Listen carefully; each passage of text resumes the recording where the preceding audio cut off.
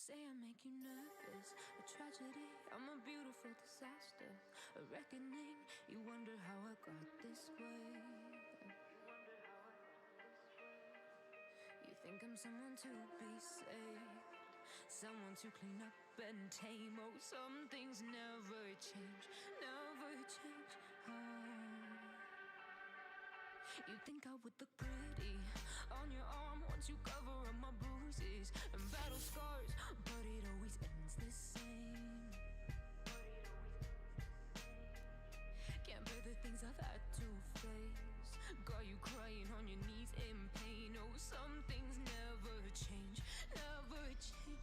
Oh, you break your back to make me feel again, suffocate to make me breathe again, lose your mind from endless pain. Some things never change, never change. Oh, redemption never came. I stopped asking for forgiveness, cause you should know only fools tread with the angels. Fear to go, but you keep trying to get too close. Save myself by turning into stone. So save your judgment cause you just don't know. But some things never change, never change. Oh, they say I should feel guilty and change my ways, leaving crumpled bodies in my wake. Swear I didn't mean to make them break, swear I didn't mean to make them break. But they're so delicate and so mundane, and they keep coming like a moth to a flame. Oh, some things never change, never change.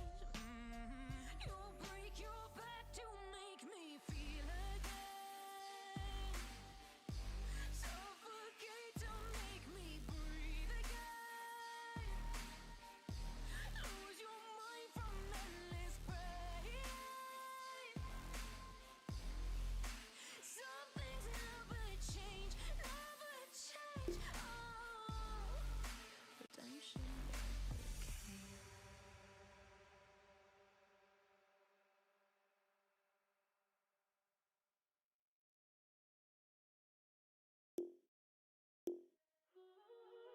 Careful with your pretty eyes and run with me, yeah. Cause you and I are a secret. Feel my drift against your skin, cause honestly, let's hold our breath, this is so real. Just you and me, let's escape, girl, tonight.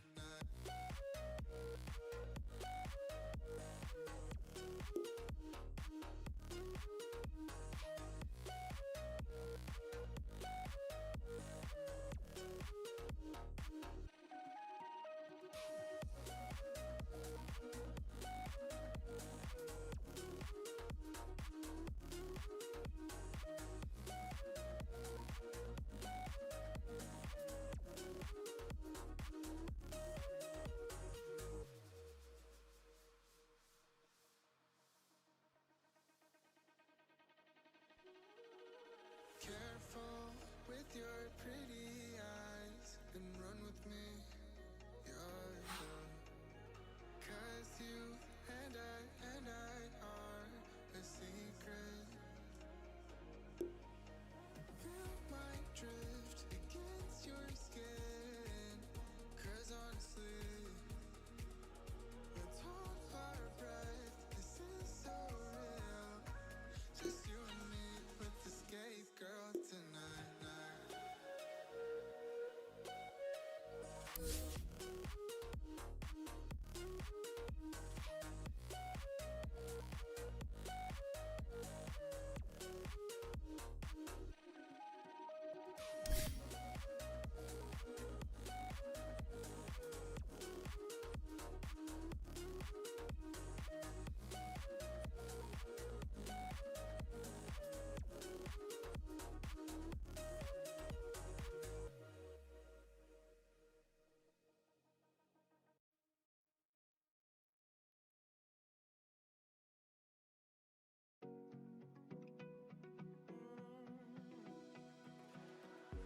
down a picture we took many years ago.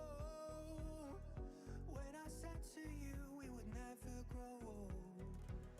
Messages I've saved that I never send, 'cause I don't know you, but I used to back then. I remember that I was drunk out my mind when we kissed for the first time. In the back of your car we passed out counting stars. Promised all these years we'd pack our things and disappear. I never thought I would see you here after all this time.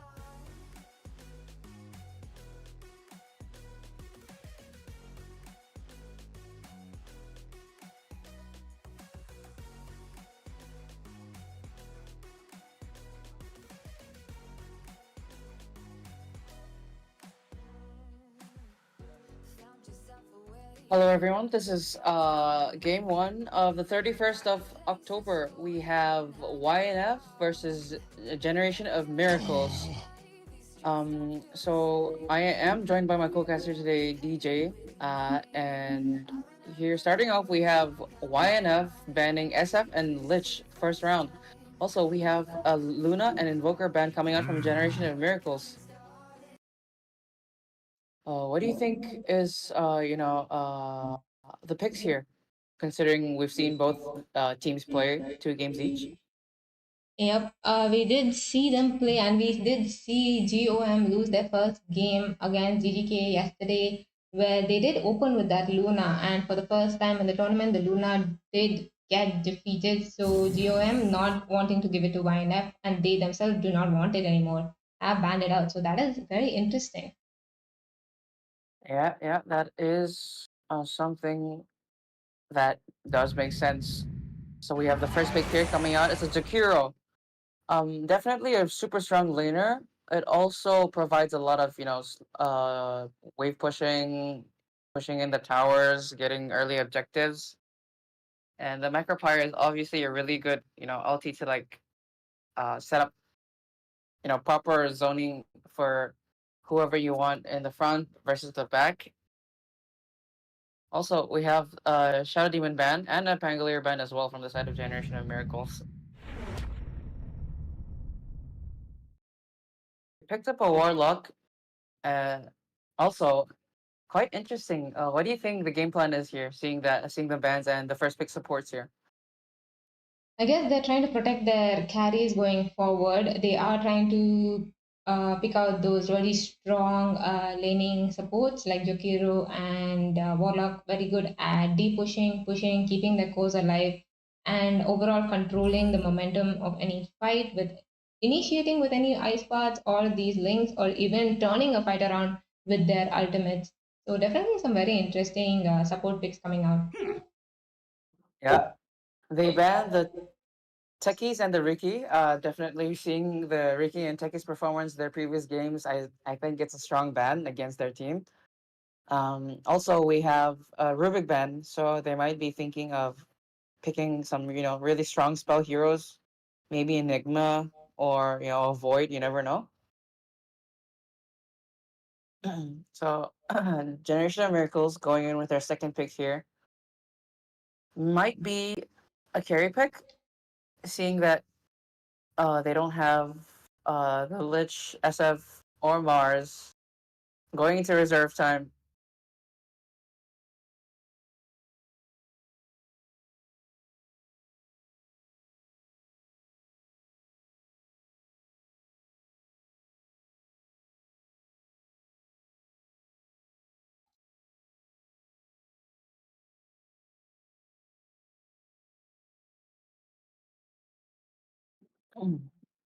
Taking a lot of that reserve time, deciding to pick the second hero for Generation of Miracles, and we are left with an Earthshaker. The Earthshaker is a very versatile hero. Seen a lot mid lane this patch, but it also might just be a position 4 as well. So you never know. So it can be a very strong flex pick here. But overall, it's very good at controlling the fight, as we said, right? Even if it's a post 4 or a mid, the amount of enabling that comes out from a Ojiko, it can be really impressive in the fights. Yeah. Also, a Sand King is picked up from the side of YNF. Could First be an ranking. offlane. Yep. Also, Sand King, one of the most picked offlaners or mid laners this patch. Super strong with the Bloodstone, early blink timing, can make a lot of moves happen. Can make a lot of moves. Early on. Definitely looking at the side lanes after he completes his blink or getting a power rune. That's true. That's true. We did not see him coming out in the earlier days of the tournament, so we were wondering whether the teams considered him out of the meta. But nice to see him getting a chance to show his skills in this tournament at this point. Yeah, and also a Clockwork gets picked from the side of YNF. Yeah, like if it's not getting banned, it's definitely getting picked. A very strong laner. Does help out with the rooms as well. Secures everything with his battery assault. Tons of harass in the lane.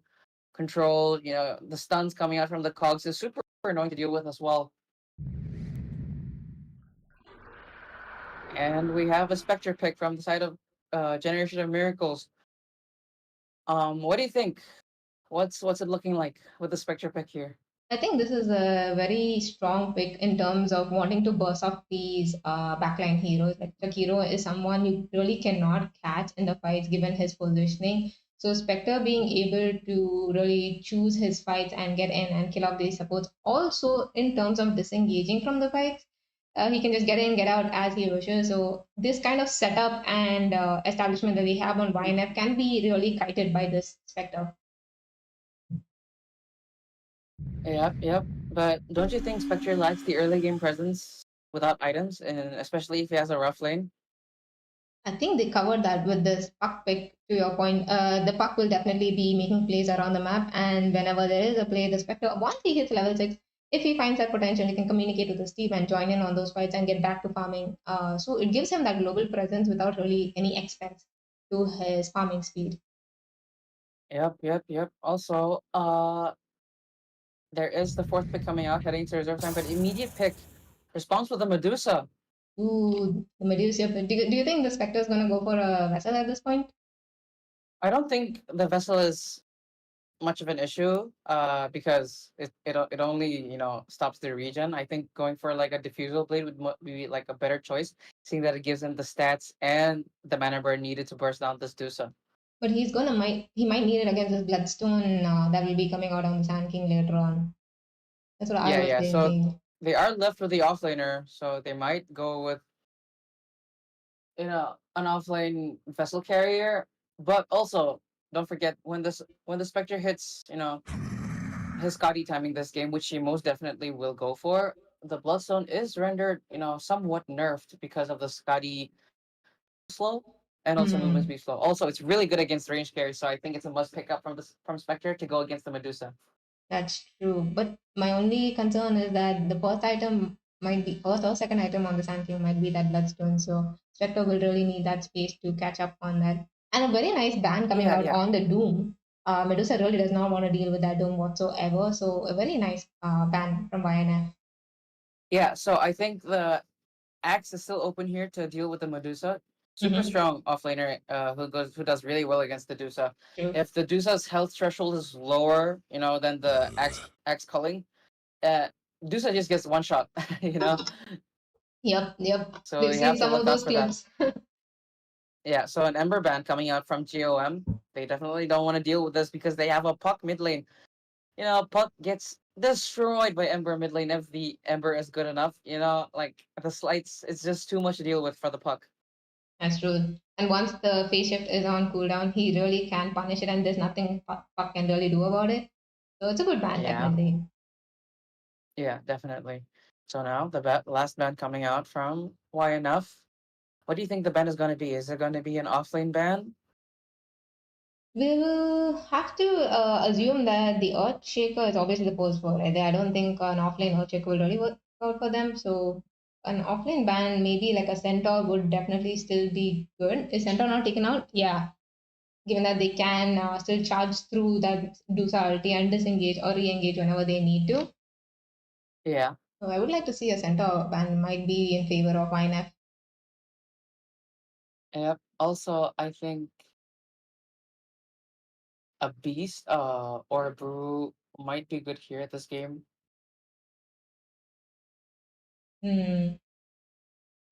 Brewmaster would be a first time appearance. They're using a lot of their reserve time. They get out the Dawn. What do you think is a Yep, good pick for YNF here? they are also, it's quite weird because both teams have an Earthshaker and Sanking who can both go mid or off lane. So we're gonna see. I think both teams are opting for like a decent hero here. I think YNF would probably go for a stronger mid laner. I think they're gonna set up the Sanking bottom to deal with the Spectre. Mhm. Yeah, heading to the reserve time, 45 seconds on the clock. We might see an offlane pick here, or a mid pick. Yeah, there we have Tiny. Tiny. I believe that's the Tiny mid. Yeah, the Tiny should be mid. I Having the honestly, super high. Yeah, yeah. I honestly don't like the Tiny offlane because he really is not an aura carrier and it takes a lot of time to farm up his items compared to every other hero in the meta. Seen it a lot, feeling so much. So definitely a mid Tiny is way better than a mid Sand King right here in this draft. yep. The Tiny should be against the Puck mid. The Tiny has super high, base damage along with the tree. Yep, So contesting CS against the Tiny as Puck would be quite the challenge. true.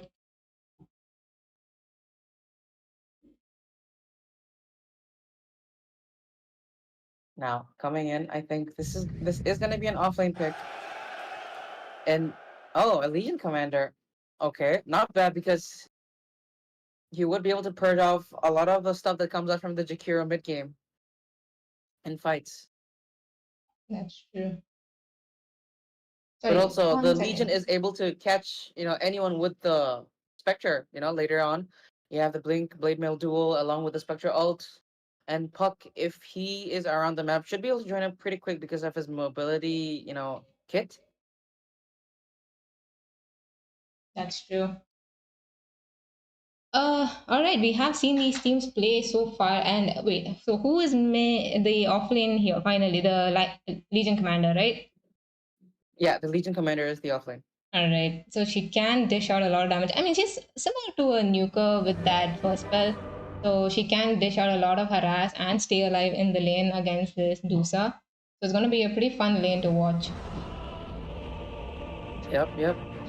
Which drop do you like more? I think I would go for the it's a tough call because both drafts are looking pretty solid. Mm-hmm.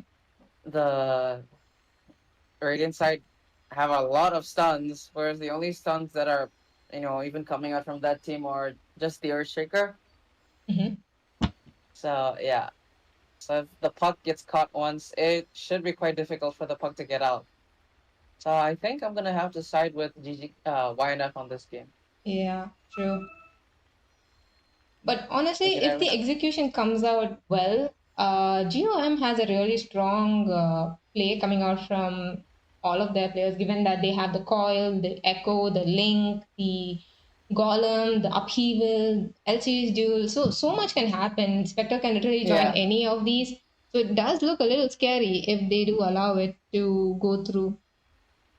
yeah. The Dire side do have a lot of really strong ultimates that can really change the tide of the game on how it's going. So yeah, like I agree with what you said. Having the coil, the haunt, the echo, the golem, and the duel setting up should be quite easy for them. All right, and the pause is out, and they are finally entering into the game one of today. YNF versus GOM. Let us know which team you're supporting, guys, in the chat. And if you like the content, make sure to subscribe to the channel.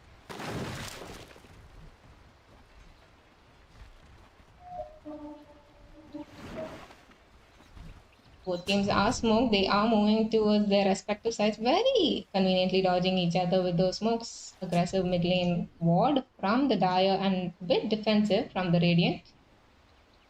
Yep.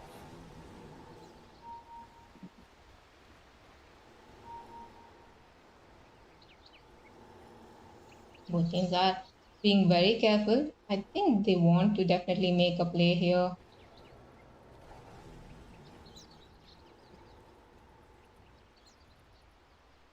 Ooh, Radiant is walking in. Might see some first blood action.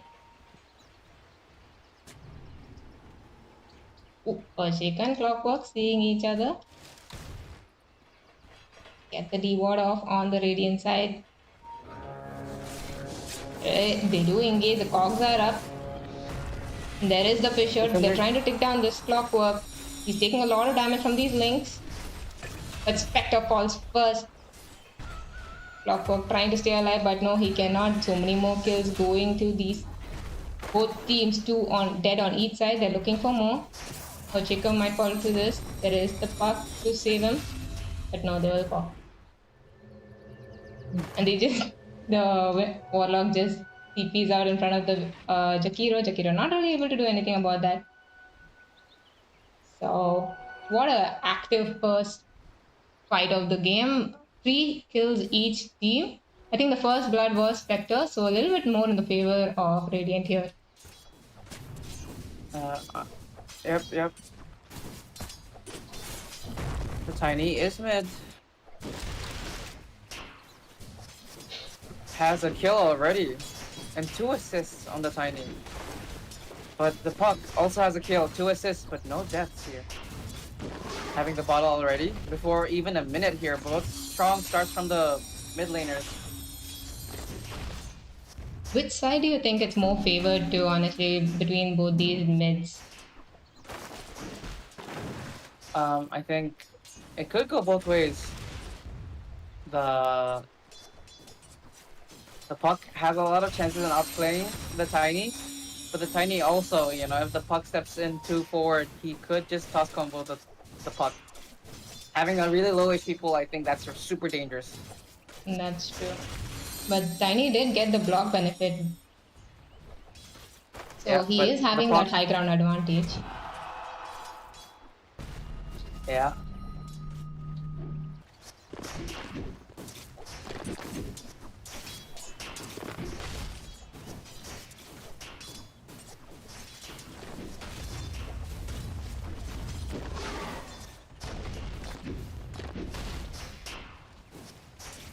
Both teams pretty static for now. They're gonna just be contesting the CS. Tiny's gonna take a lot more magic damage in the mid lane, but he does have his bottle up and Surfer Sticks, so he's going to be able to sustain himself for a while. Not really worry about it, but later on, both mid laners might have some difficulties really contesting each other. It's gonna really be about the... Ooh, nice avalanche coming out on the Tiny. Denying that movement towards the bottom rune, so Tiny gets that bottle refill. Yeah, the Puck setting up, you know, buying his Sentry and Observer is probably looking for better vision, seeing that he has almost nothing on the mid lane. It's true. Medusa very low on mana in the bottom lane. But we were expecting this given the amount of harass that's going to be coming out in this lane against her, so she just needs that sustain. Yep.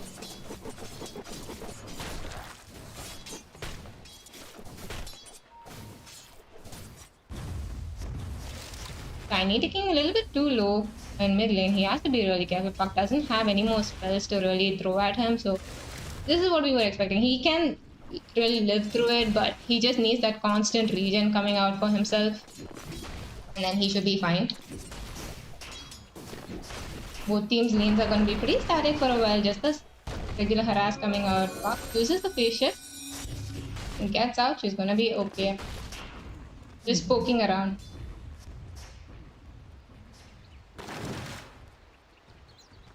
Honestly, I don't think, based on this draft, we're going to see too much action coming out from either of these sides in the laning stage until the heroes reach their power spikes. Yep. Top lane, speaking about power spikes, we have the Sun King going on this Warlock. He is taking a little bit low.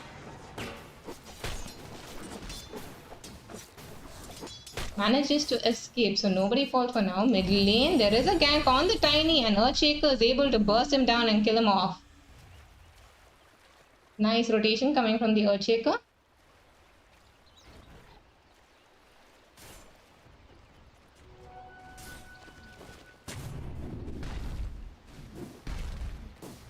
This is what we were talking about. They start moving around the rune timings, try to make some plays. And honestly, I think Earthshaker is a better roamer than the Clockwork at this point. What do you think? I think Earthshaker is a strong laner, but I think Clockwork does Bottom seem lane. to, do a lot more. Mm-hmm. Oh, the Earthshaker taking it low, but the Jakiro is low as well. Has the stun. Stun comes out, but the Dusa, Snakes. Legion does have the overwhelming odds here to turn the tide. Legion diving into the tower, goes for the deny. She's quite tanky on the Legion, honestly. Even though she doesn't have that second bracer up yet. But the snake doing so much damage, honestly. Yeah, also mid lane, 6-minute runes are coming out. Yep, in 30 seconds we will be seeing these supports moving around. I don't think Yeah, Earthshaker is gonna let this Jakiro really move out of this bottom lane at all. The amount of harass coming out. Ooh, Yep, top lane, is we have a level kill. 6. Warlock falling again to this aggressive Clockwork plays. Mid lane.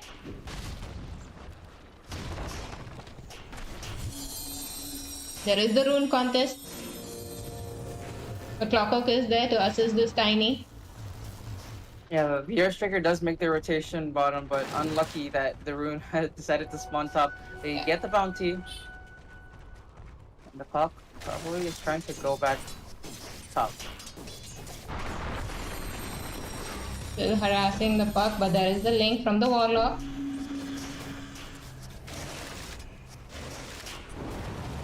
Yeah, mid is looking super even in terms of CS. Interesting. Even though he has like 13 denies on the puck. Must have farmed up some of those golems as well. Yeah. The Tiny does have phase boots done. Has the illusion rune.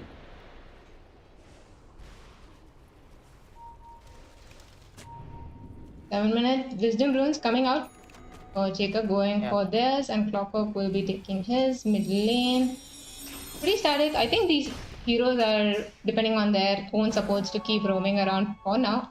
Puck does have the coil, but he has queued up a Witchblade.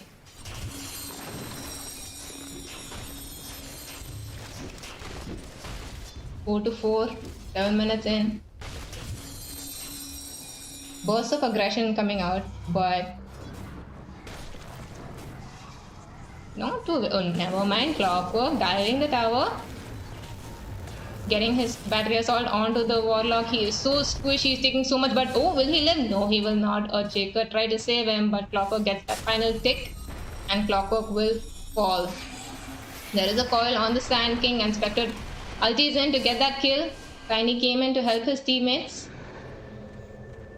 but really couldn't do much. Get the Sand King and Clockwork. Ooh. Nice goal shift in terms of the Dire team. They did get a nice team fight there. This is what we were talking about, right? Spectre is able to just get in when he can just ulti and maybe one right click away and kill a hero. So he's pretty happy with that. Puck is leading in terms of net worth here. Has the power card completed, going in for a Witchblade next. And yeah, we'll be making sure to do enough rotation so that the Spectre can have a really good game. Yeah. Also, the Legion is going for the Blade Mail first.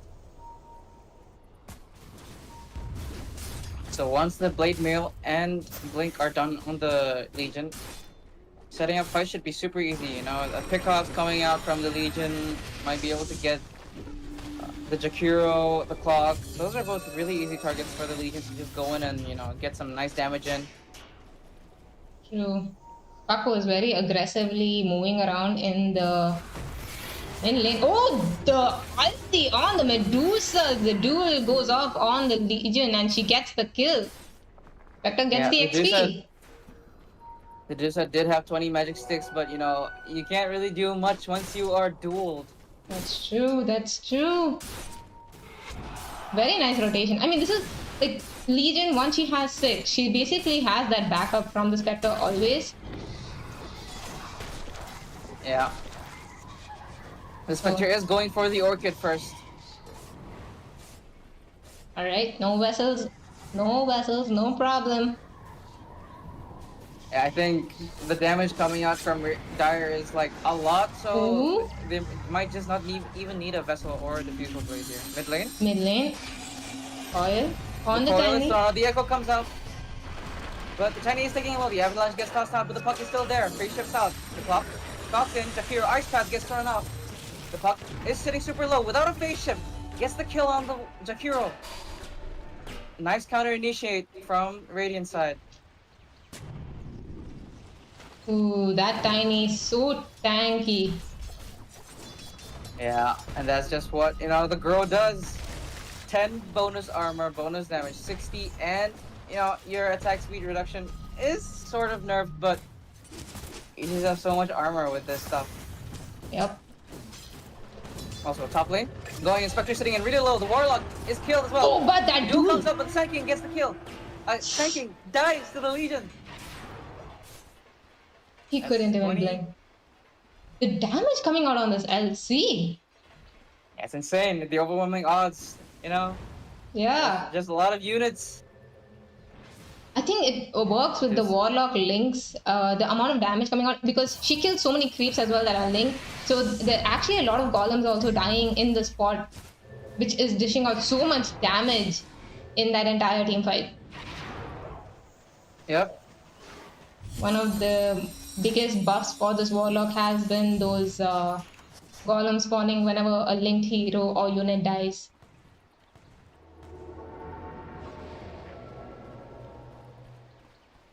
The Medusa did hit up triangle, has the Yasha done going in for a Manta next.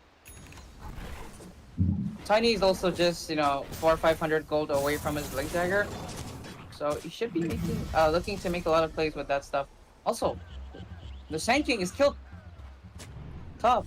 Warlock makes the rotation alongside the puck, and they get the kill on the Sand King. Yep, they got the coil up on him. And Yeah.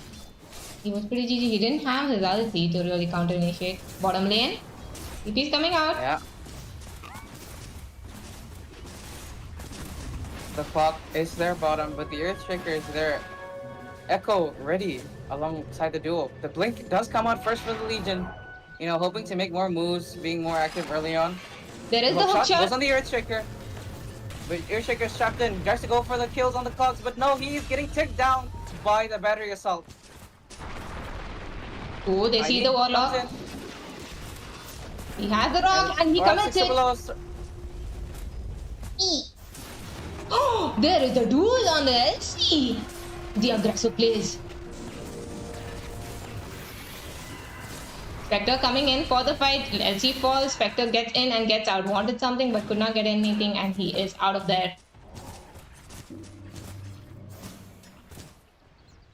What a play from the LC. A little bit greedy. Just a little bit.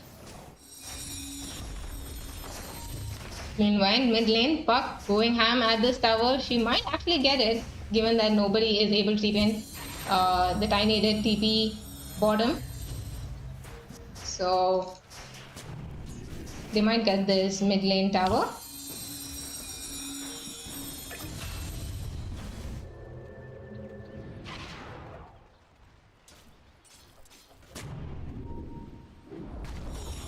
Top lane, Puck contesting against this Sand King. He is caught, he is coiled, and he will be killed off by this Puck. He did get the kill on the Spectre on that Sand King, so Puck is there to punish it.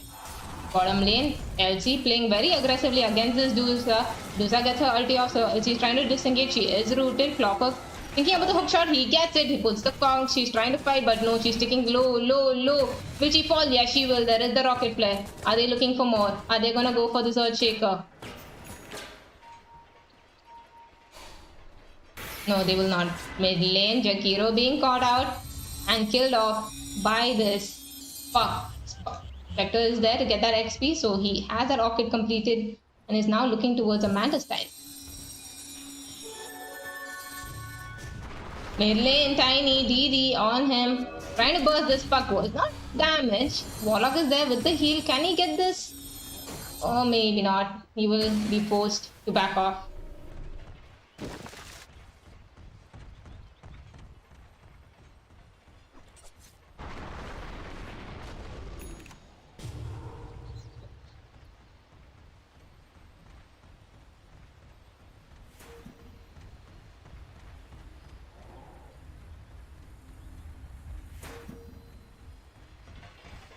Yeah. Sorry.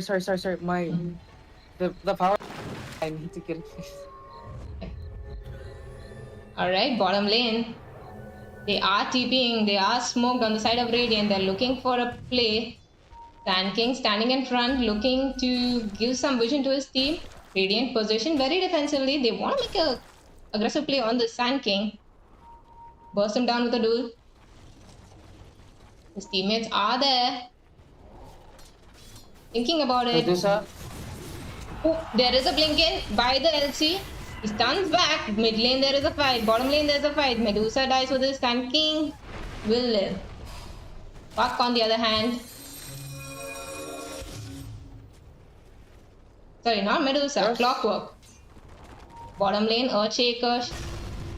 Going for this Sand King. There is a stun. Oh, there is a golem, but a little far off. They were trying to get it, but a little bit slow on the chain stun.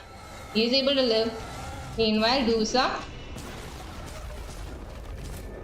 hunting down, going for this Warlock. He tried to TP out, but she is there to keep him in place and is able to kill him off with the snakes.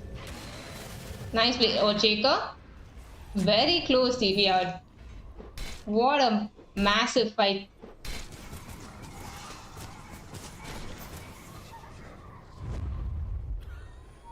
Action happening mid lane and bottom lane at the same time for these players.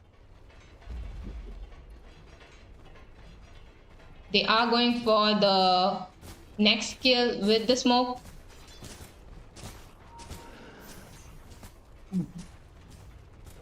They might get the Earthshaker. Thinking about it. Okay, smoke broken. Tiny is in. He is committing on this Earthshaker. He's almost done, but there is the hook shot. Cogs in place, Ice Path, and the kill goes to You do Clockwork. see the stacks on the triangle. Will they be taking this? The puck is there. Silence comes out. Coil is there with the blade mail from the Clockwork toss. Avalanche combo gets out, but the puck lives. Phase shift gets out. Duel gets one.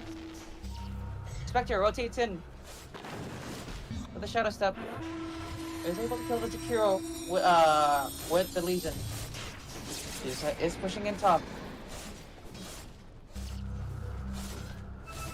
Halfway done with her Scotty, 17 minutes in. It's looking pretty strong, you know. 9,000, almost 10k net worth, 17 minutes in. The Dusa is really farmed. She did get the space that she wanted with all these fights. She did get a few kills also bottom lane when they were being really aggressive on that Sand King. So definitely got the spike. Yeah, the Sand King is down with the Bloodstone. Going in for the Blink next. Super strong. Level 12 soon, so that means that's gonna be a level 2 epicenter. Yep.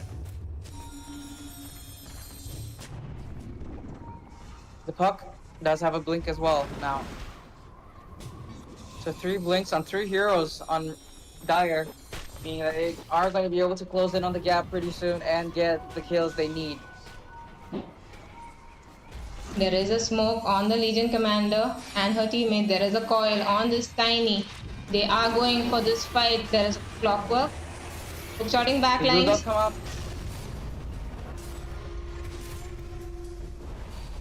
Ooh, what a fight. The Sand King does get in, but is not able to channel his epicenter on time, and thus leading to his death. Let's see. Was moving a bit aggressively, but she will TP out and she will be okay. On the Jakiro. Hey, Jakiro is a he. My bad. The Spectre is done with the Orchid. Going in for the Manta next, and then next coming the Diffusal. Yeah. So the Earthshaker is taking down low, but does have the blink to get away. The Medusa has the ulti ready to fight. Clockwork is there looking for a potential hook shot. And then it comes out in just, another 5 seconds. Sand King is TPing top as well with the Tiny. They are looking for a kill on the Spectre here. Spectre, does he know? But DP does have 2 supports top lane. Not Spectre close is, enough though. yep. Spectre is backed See it? up. Okay, so they're looking to take the top tower. Oh, the stun on the Warlock. Near the Warlock. Roche pit. Tries to get, but the blink comes in from the Tiny, and Avatar's combo comes out, and that is a dead Warlock. Puck pushing in mid, super low on mana though. The power runes are spawning. Also, LC is going in for BKB next. I think if we just blink BKB someone, duel someone with the BKB, I think they're just dead, no? If they have the Spectre, the Earthshaker, Echo. Yes, the main thing that LT right now is going to hit during her duels are the ice paths, the stuns from the Sand King, the avalanche.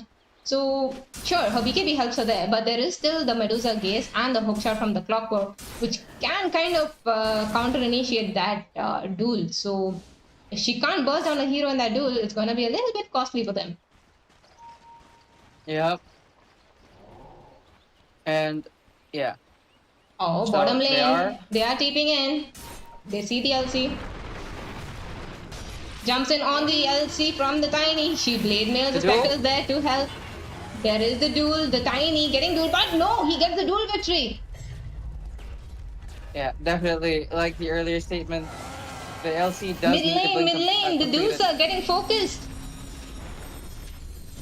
She has no mana. Yeah.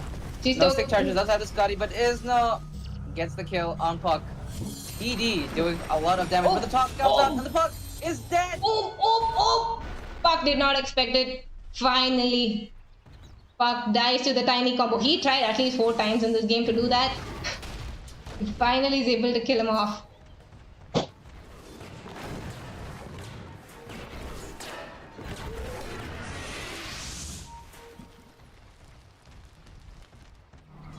The Tiny is looking for a Kanda now. Yeah. He has the Crystal done. Oh, and the Sand King went for the Bloodstone first. We did think he'd go for a blink before that Bloodstone, but no. He's gone for that Bloodstone, he has that sustain, and now he'll get that Blink Dagger. Yeah, the LC is 1,500 gold away from the BKB. So that is a pretty strong timing for them. True. There is a Spencer smoke. also has Manta almost completed. But the Dusa is super big right now, going for a crit for a Daedalus next. We'll be having super high damage coming out from the Dusa in fights. Smoke on the Dire. Radiant is positioned pretty safely on their high ground on the ancient side, the left side. Oh, I have to be really careful about this. Yeah, the smoke comes out from Radiant as well in the triangle, going out. Probably planning on beating the Medusa here. There is the Duel duel. comes out. Nice counter initiation. She's not able to finish it. She dies before she gets that dual damage. Dusa ulti, hook shot onto the Earthshaker. Can he live? No, there he echoes. The Clockwork will be killed off for this. Jakiro going aggressive. Oh, but he is killed with that Fisher. Earthshaker will live.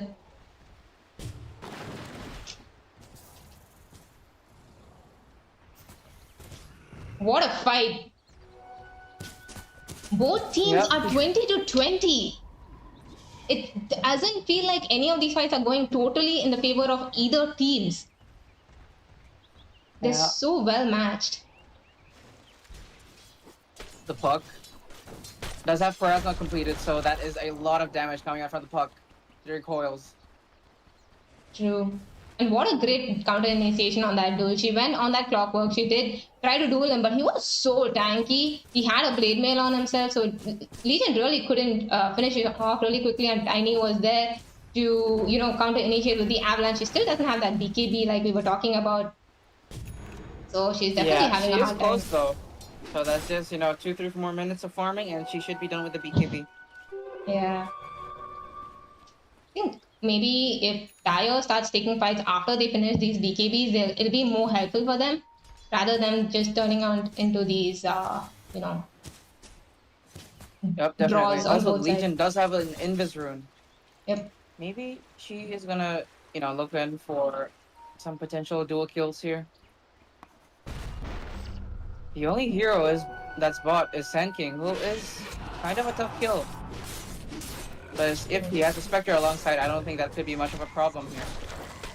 That's true. He's going for the Shivers next. Yeah. They are TPing top. All 5 heroes on Radiant. Yeah. I think they're hunting. No. They're going for the Roche, I think. Yeah, the DOTA does have crystals done. Roche here.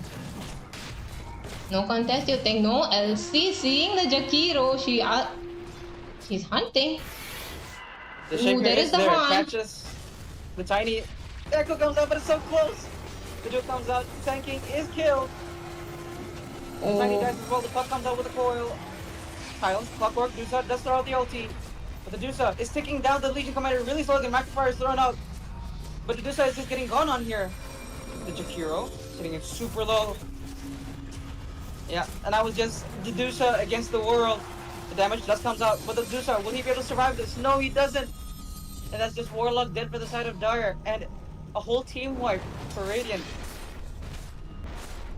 What a play. Literally, the LC was melting there after her duel. She did get stoned, but the Warlock with that Glimmer save was there for him. The Warlock super clutch with that Glimmer. They are looking for the Roche with the help of the Golem here. The Echo super helpless out though. Did a lot of damage for that fight. True. Look at the fight recap. Almost 4k gold swinging in the favor of Dire. Finally, not a draw fight. 25-21. Roche will fall. And that's Aegis on the Legion.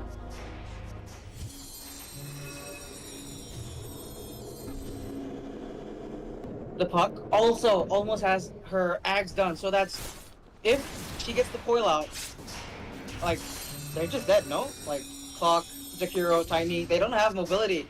Like the only thing that's stopping this Dire side from like stomping them is like the Jakiro stopping them from moving. The Tiny toss is there, the blink, the clockwork hook shots, the tanking blink and the stun. And once they get coiled, the person who gets coiled is immediately dead because they have so much setup for the Spectre to just come and shadow step in and kill. Yep, definitely. And she, as you said, she does have that Plasma. So the amount of damage she's going to be dishing out with that coil is going to be insane after that axe. Yeah, the LC. Also going in for the axe next. Axe. Definitely really nice pickup because, your duels are uninterrupted, so you don't have to commit BKB during your duels. Seeing that the Jakiro, Ice Path, Tiny Toss, and all that really hindering the duels. She is debuff immune, but the problem still remains with the Stone Gaze and the Clockwork Hook shot, right?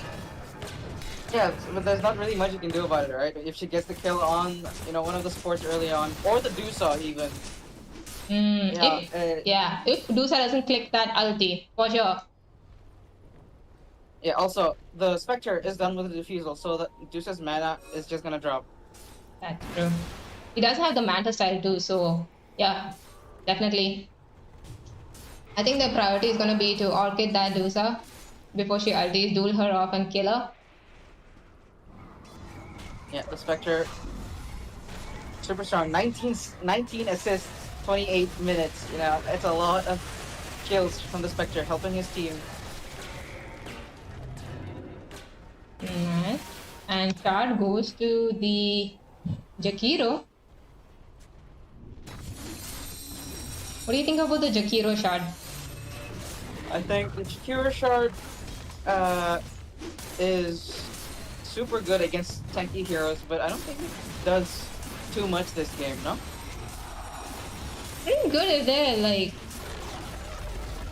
looking to push these towers and keep the lanes pushed out, but against this lineup, maybe pretty good against the Spectre to reduce that damage coming out from him since he wants to dish out as much damage with those illusions.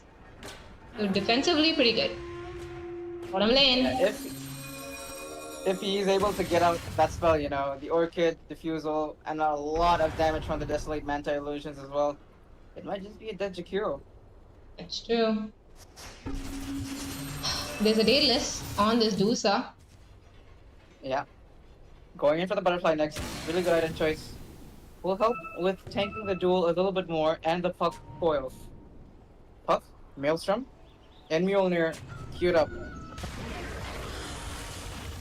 Scouting out the wards on the Jakiro. Dire side is looking. They scout the ward.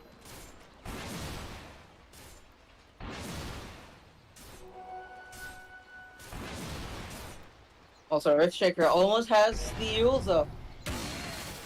Should be able to use the Dusa from, preventing her to do any damage or just getting out from the Clockwork or the Sand King.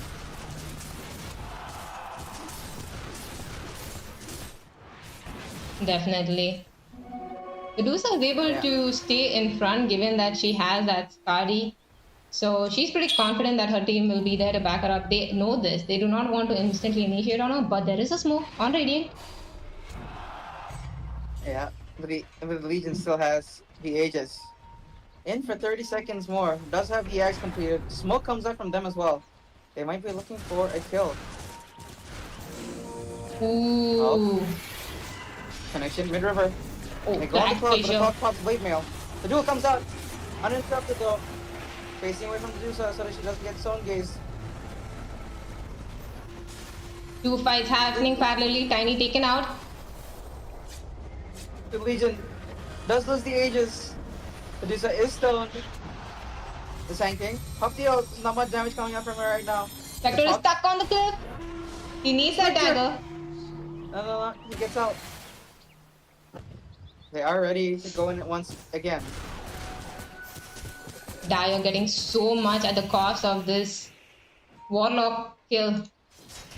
Yeah, again and again. It's just the Warlock that dies in these fights. And he's able to get out, almost every spell on him and securing the fight for his team. Also, the saves coming in from the 4 steps and glimmers are very helpful. He's happy to actually tank. Oh, there is this jump in on the Sand King, and he's killed off. He did scout him. Yeah. And the Skadi is being picked up by the Spectre. Super strong against this Dusa. Yeah. Did he complete it? No, he's still a little bit away from it, right? Yeah. It's almost done with the Skadi as well. He just needs like 1,000 more gold, and that should be a Skadi Spectre looking for anyone on the map.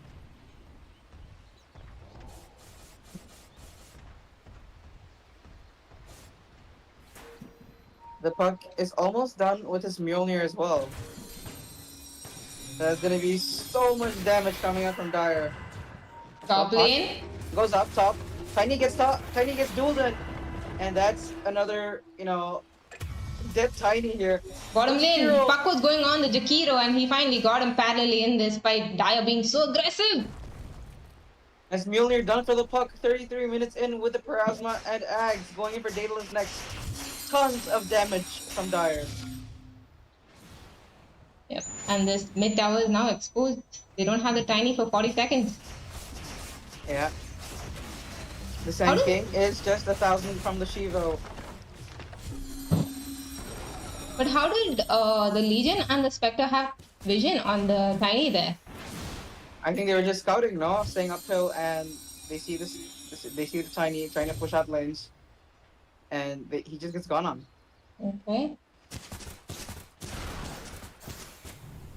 Even without those observer wards, they're getting so much.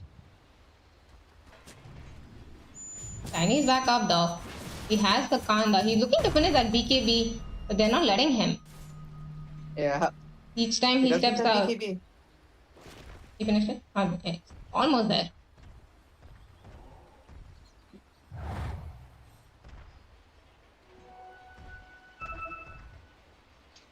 The Legion also going for the AC. You know, super good against the Dusa here. Seeing that she does a lot of damage, so providing that extra attack speed and the armor for the team should be beneficial. Top lane. Also, top lane. Spectre goes in for the hunt, gets Jakiro. Jakiro I thought it's thrown up, but no, that is not enough to survive against the Spectre with a Scotty completed.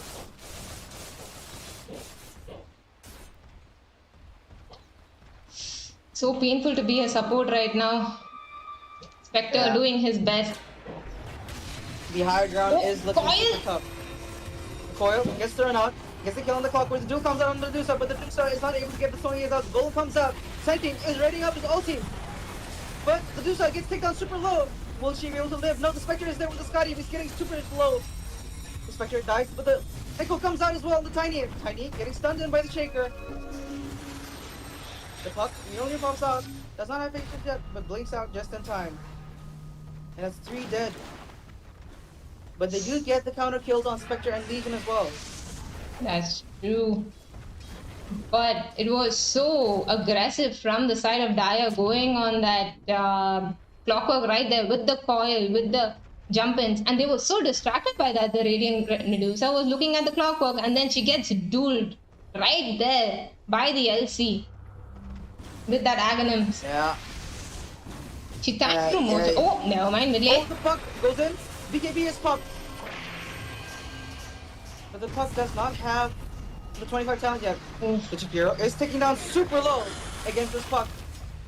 I'm just gonna throw her, but no, she can just spaceship and get out from that situation. Man, what an aggressive play coming out from this Puck repeatedly. As soon as the coil is there, she is ready to jump in and make a play on these heroes. That But the Aghanim Medusa does Scepter. have her butterfly soon though, so the duel might not be able to break her down just, super quick. She just needs a little bit more space. She Yeah, she should be has it done. at this point, basically. But she does need buyback. She does need buyback. But, the high ground push is looking pretty rough for Dire because they have, a Dusa, Tiny Toss, Jakiro, Ice Bats, and all that to set up clock hook shots. The Sand King just, blinks and stuns the enemies. So, yeah, lots of stuns and a lot of lockdown. With the Earthshaker is always their continuation. And, both teams have super solid drafts. So, we're Yeah. going to see how this goes. And they got the does ages. go to the Spectre now this time. Going in for Nullifier next. Definitely needs it. There's the 4-star, the uses. Can use it for the Yules. Just dispelling that Bloodstone. Overall, only one defensive item actually from the supports. On 4-star. Sorry, one use. One use on the Jakiro. The clock has a blade mail. Going in for the Crimson. I think it's super helpful against the Puck's right clicks. The Spectre's right click and the Legion as well. But the Spectre does have pure damage on his Desolate. True. What do you say Legion. about that? Tiny is also queuing up a Yule Scepter. They are looking for an opening bottom lane. Position so Yeah. aggressively. Yeah, the Dusa does have Butterfly completed, so it's going to be a little tougher to bring her down right now. It's true. Clockwork. Going in kind of deep top. They don't have buybacks on the side of Radiant. Yeah. They have to be very Puck is careful. also done with her Daedalus though. Puck? So that's... Yeah, the Puck does have Daedalus completed, so it's a lot of damage coming out from the coil now, with the 25 talent as well. So any BKB targets might just melt to the Puck. True. They're Kiirs being so trigger. careful. Does have Octarian almost done. The Legion is looking in super deep. But the Sand King is prepping his FP in advance. They do see the wall. There is the blinking. Do side duel, but the BKB comes out. is getting super low. Even with the butterfly, the Tiny goes in, pops the BKB, but the Spectre is still there with the Aegis down. The Warlock gets gone on by the Spectre. The puck is taking super low. The puck. Will he be able to survive this? Yeah, the patient comes up, but the clock is still there going in. The Spectre is trying to go in for the tanking again. The line is still the buyback from clock comes out. The puck is super low. What a fight. Yeah, and that you have to keep in mind that's not an echo used from the Earthshaker, and that's a buyback clockwork there, and a dead Medusa. Even with the butterfly, once she gets dueled and the diffusal blade is popped, it's super hard for the Medusa to tank all that. She was hoping she can tank those dudes with that butterfly, but in the end, the amount of damage coming out here. Yeah, Bottom the lane. Spectre does go on. The Sand King is dead. Coil is also up in like 10 seconds. And they do have the Echo, so it's going to be super tough for them to defend this 3v5 against. Oh, Geo. my god, the damage. Goes in! For the Jakiro kill, gets the kill with just the Daedalus and. Oh! But she Tossed goes in, in. just tossed into the Fonzo. Will she be able to get out? No! Oh, but the coil? The coil is thrown out, but they have the. Oh my god. No! Gets the kill on the Tiny! With the coil. Oh my Barely god. managing to get out of there. They are getting racks from the Spectre. What is that pushing? But the Medusa is up. Oh. Legion. Pushing in top lane. Oh, the Spectre! Spectre going Clock in. goes on again. The Medusa gets gone on the earth. The Echo is thrown out, but no, the clock is there to save him. The Spectre doesn't have Aegis, is trapped inside the cogs. The Nullifier gets thrown on the clock, but no. It looks like they're not getting any kill on both sides. The puck does get buyback and tries to go in for the fight. Doesn't have coil just That's yet. a buyback. Yeah. And that's bottom racks done. Going for mid racks next, but the puck does not have buyback. I think he's fine with that. Given that they're pushing this side, but Yeah, the Medusa Really? does not have Stone Gaze after this yet, but the duel is looking quite strong as he does have the duel. Anyone that just, decides to come in front is just gonna die. Sand King going in. Up, the Sand King goes in. The duel. BKB pops up, but they can't see the Sand King just yet. Spectre is taking down super low. The puck goes in, throws, Coil gets out, but Medusa is taking super low, low in mana. The puck goes in, gets the confirmed kill on the Medusa. Medusa buyback goes out. Bot side. Duel goes on the clockwork. Spectre is going in. Gets the kill on the clockwork. Gold gets thrown out. Warlock is getting going on by the Sand King. Medusa gets all the damage done. Oh no. Toss goes in on the Shaker. Gets the kill on the Shaker. And There is a gem. Yeah, the gem is on the floor.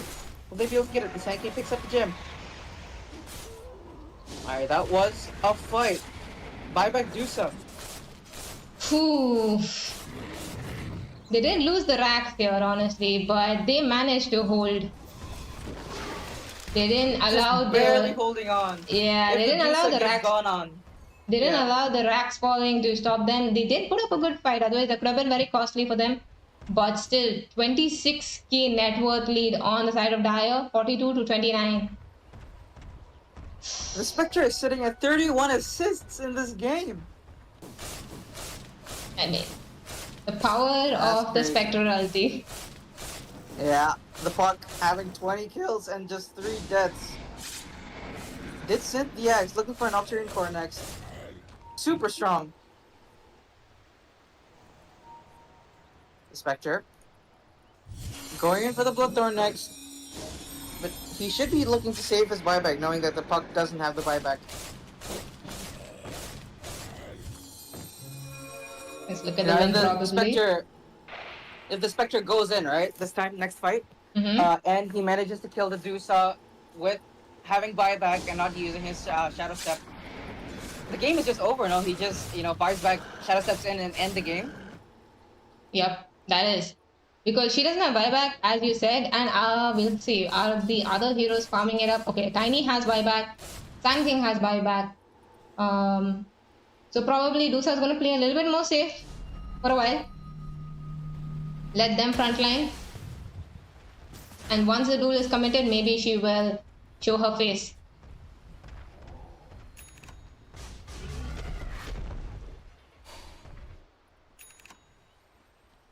Legion has an Yeah, easy. definitely. Oof, Warlock does not like dying. He went for that Aeon Disc.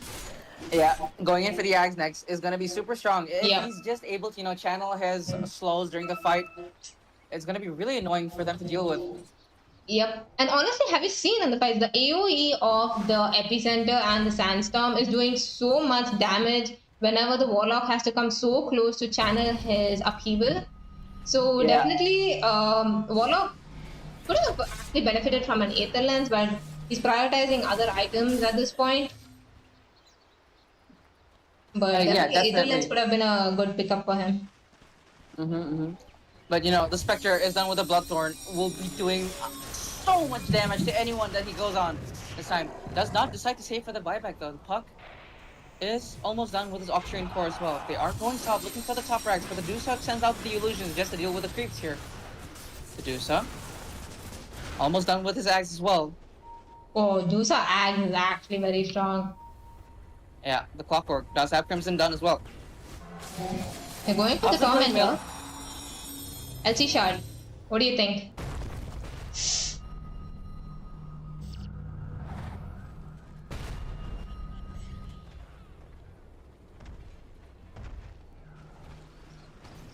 Giving 150 bonus radius for casting that overwhelming odds during the duel.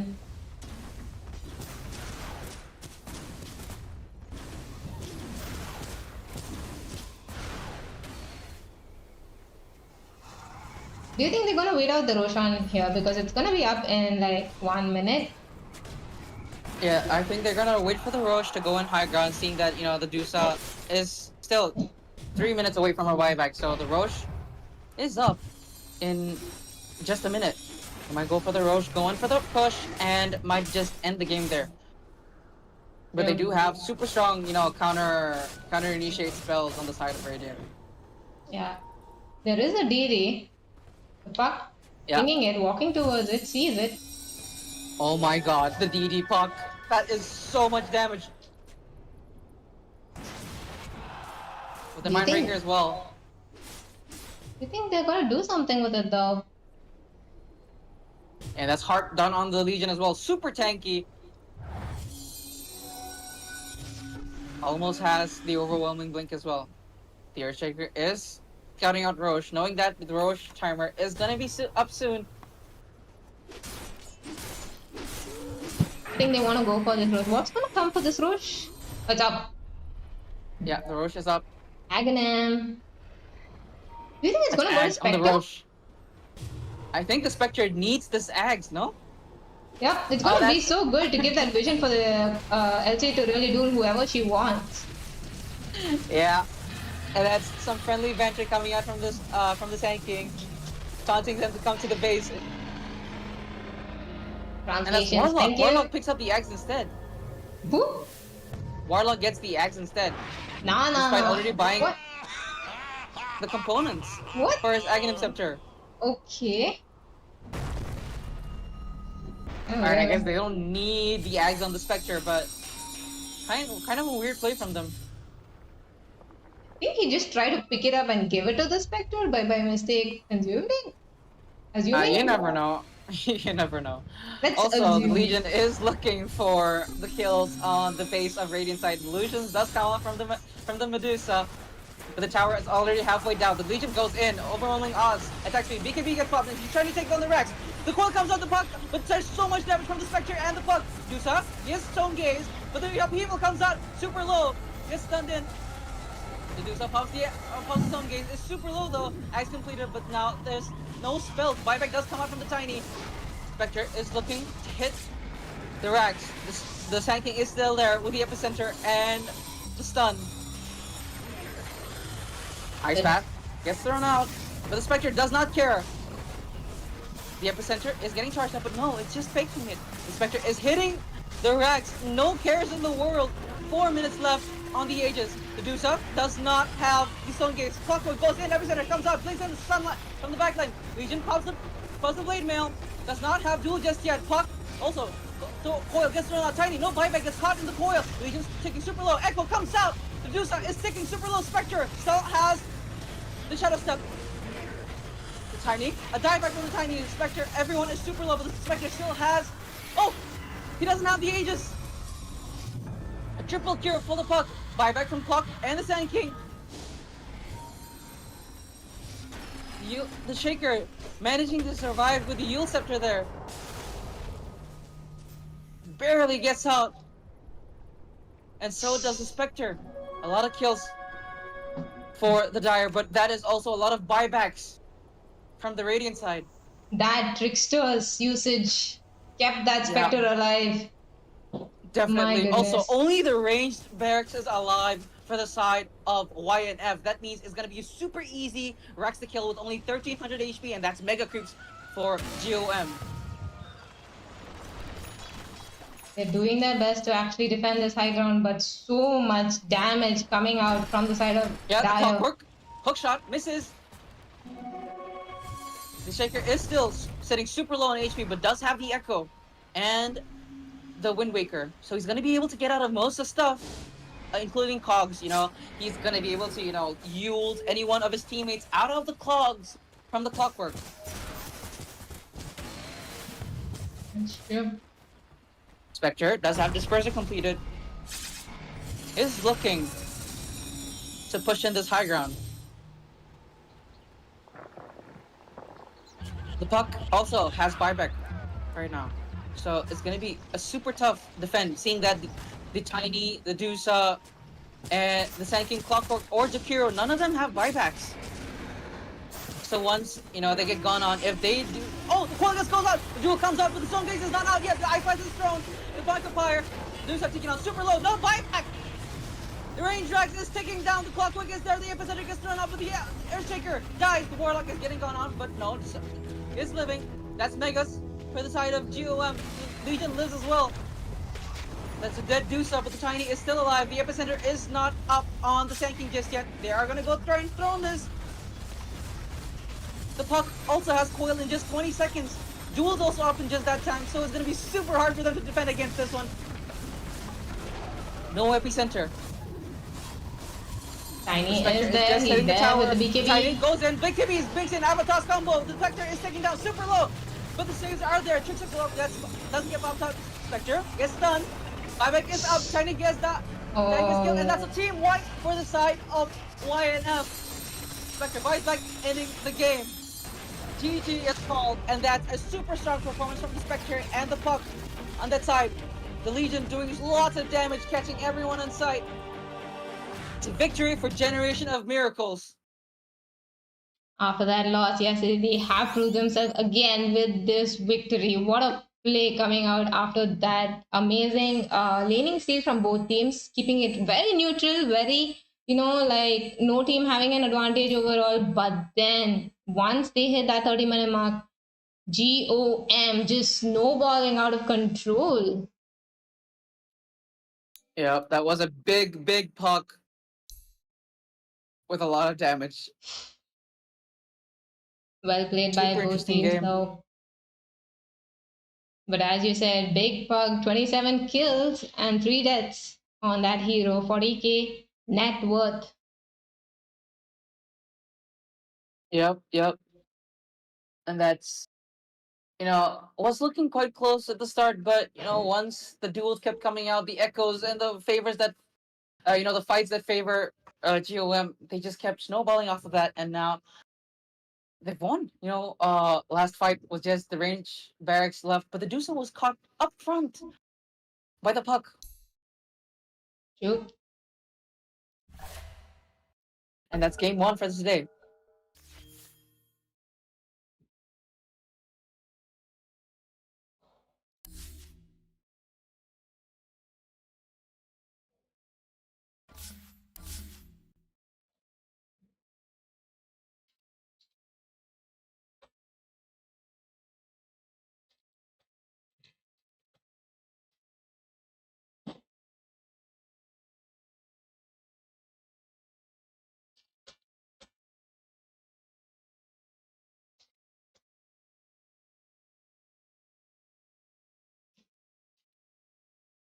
All right, while we get ready for the game 2, let's take a quick break, guys. We'll be right back. So just sit back and chill and enjoy.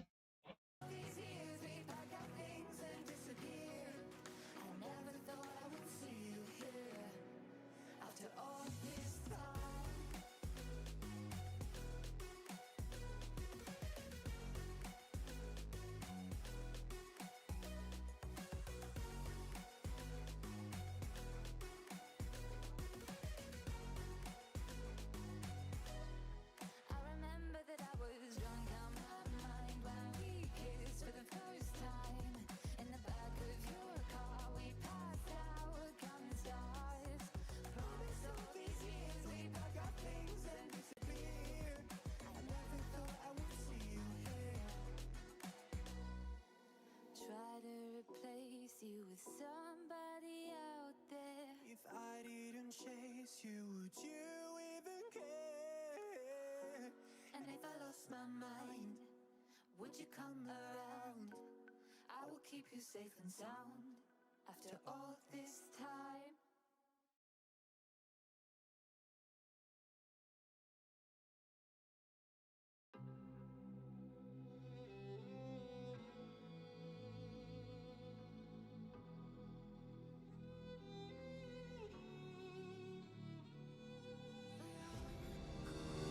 Welcome to Nagaland Doors, where we specialize in creating high-quality interior and exterior products for your unique requirements. From custom-made doors to finely crafted products, we have everything you need to make your space truly unique.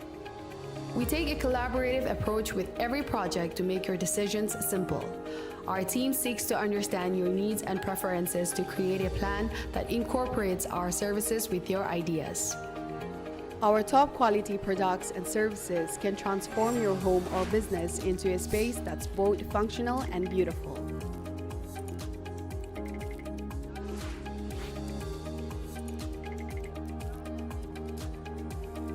Whether you're looking for beautiful and durable doors, stylish wall panels, customized mirror frames, or partition walls, we have everything you need to bring your ideas to life. Our laser and CNC engraving services help you to create unique mementos and souvenirs that stand out from the rest. From outdoor signs that can withstand harsh weather conditions to indoor signs that can be designed to match your existing decor, we offer a wide range of signage options for you to make a bold statement. We also offer architectural and design services. Our team of experts will work with you to create a plan that incorporates your personal style into the design. At Nagaland Doors, we believe that the beauty of a space lies in the details. That's why we pay attention to every aspect of our products. We take pride in our work and we're committed to delivering the highest level of craftsmanship and customer service to all our clients. Unlock the beauty of your space with Nagaland Doors.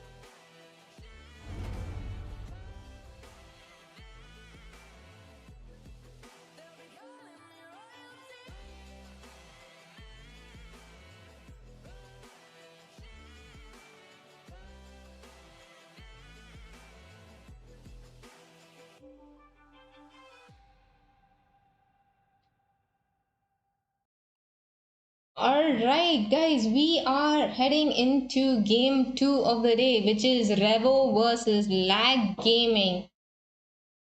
Both of these, I believe, are Naga teams. If not, do let me know. And they have started out their banning phase with the first SF ban coming out. Very annoying hero indeed. So they are taking it out of the pool. Constantly banned. They did let through a few heroes. Last time we did see some new picks. So let's see if we get to see some more hero reveals coming out.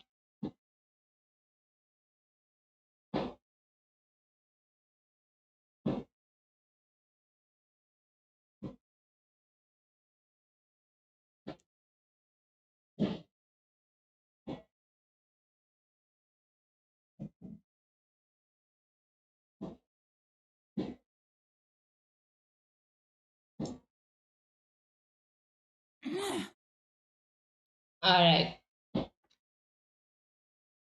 Lag Gaming taking out the DOTA and the Co-op, two heroes very, very strong in their respective lanes. And DOTA, we did see that she did get a very tough game this time, but she's still a very strong hero in the meta. So taking her out of the pool, they do not want revolutionaries to have it.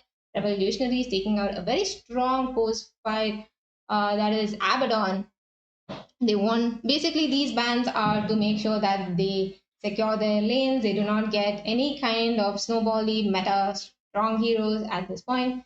So let's see how they want to line up their heroes based on these bans. Lag Gaming taking a little bit of reserve time to figure out the next ban, and the first pick will be picked up by Revolutionary based on this. And the last pick of the draft will be going to Lag Gaming, so they will try to use these to their advantage. With that, Lag Gaming taking out the Night Stalker.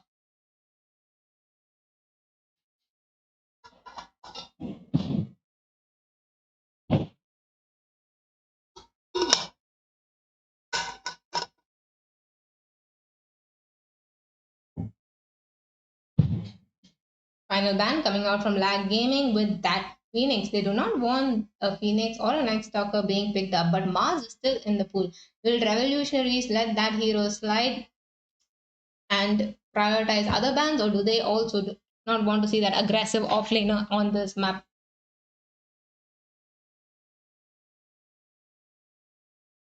Lag Gaming might be trying to combo some sort of plays with this, maybe a Mars and Willow setup, given that they don't want a Phoenix egging into that. It is a good combo with the Mars if they wanted to pick it. We will have to see. Lion banned out from the Revolutionary. They did prioritize two support hero bans back to back, and they are going for their first pick.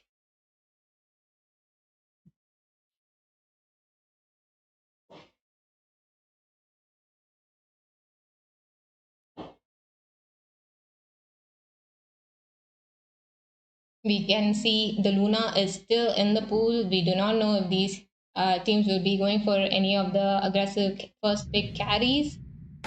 Let's see, they go for the Clockwork repeatedly. A very strong hero in the laning stage. Any team that gets it is going to have a very strong laning phase. He's very good at initiating and counter initiating, turning the fights around. So Revo definitely trying to pick that up for themselves. Lag Gaming responding with a first pick Invoker. Very interesting. They did not buy out a silencer at the point. So, is this going to be a flex pick or a secure pick from their side? We'll have to see.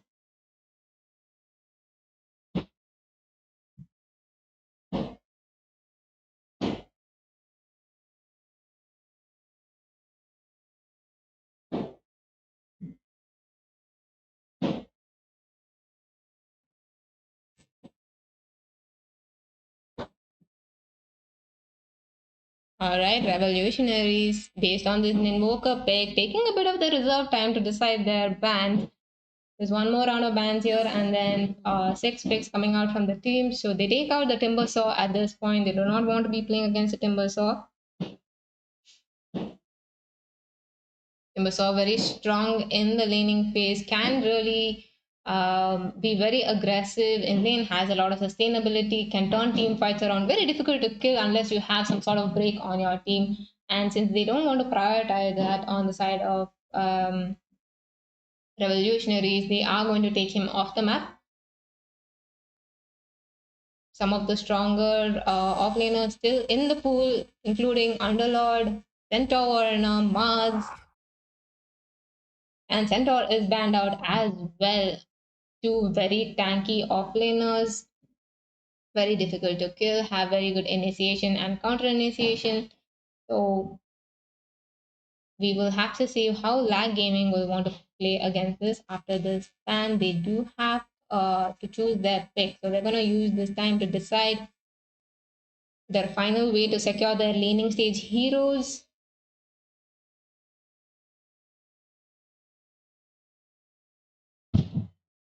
I'm going to use a little bit of the reserve time to make this choice. We have only two very basic heroes of the meta picked out. Of course, Invoker being a very different pick as a first pick. can be flexed as a mid or a post 4. Life Stealer banned out. First time, I think. I don't think I've seen a Life Stealer being coming out on this tournament. Maybe a favorite of any of the players, or just does not work out against Lag Gaming's draft. And they do pick up that Mars, which we were talking about. Definitely, they don't want to give them that Phoenix pick against the Mars Arena, so they banned it out early. Willow is still in the pool along with the Snapfire, two very strong supports that can assist into this arena setup. Invoker making sense with maybe a Cataclysm planned out later on. Razor is picked up against this as a response. So,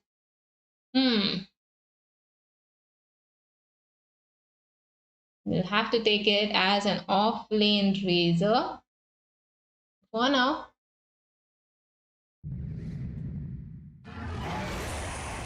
And a Jakiro, which makes so much sense because even though you cannot see into the arena, the macro prior and the ice path can be a very good setup.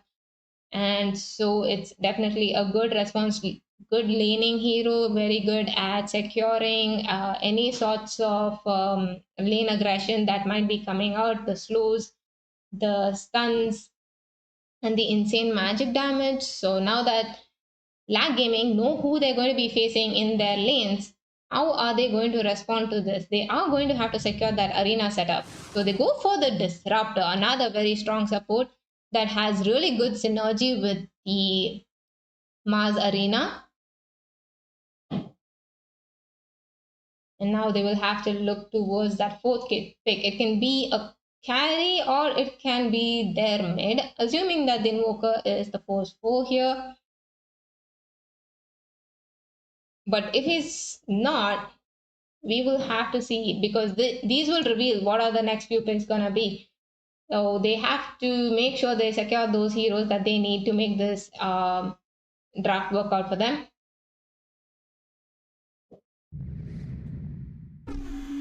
They go for the puck. Very nice setup coming from the side of Lag Gaming. They do have a plan in mind with this coil, the arena, the disruptor ulti, and the invoker being a playmaker there. So definitely a reveal on the post 4 invoker. Unless he goes right click, but I don't think so.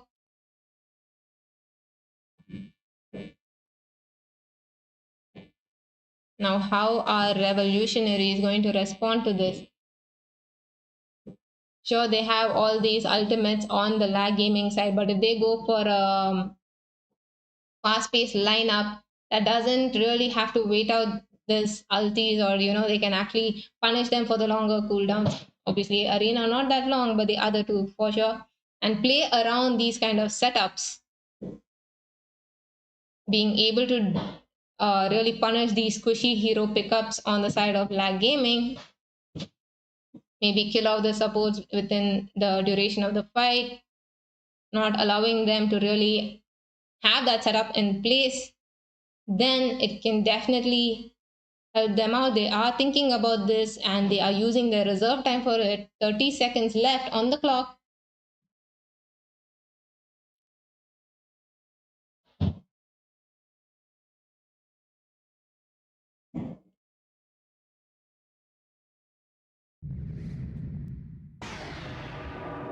All right, they go for the Void Spirit, a smart pickup. They did use those picks to decide those mid matchups.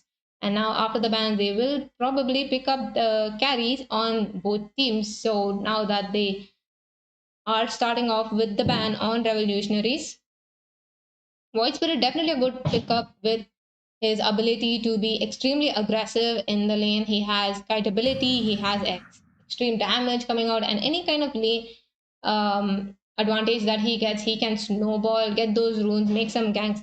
Puck has it too, but Void Spirit definitely has the edge in terms of control without having to rely on any specific ultimate. And revolutionaries ban out the Luna and the Drew and go for a Phantom Assassin. We saw this hero literally obliterate GOM yesterday with that PA. So this is going to be really fun to see how this PA will scale in this game. Now Lag Gaming have to figure out what kind of hero they want to pick. They banned out a Doom and the LC. They believed these would be really annoying for them to deal with, but they need some sort of heavy damage hero on the side of Lag Gaming. Right now, they do not have any sort of strong right clicks coming out. They need some hero that can really scale, but not really have to care about the Razor. The Ursa obviously gets countered by a Razor. You don't really want to pick that at this point. And someone who can really match with the PA farm. They are forced to make a very tough choice here. And they go with the Morphling. Alright. And the drafting phase is done. Revolutionaries versus Lag Gaming. Very interesting drafts coming out. Honestly, Revolutionaries looking a little bit stronger in all terms with not a heavy reliance on just ultimates or team setups, but individual spells and synergy on their side. But a little bit of focus on Lag Gaming side on the coordination of all their ultimates. We'll see if they can pull it out and make something happen. Very exciting game 2 of the day, guys. Let us know in chat which team you will be favoring. And let's head on into the game.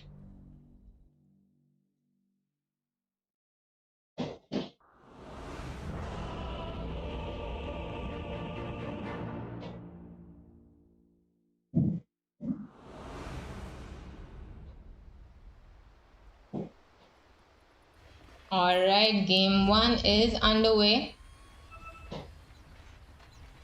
Sorry, game 2 is underway. Both teams smoked up. Moving bottom. You might see some first blood action coming out here. Good luck, have fun being dropped for both teams.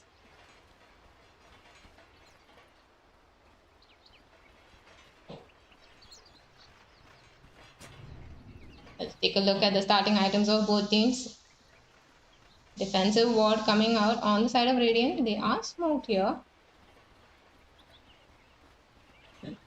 Puck walking in very aggressively. They do have the high ground advantage on this vision, so Puck being very careful.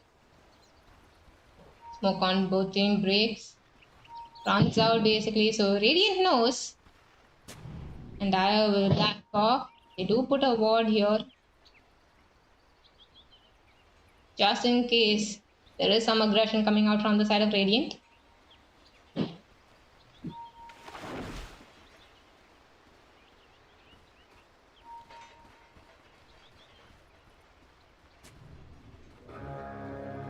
Alright, so we will not see any sort of first blood aggression coming out for now.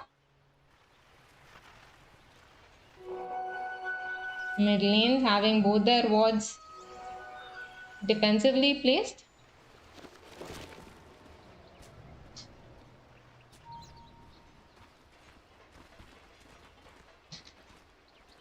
Alright, Void Spirit getting off his block. Puck having the slighter advantage, so she will be able to keep her range creep on the high ground here.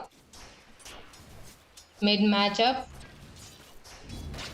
For a while, definitely in favor of the Puck, given that she is the ranged hero and has that advantage. She does not get that range creep there. So Void Spirit.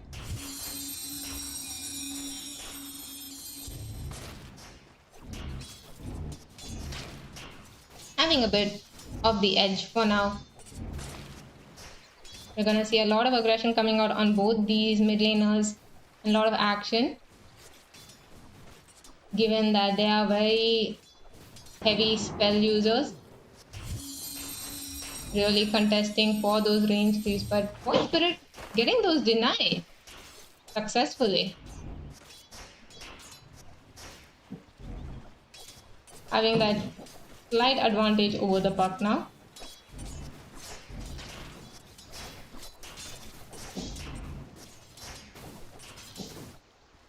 Bottom lane pushed out onto the side of Dire. Given that they do have this Jakiro. Strong harass coming out. There is the spear in. They're trying to just dish out some damage and punish this Jakiro for being a little bit forward in the lane. Top lane also just The normal harass coming out on this clockwork, draining all the mana on this disruptor. Both lanes going pretty equally. Morphling doing pretty well, sitting at a higher CS than the mid laners. Ooh, nice Remnant, but does not get it on the puck.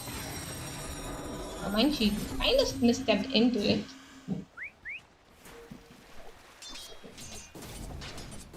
The first water runes coming out.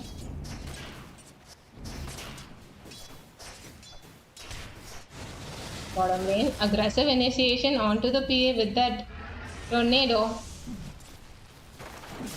She's gonna be fine, but both heroes pretty low and Jakiro not having much mana over there.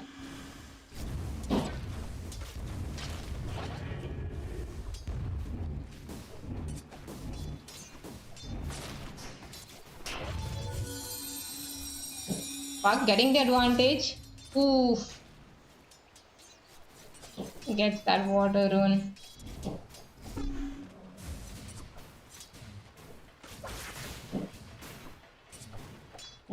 Three-minute lotuses coming out. PA is a bit low in this lane. So is the invoker. So any sort of misplay coming out in this lane can be punished.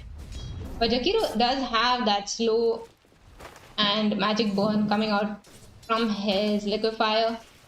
So he will be able to control them from right-clicking down this PA. As long as she's well positioned, she's going to be okay. Top lane, a little bit of aggression coming out on this disruptor. He's going to be okay. Void Spirit sitting at the highest last hit count with 18 to 5. Puck falling a bit behind.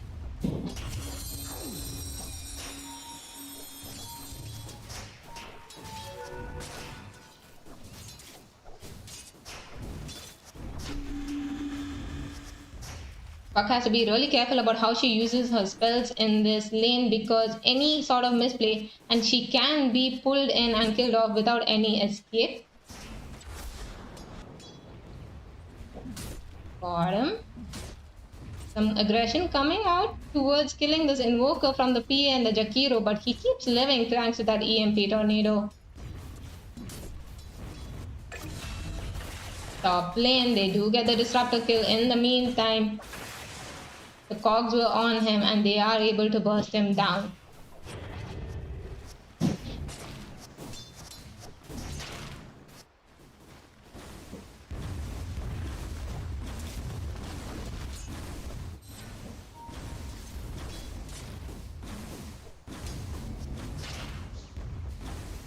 Morphling having a decent amount of farm though in this lane, even though he is getting harassed by this disruptor taking the brunt of the damage by always keeping him back. Morphling getting caught in the cogs, taking the damage, has to be careful. And he will. A lot of harass coming out on the puck on this Void Spirit mid lane. But he's gonna be fine given that he has the Fairy Fire and the regen. Not really a kill potential yet, but maybe at the 6-minute run. PA getting speared in. There's a lot of, but the invoker spells are on cooldown, so they're not going to be able to do much here. Puck continuously poking at this Void Spirit. Void Spirit has a 6. Puck is a little bit away.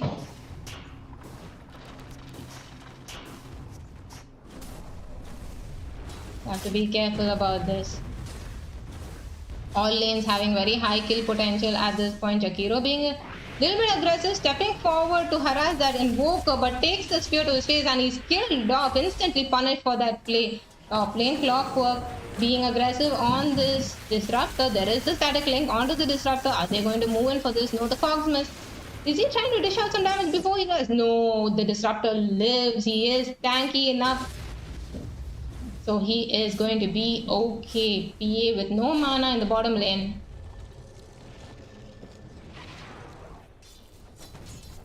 All this happening without any rotations coming out from these mid laners. Puck does have that shield rune. Clockwork being so aggressive in this lane. Pushing back this Morphling. Oh, but that cog so close. Mid lane, both mid laners battling it out. Oh, Puck able to get out of that tower damage right there, otherwise it could have ticked down. So close to death on these heroes, but they're managing to stay alive. Puck taking the lead on the last hits with that. Let's look at the net worth. Puck able to recover.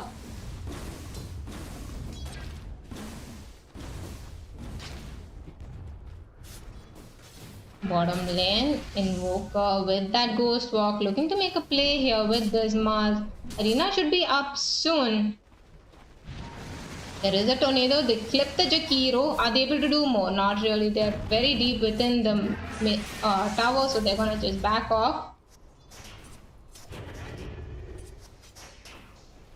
8-minute runes soon to come out. We'll see how these mid laners will try to make it work for them. Top lane, some aggression coming out on the Morphling, but he is ready. He is ready to always waveform out of there. Void Spirit moving towards that top rune, hoping it will come up there, but no. Puck gets lucky instead. Arcane rune on the Puck.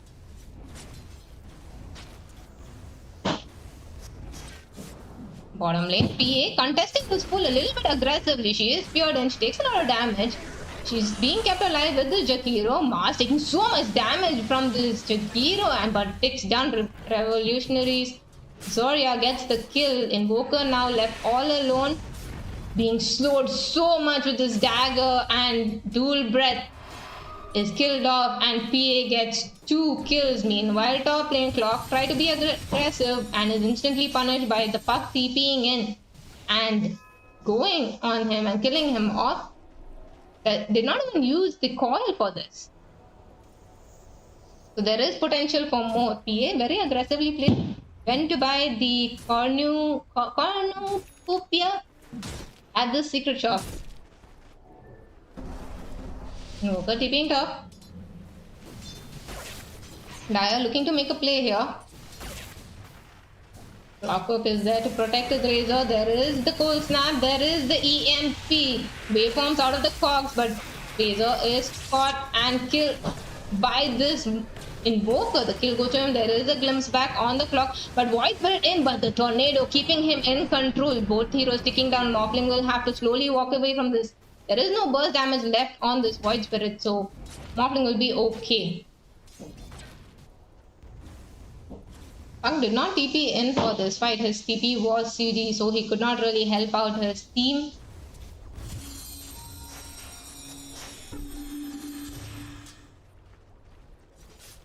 Mars is a lone bot, but I don't think they're going to do anything for this. PA is going to focus because she does not have vision on any of the other heroes. There is a DD mid lane. Puck moving towards it. Void has not been lucky at all with these runes. Most of the runes have been going to the Puck, unfortunately. Will he try to make something happen with this GG? Bottom lane, they are picking out the PA. Invoker is ghost walked. There is the shield, there is the dagger on the creep. She did not expect that. Though Clockwork is there but has no mana left. She uses a little bit of regen to get it back. Puck is there with the coil. Jakiro ticking low, PA ticking low. She is tornadoed and she is killed along with her Jakiro. Void Spirit trying to get a turnaround here. Nice, the Remnant getting the Puck, and he's looking for more. Disruptor looking so juicy with that low HP, and he is also secured by this Void Spirit. Nice counter initiation coming out from him. Invoker setting up for these kills with these Ghost Walks. PA knew he did get affected by that Ghost Walk slow. Nice bottle refill. Void Spirit wanting to stay in this lane for a little bit. Jakiro also TPing in. They know there's no arena. They know that they can make a play here. There is no coil as well. So we will see how they will play this out.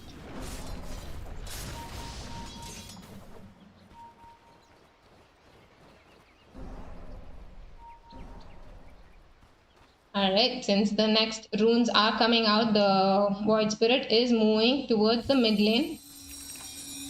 12-minute rune. Will he get lucky for this one? At least we will find out. He is silenced for now. Ooh, he steps in and takes it. Finally, he gets a rune in his bottle. A haste rune picked up by the Void Spirit. Mars has Arena up again in 3 seconds. There is a Tornado and EMP. But there is a... Oh, Clockwork cogs onto 2 heroes. He's taking a lot of damage from this tower because of that push. Now there's a Microplayer and be a little bit aggressive. Oh, she is Arena and she wanted to go for the Invoker, but she could not. Both heroes disengaging. Disruptor is there with his ultimate, getting both heroes, and they're able to kill him off. Jakiro is not spared. He is glimpsed back, and Morphling takes that kill. What a counter initiation. PA being a little bit too aggressive.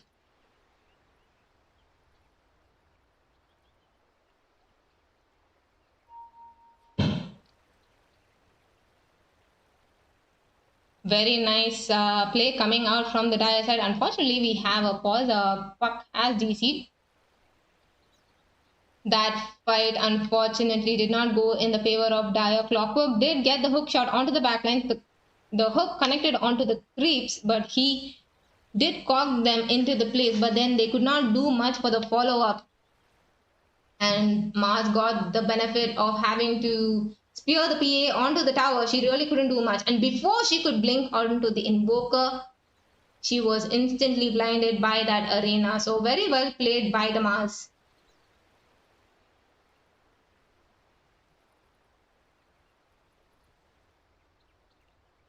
Six to 8 at 13 minutes into the game. 12k net worth lead on the Dire side.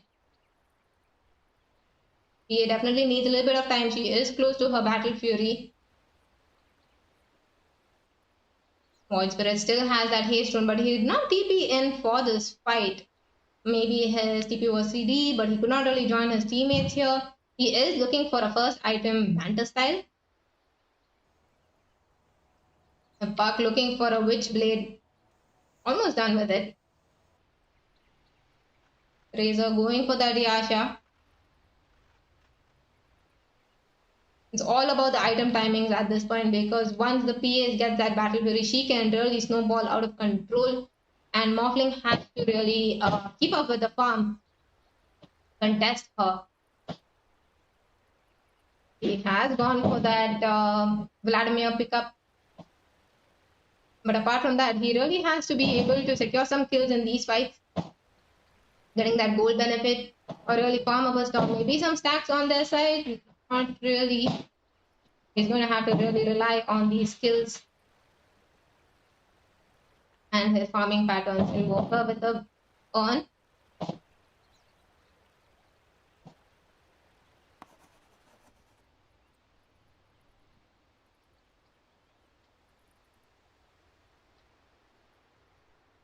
Let's look at the levels of these heroes. Void Spirit level 10, highest level in the game for now. Puck very close behind with that level 9, but every other hero pretty much evenly across. Not really a storm game, so both sides getting that equal amount of levels. Fair chance of winning on both teams.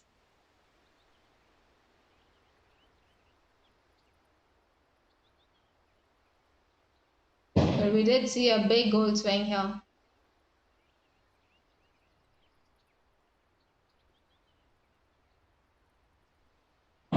Let's just wait for Puck to reconnect in.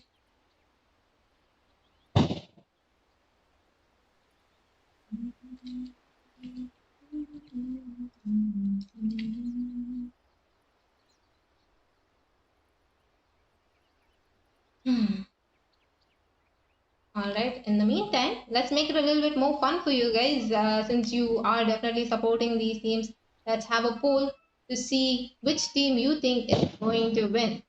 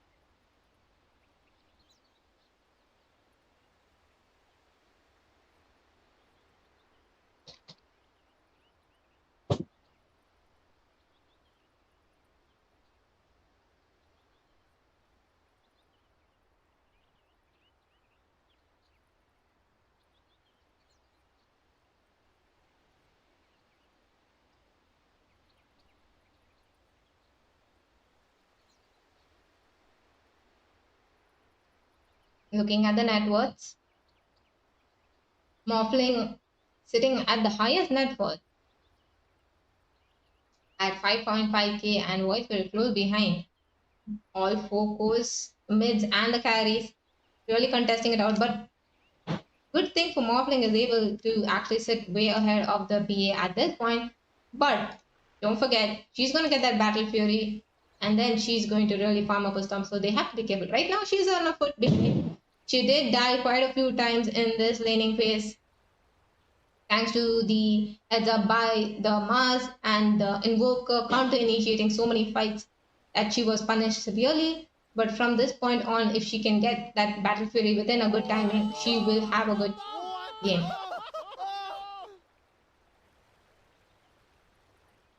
Goodness.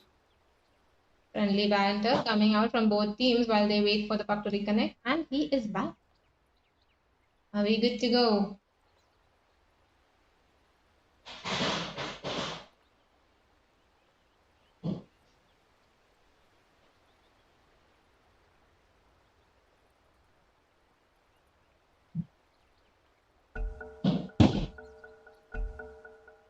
Alright, and the game resumes after that very tough battle in the bottom lane. For Radiant did not look good, but it's fine. They will make it work now for themselves. Aestron still on this Void Spirit.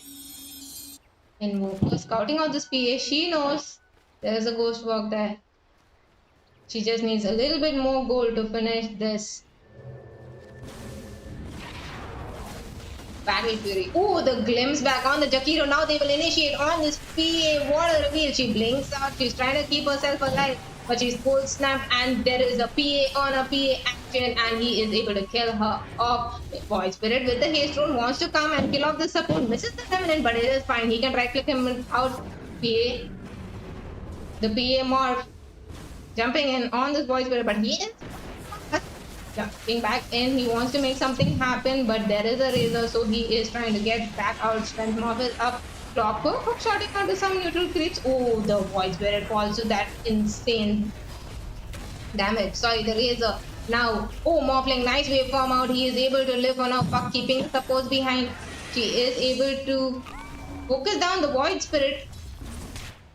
Here, he's trying to Remnant out, but he cannot.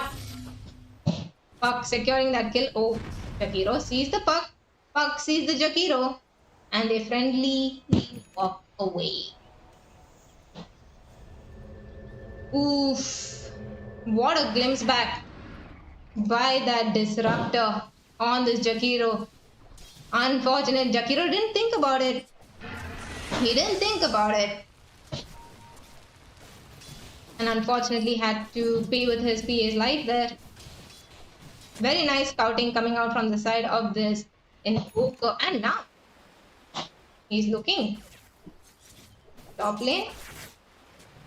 We go for it. Will he make some aggressive moves? No. Clockwork and Jakiro smoked. Walking towards the Razor. Razor knows that Invoker is here. Frogs are there. Cold snap. PMP on the Razor. He is dealing the Invoker damage. There is a tornado. There is a hook shot, but no, there's a creep to tank it. Invoker is fine and walking away. Ice Path does not connect. Are you serious? Invoker solo styling against a Razor. Ooh. That must feel bad for Radiant. Mid lane coil committed on this Void. He is killed off by this Morphling and Puck combo. He did not expect Morphling there at all, so he was looking to fight it. Invoker scouting again on this Clockwork. He knows they don't have detection. Why do they not have detection? It is turning out so costly. There is the vessel, there is the cold snap, there is the ice path, but he is taken down by that spear and another kill going to Dire. Morphling in the meantime takes this mid lane tower at no contest. Radiant getting snowballed. They have to be careful. They are not able to make the space that they needed for this PA to come online. She is farming bot. Has that Battle Fury looking to finish her dreads. But towers are falling. Dire not giving them any breathing space. Moving from tower to tower here. And Radiant will not be probably contesting this push. They will play a little bit defensively, get some vision on their side.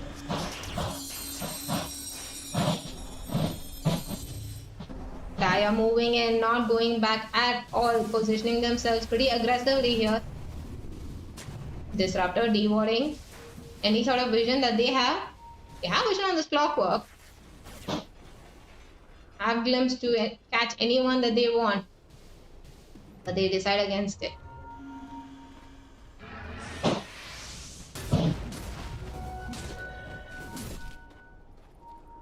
Void Spirit now wants to finish his first item. Oh, but he is looking at this Morphling. He remnants and oh, but it misses. The creep was just killed off, so they walk in front for him.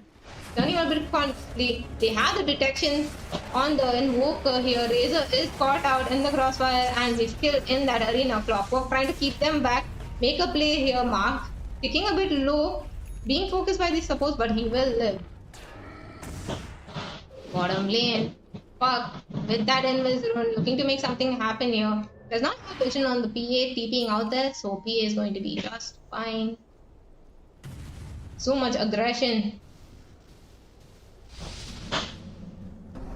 Invoker repeatedly using that ghost walk to scout out heroes. He's basically a bounty hunter. Ooh, Void Spirit walking a little bit to mid. Oh, he's being really careful. Uses the remnant. Uses the pulse, the pull.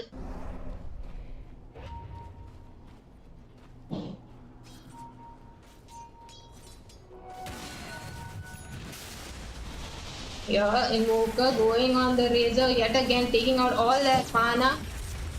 There is a spear on the Clockwork, but he gets the Razor with the shield. There is a coil on two heroes, broken. Puck taking some damage from these cogs. But she's going to be okay. Invoker dying for that Razor kill. PA was able to participate in that fight. She's going for a direct BKB at this point. Definitely needs it. Before this, Disruptor can really make those plays with that arena, always setting up and glimpsing people back. So definitely a good choice to go for that BKB on the P.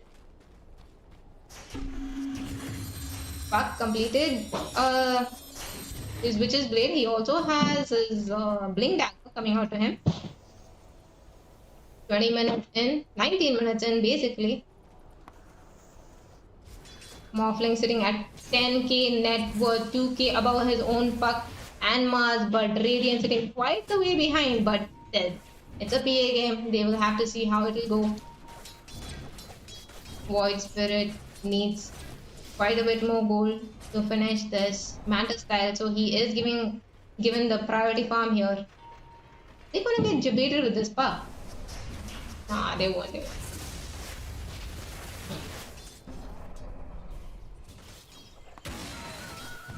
Dire position very aggressively in the mid lane. Looking to punish anyone who steps out aggressively. Nice deep observer, but it will be scouted by that sentry. Invoker walking right into the Razor, starting off again with that tornado. EMP, cold snap, vessel. No mana, no HP. Sunstrike coming out but misses. So he's going to be okay. Good attempt by this Invoker. Only a pose 4, but doing so much.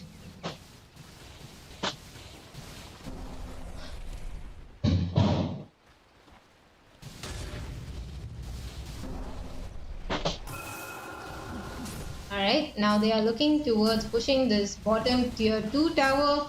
Again, Radiant cannot contest it, unfortunately. Given how set back they are in this game, they need the space, they need the time. So they really can't fight back against these aggressive push. Morphling TPing top does not want to give this tier 1 to the Radiant at all. Things coming out. Puck has vision on this PA. Bringing him.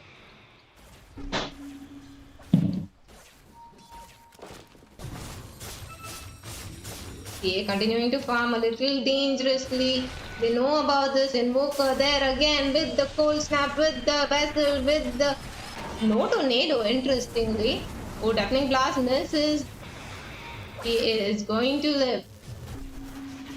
Clockwork on the other hand, going to be fine.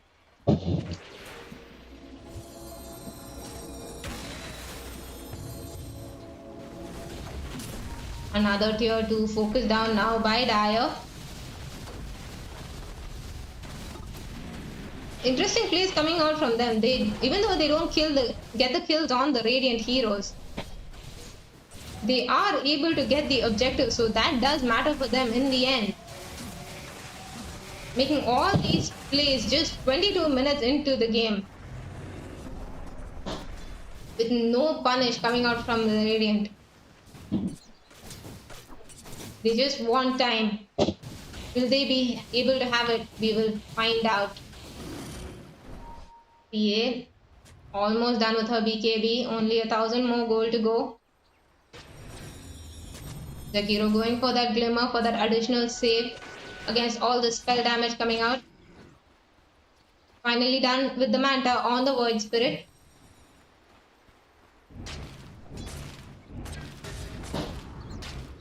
Invoker Ghostwalked again, looking for more. He has a Hex queued up. He might scout out this Void Spirit here.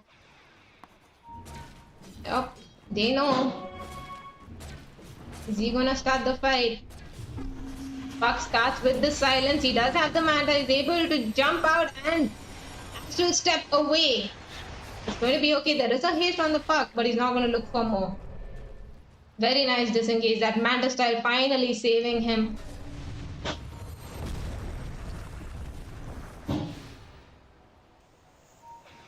This is what he needed for the longest time. Now he can be that kitey, annoying hero. Dire going to look for the second Tormentor. The first one, the shard went to the Disruptor. Thunderstrike increases the cast range and strike count for Thunderstrike. So, definitely going to be easier for Disruptor to lay that on a hero and get that vision for the glimpse back. I don't know, this picking a little bit low. Going to be okay. And the shard goes to the Invoker. So now we have that mini black hole coming out from him. Very, very, very annoying shard, honestly. There is a smoke on Radiant. They know that they went for this Tormentor play. They know they're low. So any hero who is left behind farming can be picked off. PA has that BKB. So she wanted to make a play here. But given that they didn't find anyone, she's gonna get back to her farming. Smoke on the side of Dire.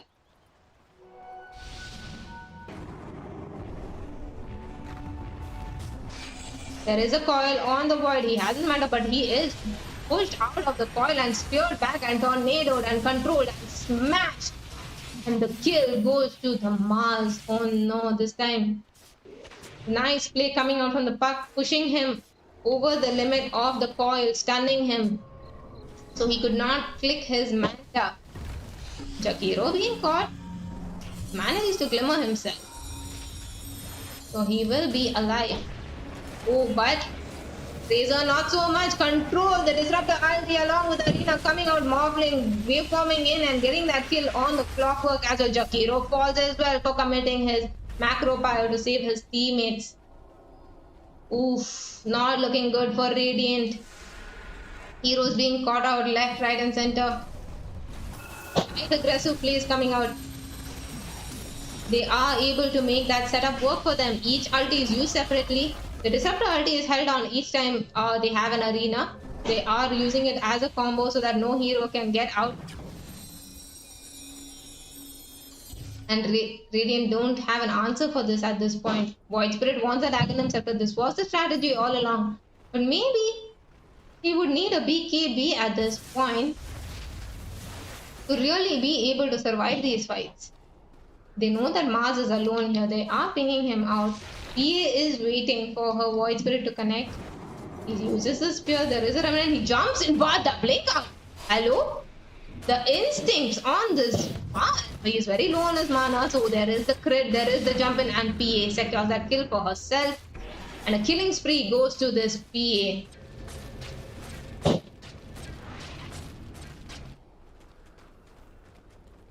Meanwhile, Dire, they were doing the Roshan, they were trying to get the Aegis, and it did take so long for them to actually finish it off. They did not have enough damage. So it does get picked up on this Morphling who has a Khanda completed and looking for a butterfly. But now they'll have to wait for their Mars to respawn. He was just pushing out the bottom lane and planning to portal top. But nice rotation coming out from Radiant. He needs more fights like this, honestly.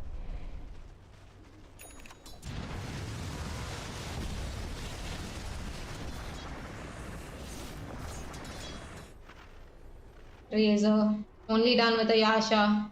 So underfarmed. He's even lower net worth than this Invoker. He needs more time, honestly. And given that they're giving the farm priority to the PA, he has to be the sacrificial lamb here. In terms of farm, the priority is definitely the Void and the PA. GG Rune. Going to the puck. I'm sure he wanted to bottle it, so must have dropped it by mistake.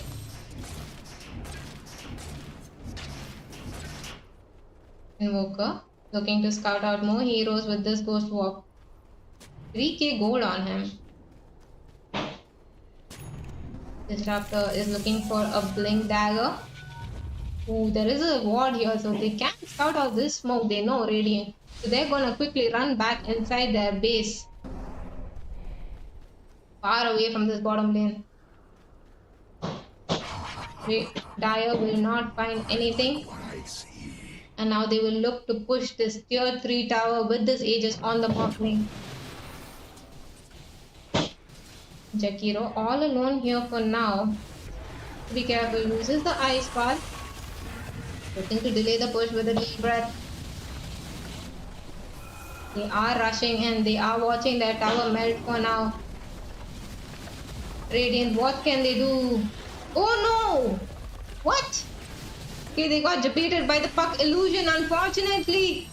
Oh no, what a play from the puck. The mind games, they thought it was the real puck and they used hook shot and the orchid on him. I did hear an orchid. Yeah, orchid on the clockwork. So unfortunately, they're gonna lose half this racks for that mistake.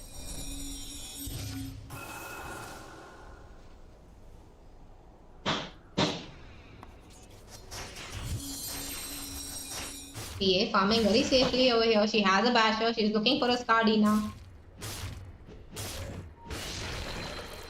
He just needs a little bit more time. Now Razor can start taking some of these safer farms on this side of the map. Start farming up his own BKB. Dire position very aggressively here in Woko, walking around with that ghost walk. Looking to scout out this PA farming a PA. Oh, she is caught. They know she is hexed and she is controlled in place. Disruptor ulti is there and she is punished for coming all the way to the secret shop to buy her item. And no PA for 60 seconds. Very costly. She came all the way to buy a component of that Skadi.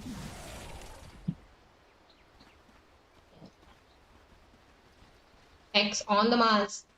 Was wondering. There's double Hex coming out basically. Hex on the Mars and Hex coming out on this Invoker.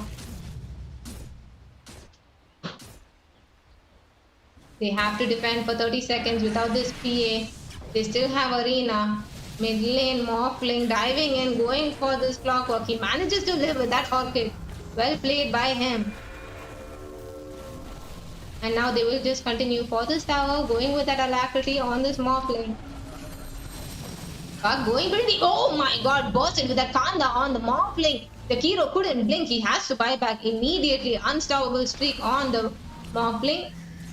X on the Mars, used on the wall. He is controlled in place on the Morphling for now. There is no disruptorality, so they really can't silence him. The Arena is in place, keeping 3 heroes locked, and Razor trying to do something, but no, he does not have the tankiness. PA looking at the backlines, Void running away. PA wanting to kill somebody, but Morphling is the only choice for her.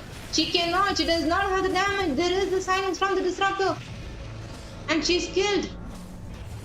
Void Spirit buying back, he wants a Puck kill. Utterly, she's sticking down and she is taken out of the map. Clockwork buying back, he is feeling hopeful after this Puck kill. They're looking for more, but this Rax does not live. Dies to that final click from the Mars, and now they look for the final Rax. No, there is still half a Rax bottom, but they are looking at the top Rax.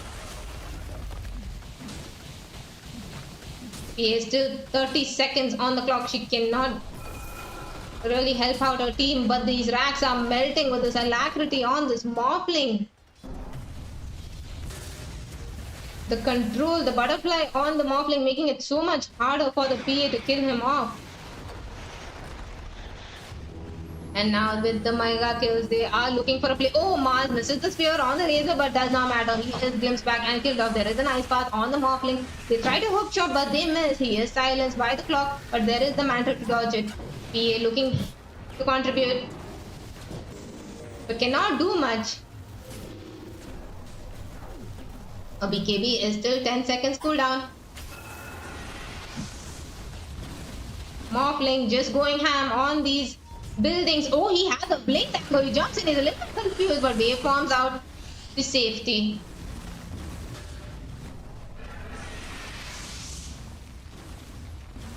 Radiant not giving up. They are smoked. They're waiting for their Razor to respawn. They want to make something happen. There is an Orchid on the map.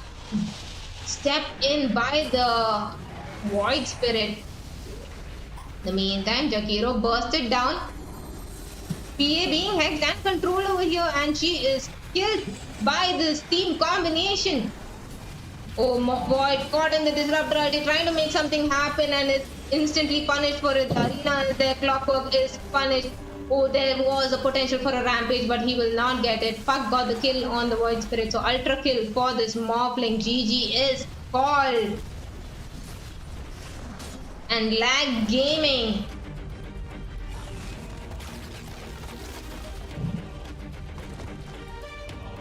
take the win.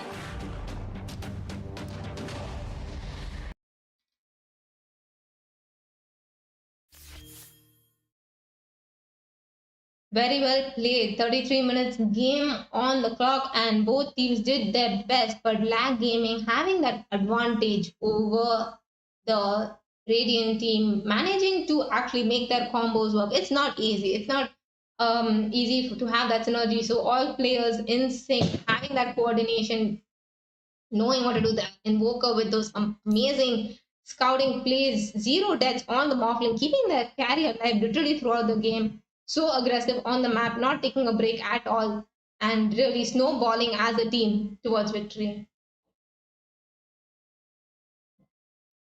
So nice prediction coming out from you guys. You were able to predict the correct victors of the game. Welcome to Nagaland Doors, where So congratulations to you guys.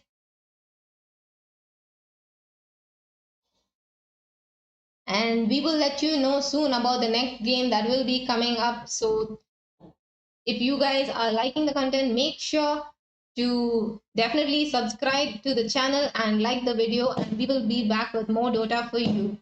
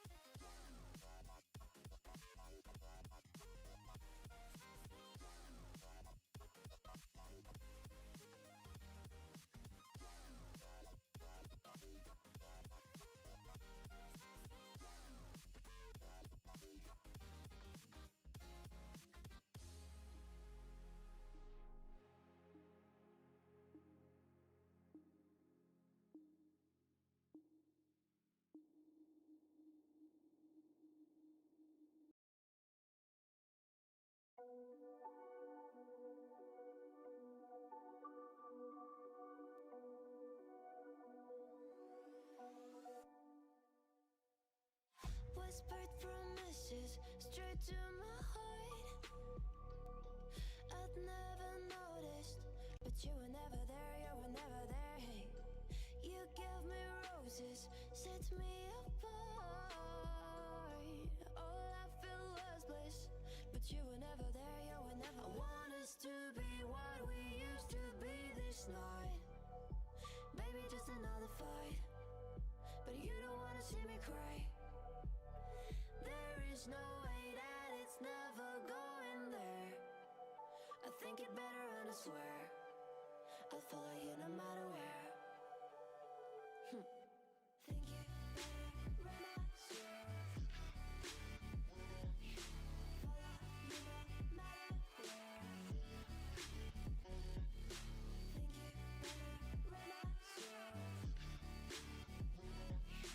follow you no matter where. Down in empty streets, looking for joy. I don't wanna admit I'm better on my own, better on my own. You say we're not meant for each other. I'm not sure of this. I won't give up on this, I won't give up. Cause I don't wanna be, I don't wanna behave like the wanna flee, like the wanna leave. I'll never surrender, but ever remember my lover. Did you give up on me? Have you never learned a lesson? Sorry, I will never be even if you're the one you wanna see. Think it better go someplace I don't know, cause I got your picture on my mind. I want us to be what we used to be this night. Maybe just another fight, but you don't wanna see me cry. There is no way that it's never going there. I think it better and I swear I'll follow you no matter where. Think it better and I swear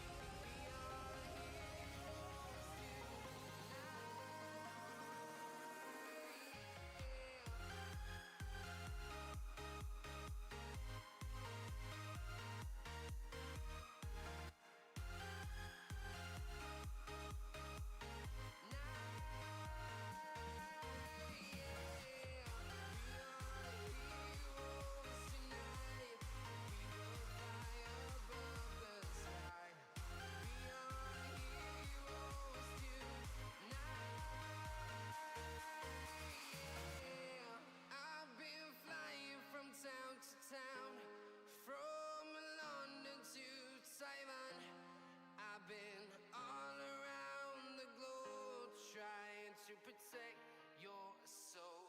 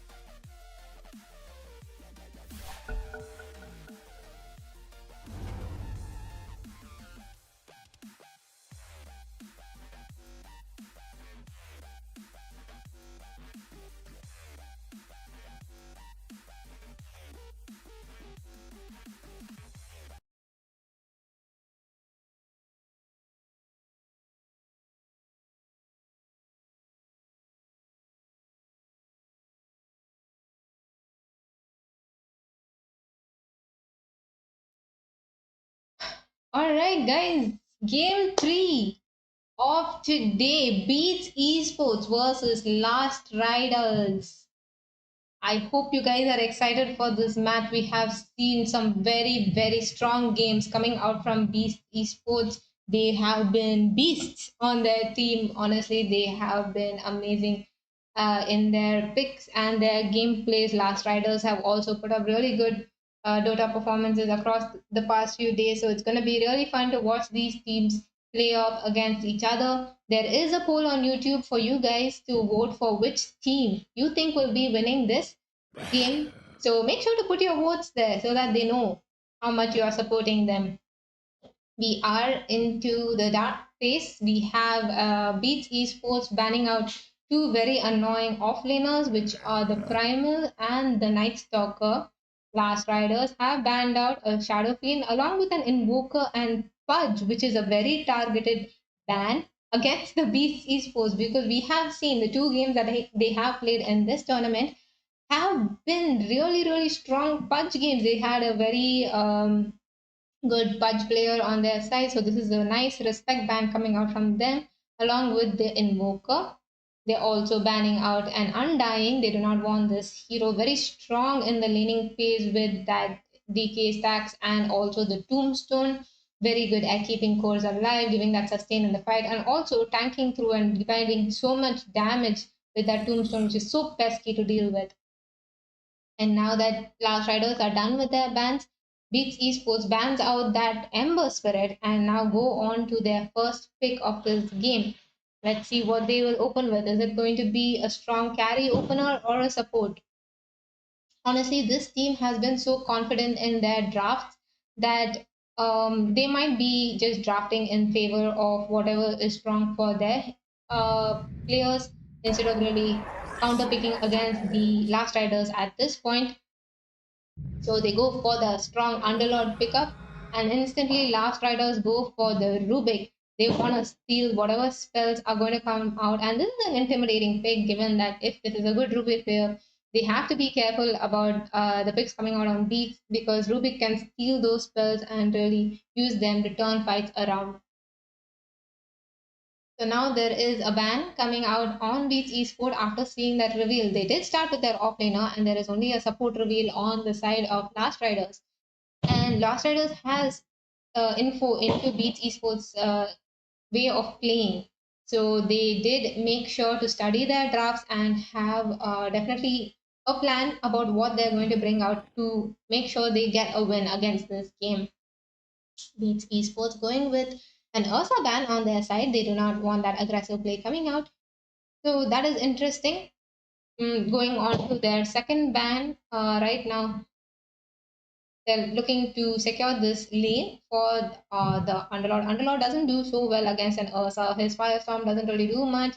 Sure, there is the traps in place, but really can be kited by this Ursa and a good support duo. They also ban out this anti-mage who is very annoying and can just drain out Underlord's mana in the laning phase, so can definitely lane against them and might also be some sort of bans against their pending carry pick coming out.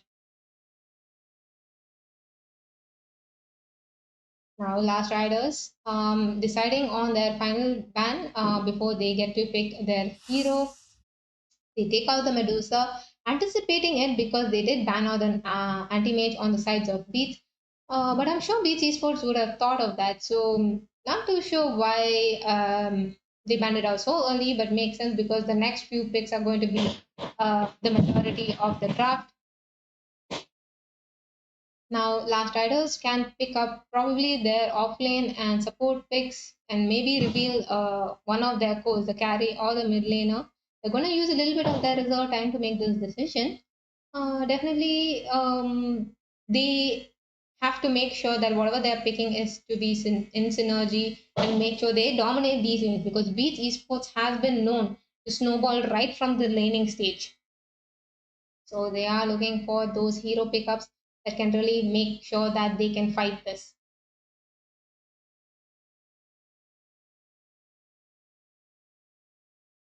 They are thinking about it quite some time. They have two picks in a row, so they go for the Mars, which is a very strong offlaner. We did see him in the previous game, very strong at zoning out heroes. Dyer did have a very good game with it, and if he has a good support to be in synergy with him during that arena, maybe a disruptor, maybe a willow, maybe a snapfire, maybe an invoker, who knows? All of these work so well with this Mars arena and gives them a bit of time during that blindness to really execute something. But Phoenix and other heroes that can give vision into this arena are still in the pool. So let's see how Last Riders will draft into this to make this work out for them. Two picks going in the way of Beats Esports. They go for the Phoenix, exactly. A very good pickup in response to the Mars. Definitely the Sunray and Egg, keeping them in check during that arena and giving that vision. So we will have to see how Beats Last Riders planned this out. They did pick the Mars. They did predict that Phoenix pick might come out from Beats. So let's see if they have a strategy in place, despite giving them the Phoenix.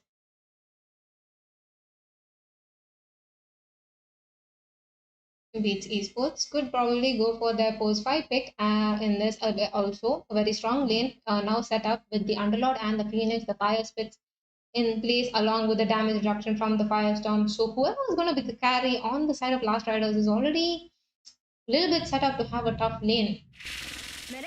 And they deny the Willow pick as well for this Mars. So two nice heroes would have been a good synergy for this Mars have been banned out.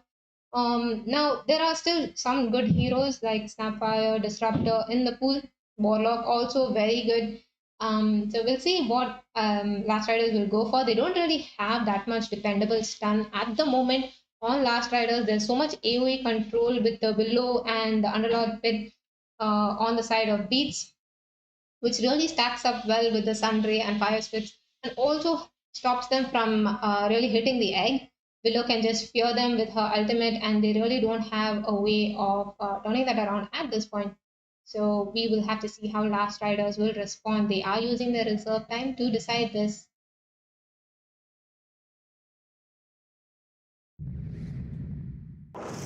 All right, and they go for the Ogre.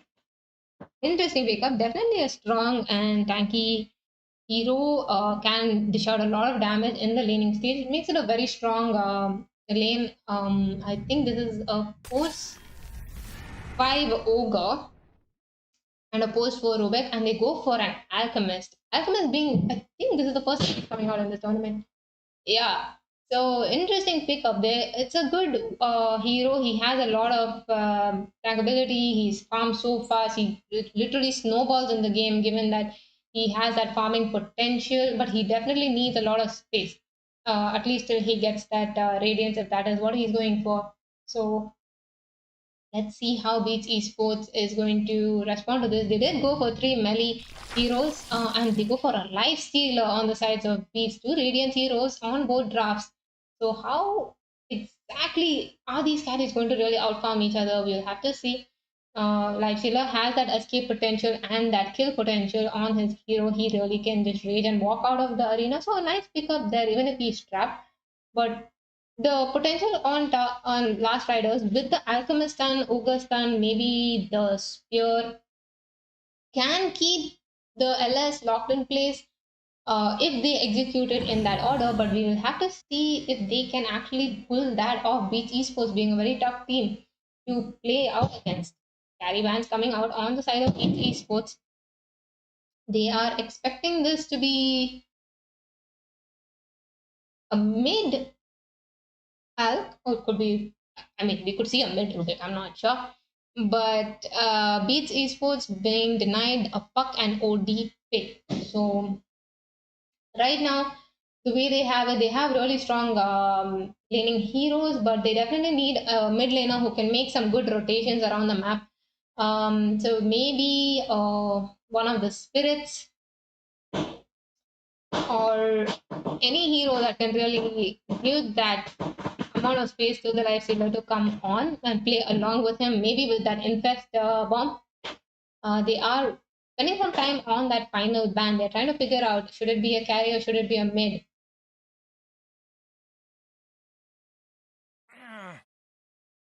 All right, they ban out the sniper. Very annoying hero to deal with. Sure, they can portal behind and get him, but there's so much like defense right now on the side of Last Riders with these 3 meat shields on Mars, Ogre, and Alchemist standing in front. So definitely a good ban.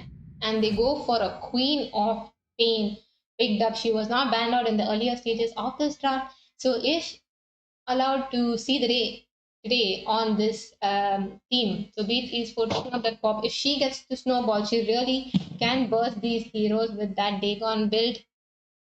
And she can actually counter initiate into that arena with the scream. Doesn't really need the vision into it. So nice pickup for them overall. Really works well with the team. She can even scream and get them into the roots. So nice fears and ultimates and setups coming out from the side of Beats. How is Last Riders going to respond to this? They are using their reserve time to make this final decision.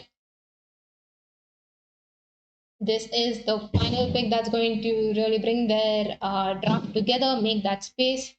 So we'll have to see what they're going to go for.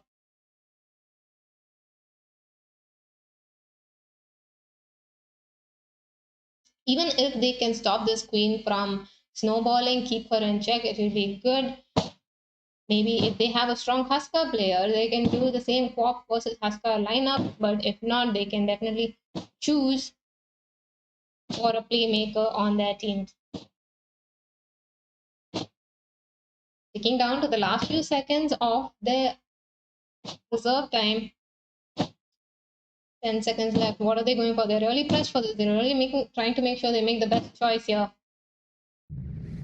And they choose the Viper. Alright. Tanky hero. 3 very tanky heroes on the sides of Last Rider. A little bit of a defensive strat. But if they can make it work, definitely hard for Beats Esports to really push through lanes. Can be really strong on the side of both teams, but honestly, I am liking the Beats Esports draft a little bit more. Seems like they have a plan and an execution method set out in place. Last Riders were kind of caught on the back foot with their last pick, probably, so they did have to go a little bit defensive, but let's see how well they will execute this.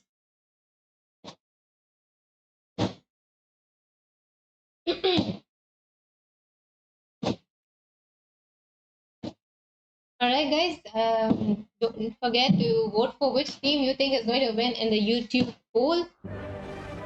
We are heading into the game.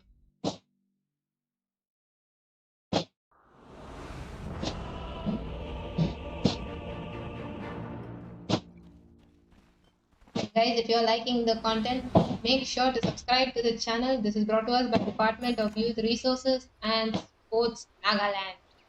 Alright, let's get started. Both teams smoked and ready to rumble.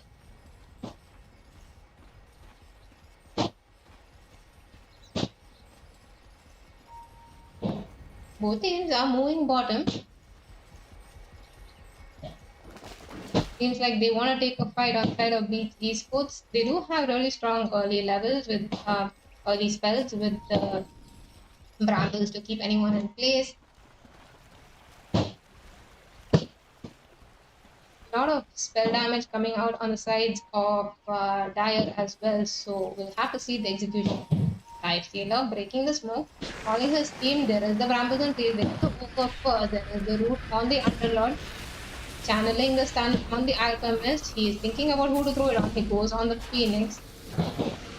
The Ogre taking down a little bit low with the range right clicks of these heroes, and he will fall. Underlord is a little low for going too much in front. Trying to stay back. Phoenix then targeted and nuked down 5. The Viper with that final right click. Bob trying to run away, stay alive. There is a very high usage, but it is of no use. Viper will fall. Alchemist taking low as well. There is the root again. The spells are back up. He uses the stun trying to stop the Life Stealer, but cannot. Life Stealer falls as well. Along with the Rubik. 4-2 at the 0-minute mark. Gold swing being in the favor of Radiant here. Along with the XP and a lot of gold. 700 gold going to the Quap. She must be done with her bottle at this point. Yep. Nice early lead coming out to the Queen of Pain.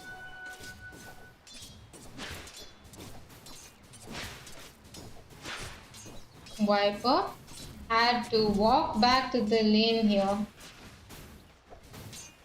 Little bit at a disadvantage. 3 kills went to the Pop in that fight. So she's feeling pretty good right now.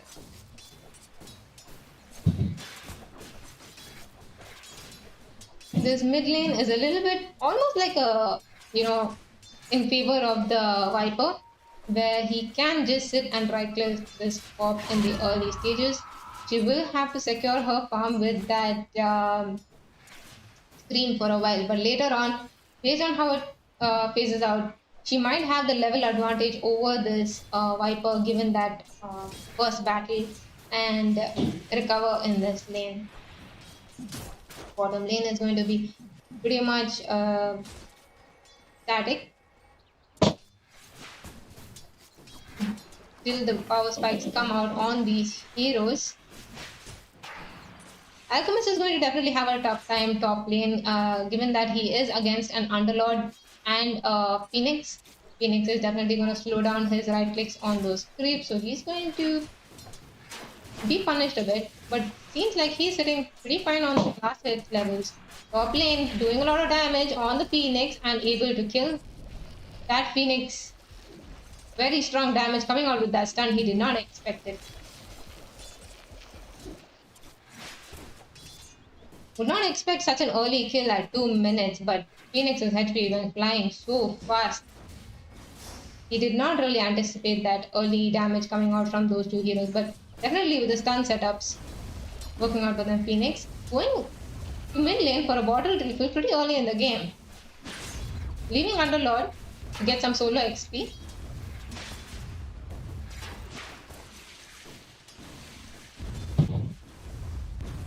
Underlord is safely under his tower, so he's going to be fine for now.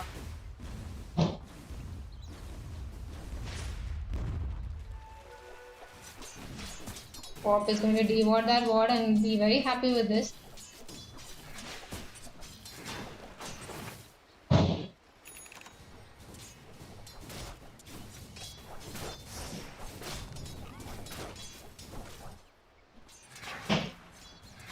We see the Viper's benefits coming out now, where he can really just walk up to the Pop and right click her down.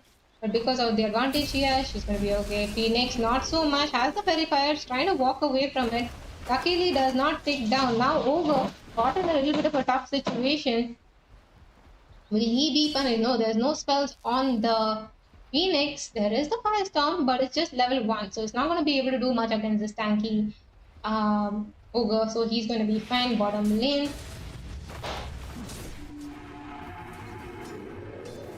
Willow trying to zone out these heroes while his lifestealer gets some farm. Nice aggression coming out on the side of Dire.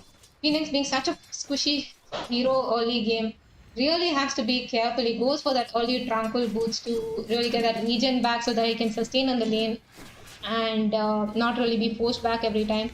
This is giving a lot of solo XP to the Underlord. Oh, Pop taking a lot of damage. Got a little bit confident over there. Underestimating the Viper.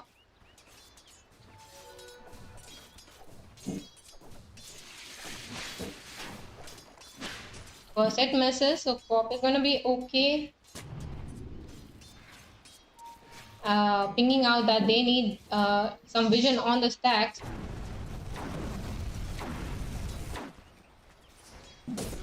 Ooh, Mars going for that courier snipe. Rubik is a bit low here. He gets caught in the brambles. Ooh, he does. Willow trying to make some damage. Ooh, does not get the entire HP down, but Rubik is now forced out of the lane there. Nice harass coming out from this. Meanwhile, Underlord also taken down. So much damage coming out from this top lane on this Alchemist and this Ogre. They don't really have the sustain that they wanted. Phoenix is supposed to be trying to use those spirits to get this Alchemist low, but given that he has this Ogre to dish out damage whenever he needs, and the double stuns coming out, really turning out a bit costly to them. Pop has been forced back to her lane. She's TPing back. Bottom lane, they are catching out the lifestealer. He has the raid, so he's going to be okay for now. Underlord and Phoenix now having to play a little bit carefully. They are pushing out the wave, but I think Alchemist is okay with this so far since he got those 2 kills in the lane. Both teams now becoming a bit aggressive. 30-19 on the Viper. Pop wanted some help in this, but she could not. Viper picks up that Invis rune. Oh, and he clicks his ulti as well on top of this Pop. He's trying to stay alive with that regen. Phoenix TPing in to save her. Phoenix going in.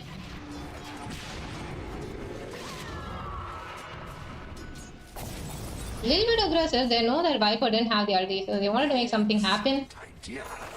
But Ogre was there to TP and back him up as well. Could not really commit for this. Mars pinging out. Go for this. Oh, nice deny. Below joining this life stealer. They're trying to make a play. Misses on the spear, so he is going to be focused down. The stun is on him, so he can't really escape too far. Does not have the boots. It's gonna be taken off. Pop has the ulti. If the Viper oversteps, I remove it.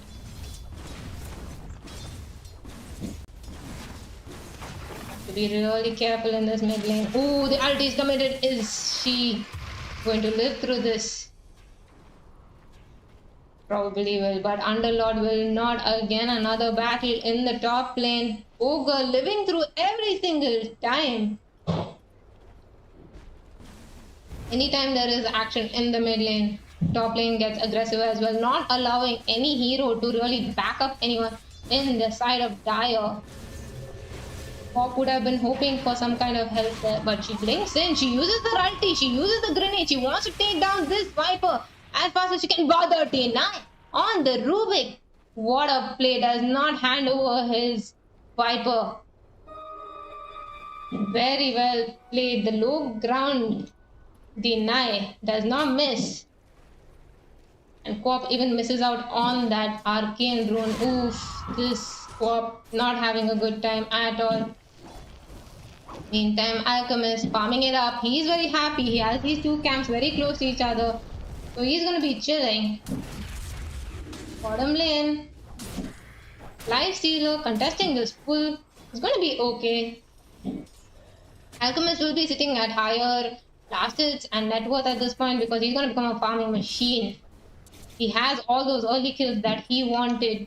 So he's going to be very happy right now. And Viper having that lane advantage now that he could really zone out this Pop. Even though she had that early game kill advantage, didn't really work out for her.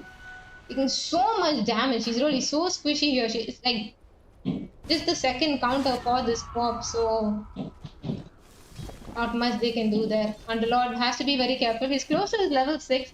Probably can recover once he gets that 6 and starts taking fights. But what are they going to do against this snowballing Alchemist? Rubik is smoked and waiting mid, waiting for this Pop to TP back to lane. She doesn't have ulti. Bottom lane, there's a ping coming out on the Mars. They want to go for this kill. Mars is trying to stay alive. The Willow is there with the Bedlam. Mars does not have Arena just yet. They post out the response and the TP. Oh, Pop with the blink in and the screen. And they're able to take him down with that Infest bomb. Now they have the stun on the Ogre. They are chasing him down. Rubik trying to outrun. Seeing if you can say there's a bramble on him to keep him in place while they take down the Ogre. They're looking for more. Pop jumping in. Right clicking down this Rubik. Will she be able to get him? Yes, she will. And Pop is happy with this gang. Getting a triple kill and an unstoppable streak on herself. Viper could not, for some reason, TP in time to help out his team. He has a shield rune on him, but they've already disengaged.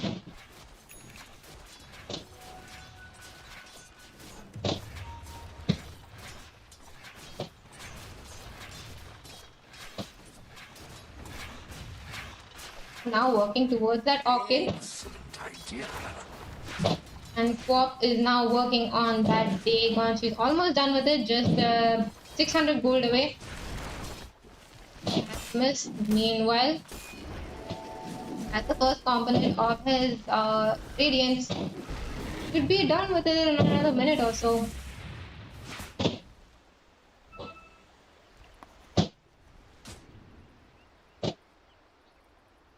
Ogre, almost level 6, going to have that multicast soon. Phoenix also quite close in the levels. Alchemist sitting 3k net worth lead ahead of this lifestealer.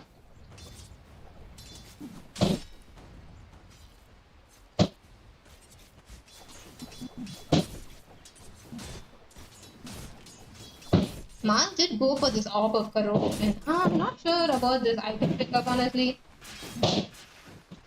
Given that it's a life stealer who can just walk away from you, he's not only going to have a chance to right click this. No man. So yeah. Okay, there is a portal coming in from the Underlord behind this Mars. They are trying to make something happen. Mars uses the arena, but as Lifestealer just reaches and walks in. There is the co-op ulti and they secure the skill. Oh, egg being committed. Wasn't needed really.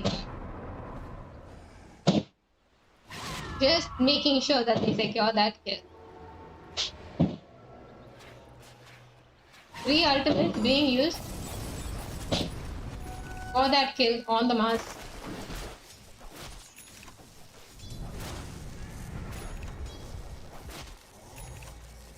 Mars is TPing back. They do not want to give this tower. They are hiding behind it.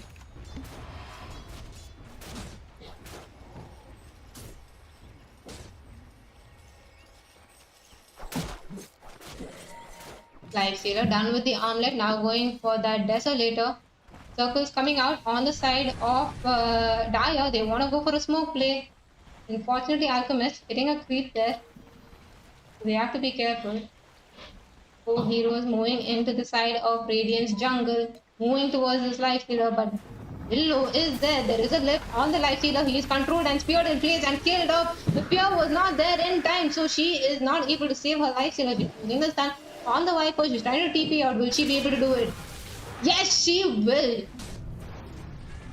So Willow is able to get out. But Lifestealer was not that lucky. And now they will be able to take this bottom tier 1 tower.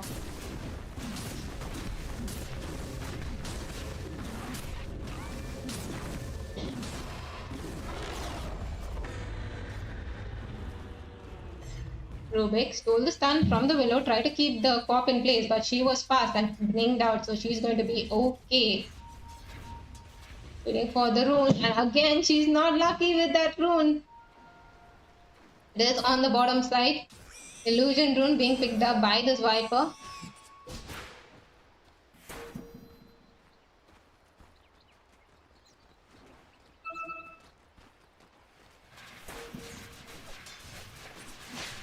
Things coming out mid lane to defend the mid tier 1 tower.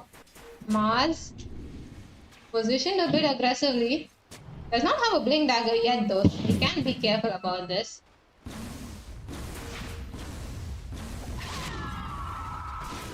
Viper hitting the tower with those illusions. Alchemist joining them. He has the Radiance completed, so this is going to be a little bit hard for Radiant.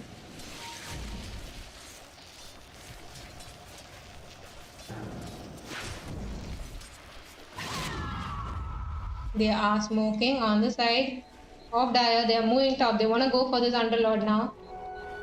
Does he? No.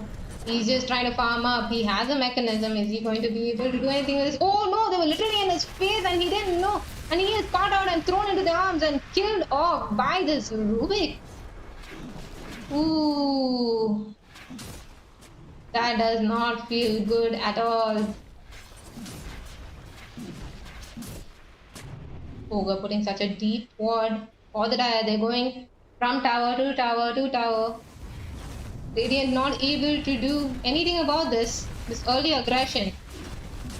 Alchemist has a blink dagger queued up for himself. They are just looking to farm up these stacks before they lose this tower. Underlord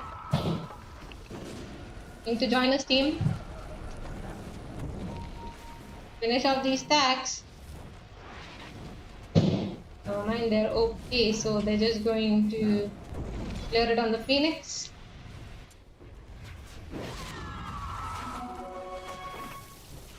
Pop did pick up the haste, so she just went to clear out those creeps. It's gonna be fine. Blink Dagger probably completed on the Alchemist. Yep. So now he can play even more aggressively. He can join the fights, make that aggressive blink in stun, and punish anyone who's out of position on the side of Radiant. What is their answer going to be over here? There is an on the Phoenix. They want to get this break on this Alchemist. We'll have to time it right. They have a Greaves coming out on this Underlord. Willow going for a Lotus to bounce back that stun coming from the Alchemist, the Rubik, the Ogre. Definitely a good item to counter most of the spells coming out from this side. Ogre moving in pretty deep, but they know they're pinging it out, given that they have the vision here.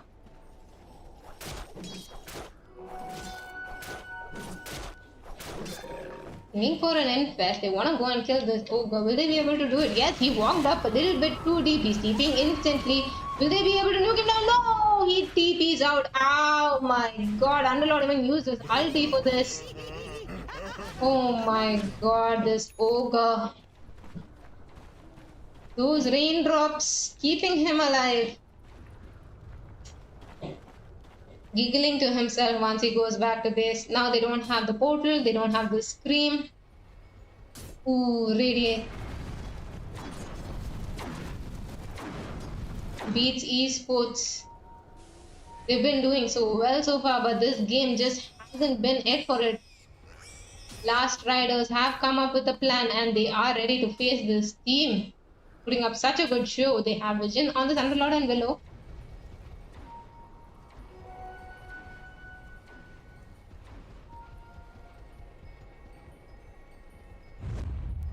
There's a smoke. Excellent idea. But there is a ward scouting it out. They are making their way mid. They know this is the next objective on the side of Dire. They are going to see whether they can make a play here. Alchemist moving in. He's almost done with that BKB. His blink is ready. There's a blink onto the backline. He misses the spear, so the arena doesn't connect. There is a fear on the Viper. They're going for the Underlord and the Egg first. Mars ticks down from all that damage. There is a mech to use on this Underlord, but he cannot survive through it. DD on the pop, looking to make something happen, but there is an Orchid using it to keep her in place and locked down and killed by this Rubik, getting a wicked 6 streak from that pop.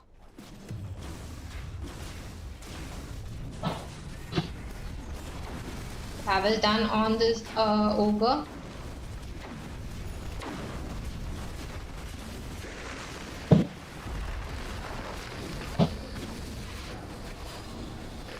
There's a stun. Not have his ultimate, but he has a BKB in his backpack. He's going to be fine. Viper stepping out a little bit too aggressively in the front. He has the big pull to keep himself alive for now, but a nice root on 4 heroes, keeping them in place. There is an Orchid on the life stealer. He's trying to get away for a while. Oh, but he burst down from that magic damage. Underlord taking so much damage. The BKB Alchemist pounding away on him. Does he have the dive? No, he doesn't. So this Phoenix will fall. Pop jumped in to get the Rubik kill, but no, she is punished after that with the Viper jumping on her, and there is a team wipe on the side of Radiant. This Alchemist is just too big for them to deal with at this point.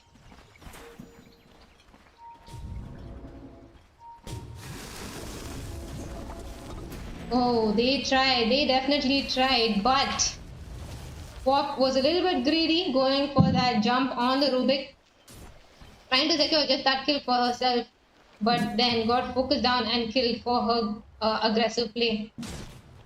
They could even look to go for Roshan for this. There's really nothing stopping them. Pop is looking to finish her BKB. Willow still so far away from that Lotus Orb, but it will definitely help in the fights if she can do it. There is a Deso on the Lifestealer. He's looking for a Manta style, maybe to dodge the spells, get the Ignite off of him. So, something to look forward to. Alchemist moving forward with a stun. In case he catches anyone, he does.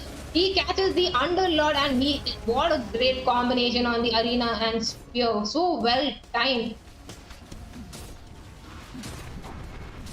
Underlord is not having a good game at all. 1-6. He really has not been able to live through these fights and give that sustain for his team. They are going for the Tormentor now. Nice pickup on the Rubik. Now he can lift and throw his allies either aggressively or defensively. Vessel almost done on this Phoenix. What are we laughing about? Now Mars working on his own BKB. They are going for the second tormentor as well. Probably gonna go to the ogre. Oh wait. Blinks out to save himself. Yeah, ogre gets the shard as well. So nice amount of defense for the supports. They have the fire shield and the lift. Alchemist now working towards that AC. Radiant really needs some time to get back online. There is a 17k net worth lead on the side of Dire. But never say never, guys. This is a game of Dota.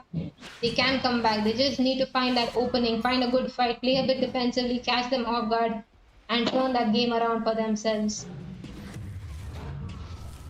But as long as Dire do not make any mistakes, there's really no way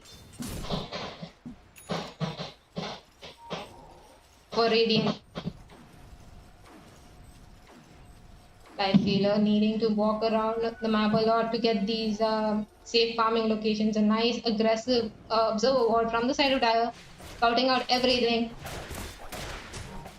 Below pushing out the top wave aggressively. We haven't had a chance to really use this Underlord portal aggressively as well. Dire looking to go for this Roshan, the first Roshan of the game. Really no contest coming from the side of Radiant. VT Esports has to take its shield. They will just take this as some space on the map for them to really go get an objective like this tier 1 tower, work together and make a bit of a recovery from these kind of movements. They are using the portal. They want to catch anyone who might be alone here.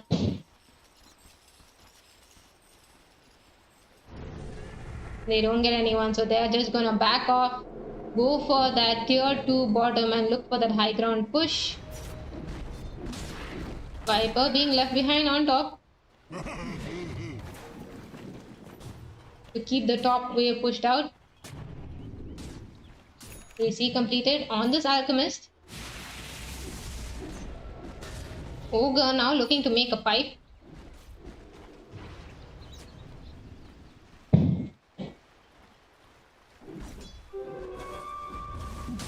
Item coming out for the Mars. BKB done on the Mars. This is going to be a pretty strong high ground push from the side of Dire. Viper looking for a shroud. Quap is going to be able to get this DD rune on her. A good fear and control of the fight can really turn it around for Radiant. Let's see how their high ground defense will match up.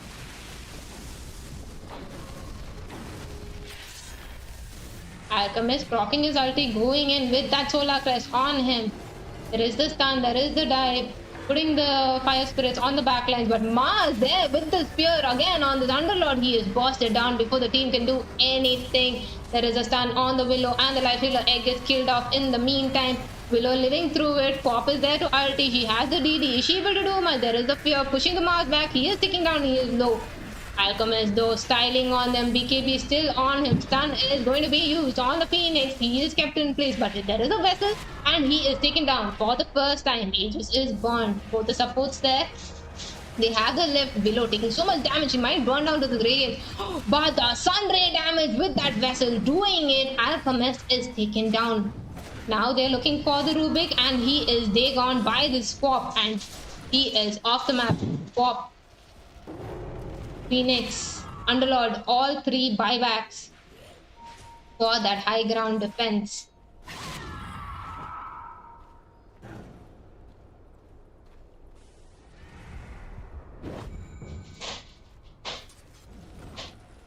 This is what we were talking about. They just needed to be patient. Sure, they had to buy back for it, which is a little bit costly, but they were able to take down this Alchemist with that vessel completed on this Phoenix. He just melted to that Sunray. Having that discipline to just use it and make sure that you get your spells off in time really paid off for Radiant, so they get some breathing space. Lifestealer now with that Manta moving towards that Crystallis. They are smoke. They want to make a play. Underlord has been their scapegoat for most of these. There's a portal being used, trying to catch this Viper. He's walking away, trying to make his way out. Underlord running in front. There is a root. They catch him. He has a pike. He's pushing himself forward. Ochre is there trying to save him. There's the fire shield on him. And the Solar Crest. They have the high ground vision. Nice ward from the side of Radiant. Bob blinks in. Alchemist caught in the root and he's using his stun. The Phoenix Egg is there. Roots are there. So they are being kept in place. Phoenix Eggs really zoning them out. Alchemist beekeeping you, so they're gonna be forced to back off. Nice turnaround coming from the side of Radiant, and they're chasing for more. Lifestealer knows that Alchemist's ulti should be ending soon, so he's going. They have the vessel, they're not gonna let him out, they're gonna catch him. He is raged, so that stun is useless. Support's trying to do something. Arena on the Lifestealer, there is a Lotus Orb from the below, so the Lifestealer is gonna be okay. The Arena pushing them back for now, but the vessel doing so much damage. They are just broken, and they are killed. 4 heroes dead and Viper buyback. But he's all alone. Are they gonna go for him? Walk, chasing. She has a Lifestealer infested inside her. They're going. He was trying to kite around these trees, but what can he do? Not really much. And his buyback becomes a dieback. What a play coming out from Beats, instantly punishing the mistakes coming out from last riders. They got a little bit too aggressive on that high ground push. This is what happens in Dota, guys. Underestimate your opponents and there will be consequences. Very well played from the side of Radiant, keeping their racks intact, chasing them across the map and making such aggressive plays. Now that huge lead has been just flipped around. 21 to 20. Only 3k lead on the side of Dire. They're TPing in.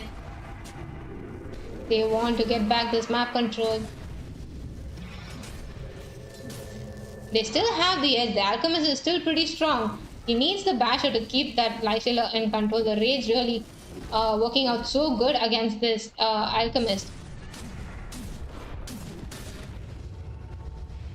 That Lotus Orb pickup on the Willow with all those kills going their way really gave them so much relief.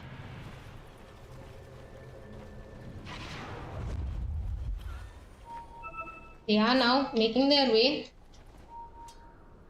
Bottom, Phoenix has their whale. Lotus on the Willow. They're not really going to catch anyone since Radiant has already backed off. They scanned it, so they know that the Dire is here. Nice map awareness from the side of Radiant.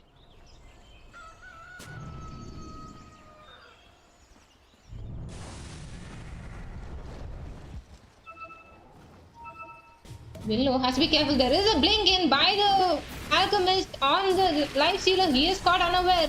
Willow thinking about ulting, but she is stunned. Lifestealer trying to reach for an infest. Will he be able to do it? No, he's off and he's killed off. Oh no, this is not what they wanted. This is not what they wanted at all. Lifestealer. Willow hesitated a little bit to use her ulti a little early on. And that gave them enough time. He thought the Lifestealer will rage, so he'll be okay, but he was not. This is a bit costly for them. They don't have the Lifestealers. Costly mistake from Beats. A little bit too confident over there. Oh, the left on the Phoenix thrown back into the arms of the Alchemist, being punished for that dive and killed. Willow focusing her stuns on this Mars, trying to keep him away from the fights.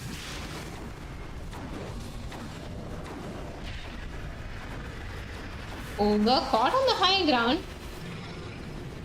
Roots all around, really can't move around. This Willow is such a good hero against all these melee heroes. And look at the damage coming out, and the Quap ulti secures that Ogre Magi's death. Ooh. This is the problem with having 3 melee cores against this Willow. She has that shot, the cursed crown, creating 4 brambles in that radius around the target, along with her own brambles. She went for that cursed crown AoE and the stun duration, so keeping them disabled for longer in a larger AoE with more brambles around.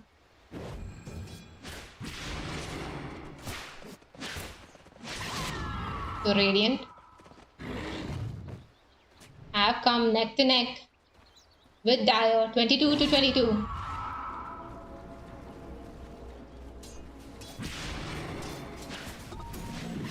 Aghanim's on the co-op. Lifestealer still working on that Skadi. Needs another 1500 gold and he should be good. Underlord, after all that, goes for an Aghanim Scepter. Creates a pit at the end of his ultimate and increases the radius. So they're looking for more and more and more AoE control. This makes sense because they don't want, if they can really control that area with all these roots, even if they have BKBs, now that those BKBs are nearing the end, like they are only going to be 6 seconds long, it's going to be so much easier for Radiant to control these fights. Those early BKBs are punished this way. You need to push that advantage at that point in the game, otherwise it's not going to work out. Viper now working on his own BKB.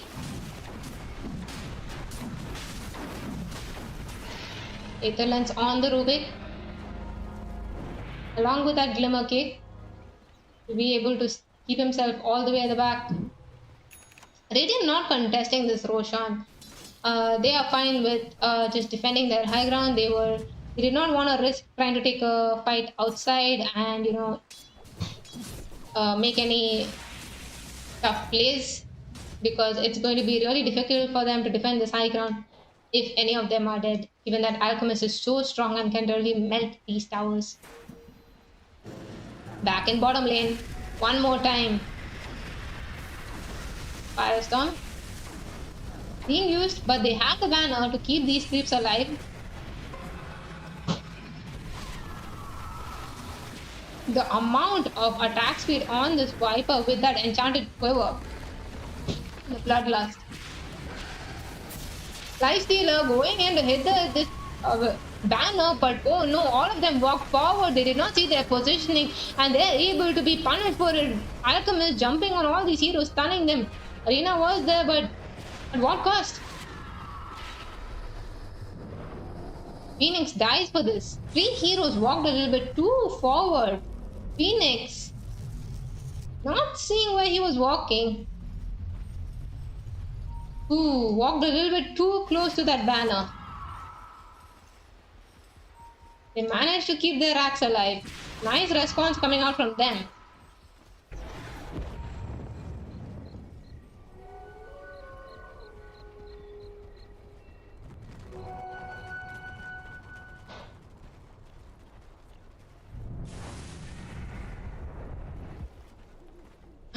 Alright, now the Viper really needs to get his BKB in these fights. He does have that aggressive play that he can go for with that Ogre's Bloodlust. But he has to be careful about his positioning because the burst damage coming out on the side of Radiant is no longer too low. He's the only ranged second. Rubik not being a right clicker. Only real range score on the side of Dire. So while they're all busy getting stuck in those brambles, he really has to be careful about his positioning. They are smoked. They are going for a gank here. There is an Invis Rune on this Viper. He might break the smoke and still be okay. Oh, never mind. He used his right click. He is caught in the bramble. He is secured in place, but there is the stuns coming out. Pop ulti. There is a fear. No, there isn't. Viper is killed out. Now the fear comes out. The Alchemist caught in the hands of this Radiant team, but wow, the Rubik stealing the Quap's ulti, being okay, and then there's the stun on the Willow. Unfortunately, important spells being stolen by this Rubik. Radiant being forced back. They need to retreat. She was being used by this Phoenix. He does not have the dive. But he's gonna be okay. Rubik stealing that co-op Sonic Wave and using it back on the Radiant. They did not expect it, and it dished out so much damage that forced them to disengage and get out of that fight. Nice turnaround.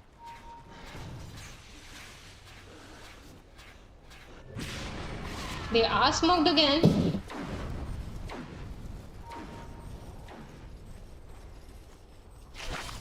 They are looking to make something else happen.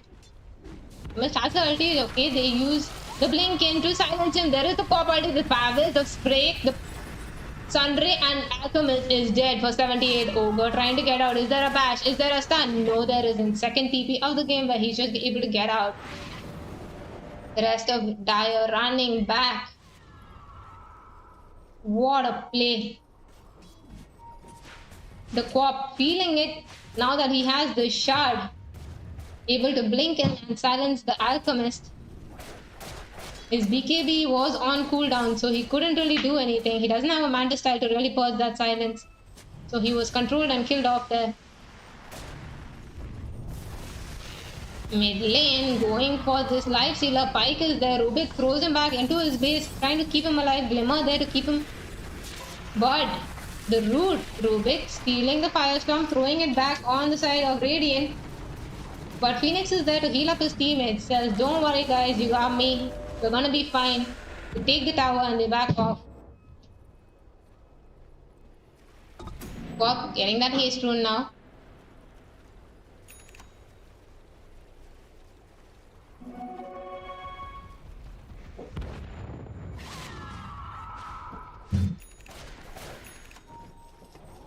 Lifestealer is doing pretty well. He got that full basher coming out to him. And he went for a timeless relic.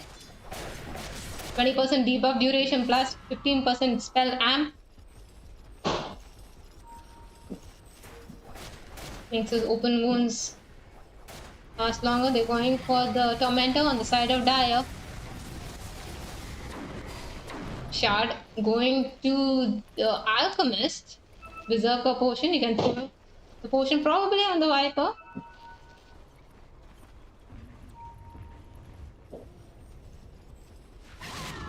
Phoenix now queuing up a Halberd, trying to control that Alchemist even if he is not broken. So Phoenix's main target is to keep this Alchemist out of the fight with that Vessel, with that Sunray, with that Halberd.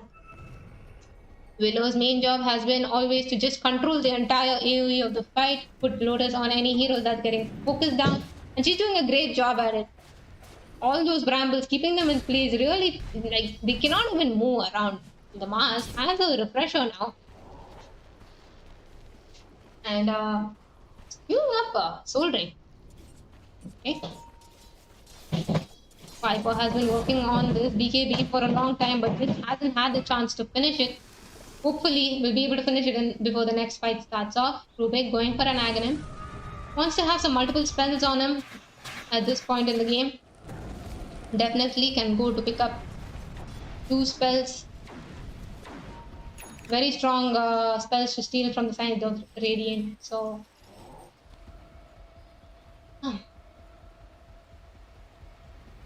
POP going for the Kaya Sanch. Definitely going to be really hard to deal with her after that, and maybe a X to really have that control on these heroes at this point. Viper has picked up a Trickster's Cloak as a neutral item. Keeping himself in those fights to disengage. Abyssal completed on this Alchemist. I think they're just going to wait out for the next push-on. Look for the next objective and this time make it really work for them. But this time, Radiant is ready to contest it. They're going. And they are strong enough. They have scanned it out. They know they are here. Below scouts the Ogre's positioning. He's on the high ground. He knows. Phoenix very aggressively TPing in, is lifted, thrown and killed off. Unfortunately, bites back for this. He TPs in and instantly eggs. He wanted to vessel the Alchemist, but I don't think he can. So Rubik being caught here, but not really focused down. There is an arena. on the front. They are going for this Alchemist. They want to burst him down, but no, they cannot. So they're trying to go for the next targets instead. Viper being focused. Oh, so many brambles on the ground. He can't even move at this point. He just stands in his place, tries to wait it out. Rubik, in the meantime, taking so much damage. Phoenix being focused by this Alchemist on the stand, the back, and then he is killed. Willow will die as well. Swap, focusing down the Alchemist. There is the acid on the ground. She wants to ulti. She will. She gets the damage on him, but he is flying. He is dodging, but will he be able to live? He uses the abyssal. He is glimmered. Being kept in place. Swap hitting so low. Rubik with that firestorm being able to kill off the swap, and they're controlling this life stealer. But he has the life steal. He is bashing, feasting, hitting him. But there is a firestorm. His rage is gonna end. Oh, Alchemist with the buyback comes and secures that kill for himself. Dominating streak taken on the Alchemist. Uses the Berserk Potion on the Mars. What a fight! Of a little bit of a misplay on the Phoenix there. Diving first, focusing the Ogre, being right in front, and killed off by the Mars. That was a little bit costly. He did go for a different target than the Alchemist this time, and that really cost his team. Underlord being used. They're using his buyback. Below keeping the Alchemist in place. Alchemist halfway through his ulti, so he's just gonna back off. Can't really move with all these brambles on the ground. Oh, but never mind, he wants his tower. He is kept in place, rooted, DK being used, but his ultimate almost expiring. Does he care? Yes, he does. He's kept there. Is a vessel on him. Sundray, but no, he's lifted and thrown. So Sundray is cancelled. Rubik being caught on the backline. Swap focuses him down.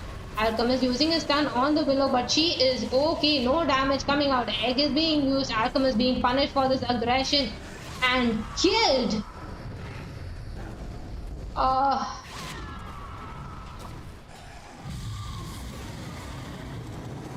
That was a very questionable play coming out from the Alchemist, that his ultimate was ending.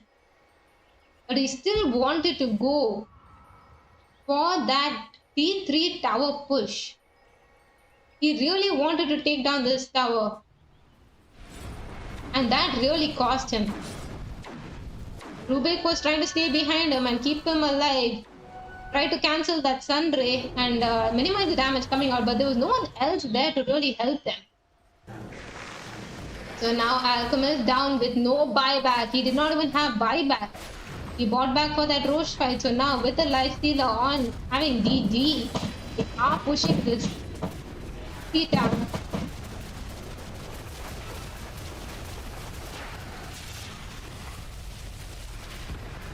Very well played.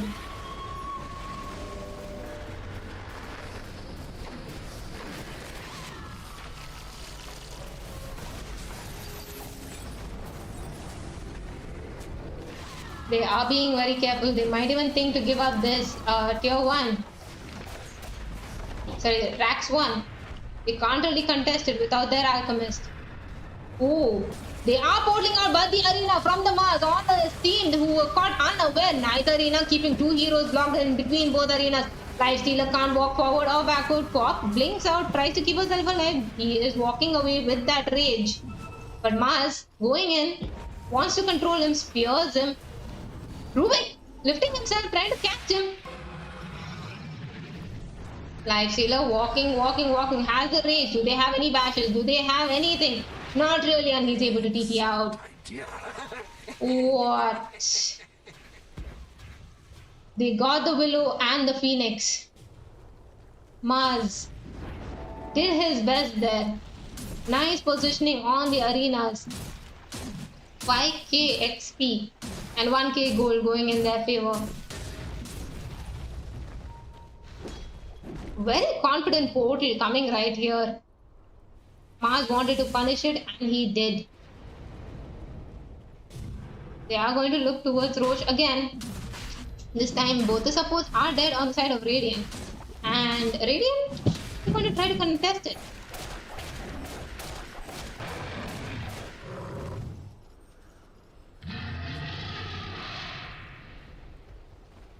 Walk BKB, 16 seconds. They are walking towards it. Roche is halfway through. Pop is still walking. There is a portal.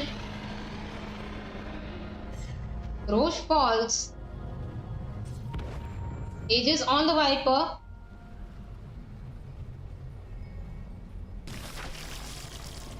They're just gonna back off. They're just gonna go for the high ground defense. They don't want to risk it.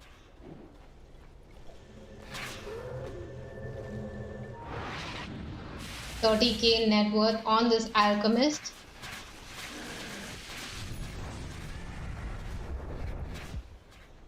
He's going for that butterfly pickup. Do they have anything for that? Not really. So that's going to really help him against all the right clicks coming out from this team. Like, they're not really going to pound him down as much. But they still do have the Sun Ray and they are smoked on the side of Radiant.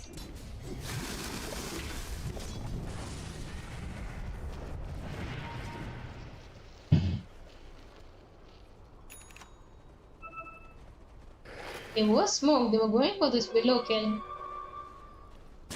They won't manage to catch. Oh, Rubik with that aggressive blink, but Willow is quite safely in there. They're gonna be fine.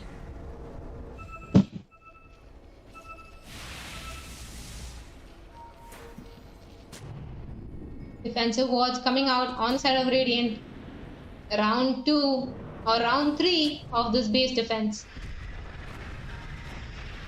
Dire really needs to plan out how they want to push this high ground advantage. There is a Aegis on the Viper. The Rubik has the banner. They're bringing out the top lane. They want to push this lane in now. There is a pipe on the Ogre. Alchemist looking for a swift blink. Rubik has open wound stolen, looking for a hex. They are portaling bottom.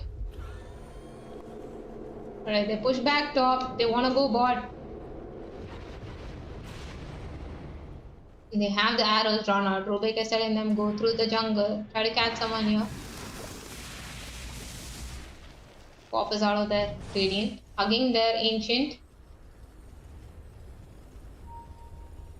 They have to be careful about this. This tower is going to fall really fast. So that is going to expose the racks.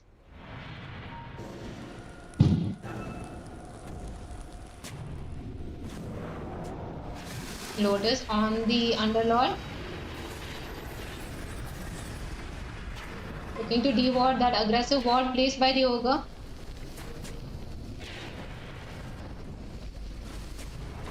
They have the Roche banner, so this is going to be a tier 3 down. Viper doing so much damage, but he's able to purge it. There is a Lotus, but Viper wants to right-click down this Underlord, and he will. Rubik using the Underlord portal. They will not follow through. Nice route on the Rubik, on the 2 supports. Keeping them zoned. Viper's one objective here is to go pound down these racks. Look at that attack speed with that Bloodlust and the Solar.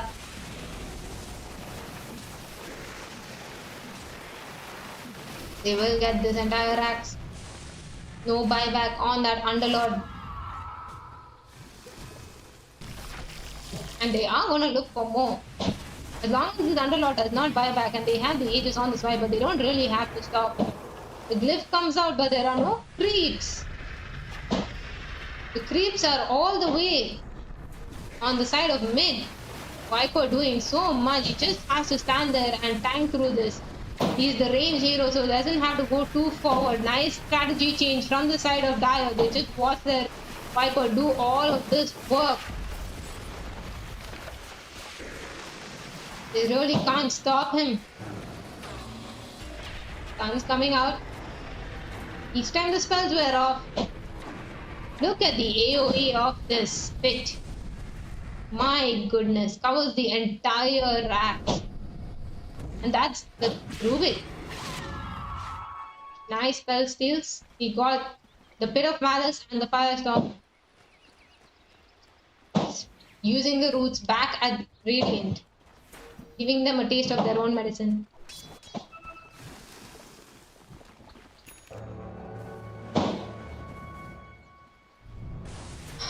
Aggressive ward on the side of Dire. They know that Pop is over here. There is a root from the Rubik, keeping this Pop in place. Lifestealer comes out. They want to go for this Alchemist. There's the back. BKB being used.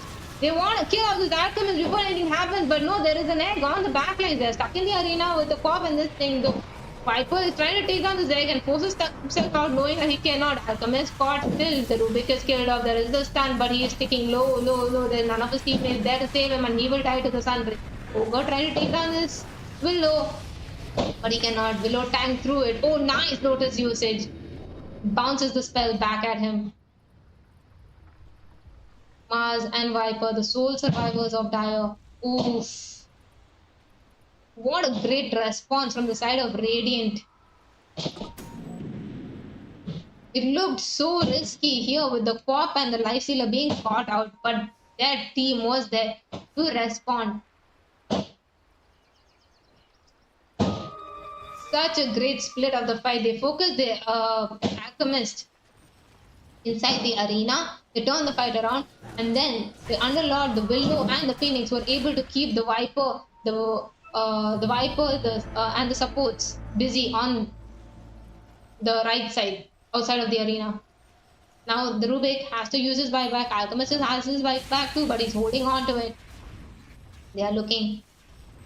Lifestealer trying to itemize for that butterfly on the Alchemist.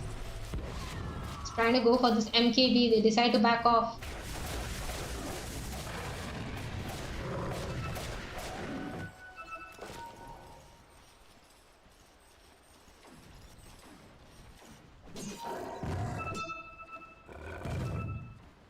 Pop now queued up that Hex. This is what we were waiting for. She definitely needs it for that control on these heroes. Underlord has his own Lotus as well. Now a little bit harder for them to execute those spells.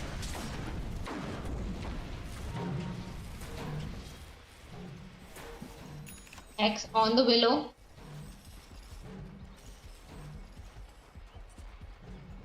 Both teams moving back and forth, but costly mistakes making the teams really have to pay for any sort of aggression coming out. They are neck to neck. Still, wanted to go for the Tormentor, but they're too scared of the aggression coming out and they feel it's not worth it. So they stop. They do not want to go for this. And now Radiant will come and go for this Tormentor. Oh, okay. Tier 1 is still there in the bottom lane, so they will take that. And they can look to Roche. It's going to come up in another minute.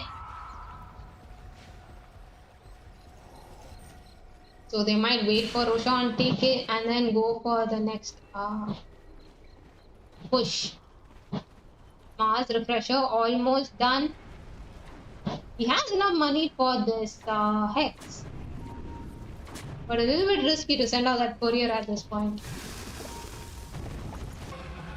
Ooh, Rubik. Feeling the Bramble Mace. Such a long range with that telescope and Aether Lens.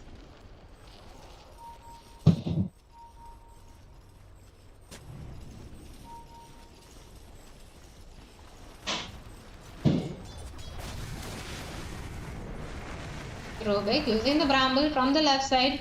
Both teams sticking to opposite sides of the high ground.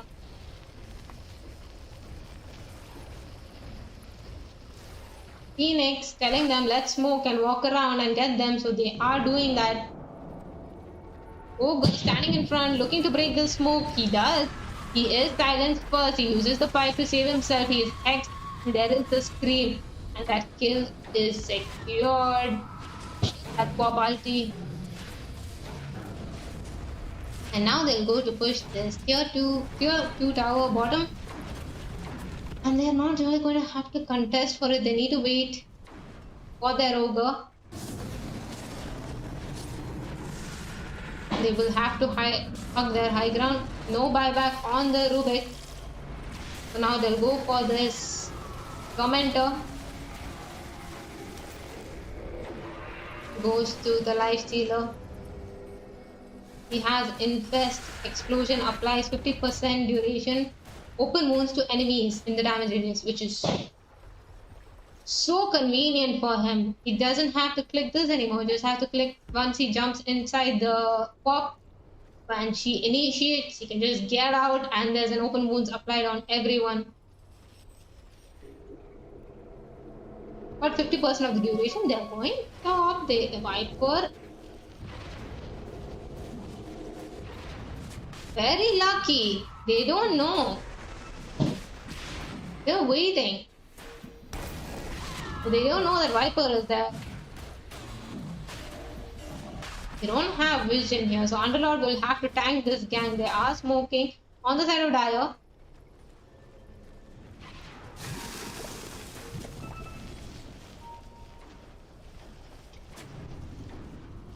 Phoenix and Underlord. Standing in front, they see the Mars coming. He uses his BKB, wants to get out. Phoenix a little bit in front, is silent and is kept in place by this Viper. His egg is melted with that Alchemist, blood blasted. There is a stun on this Underlord. The below curse comes out. Lifestealer is brought out, but he's sticking so low. Aegis will be burned. Lifestealer round 2. There is a fear, but Rubik uses it this time, and Alchemist is there to go ham on this Willow. Pop being controlled and killed. There was a buyback on the Underlord. He was trying to come and save his team. Will he be able to get out? Yes, he will. But what a fight coming out from Dire. Oh my goodness. Alchemist with that attack speed. Phoenix yet again caught way too far out. Having the egg killed off in the beginning without the vessel being applied is really turning out to be costly to the team. They needed this Phoenix to be alive for that fight. Unfortunately, no Aegis.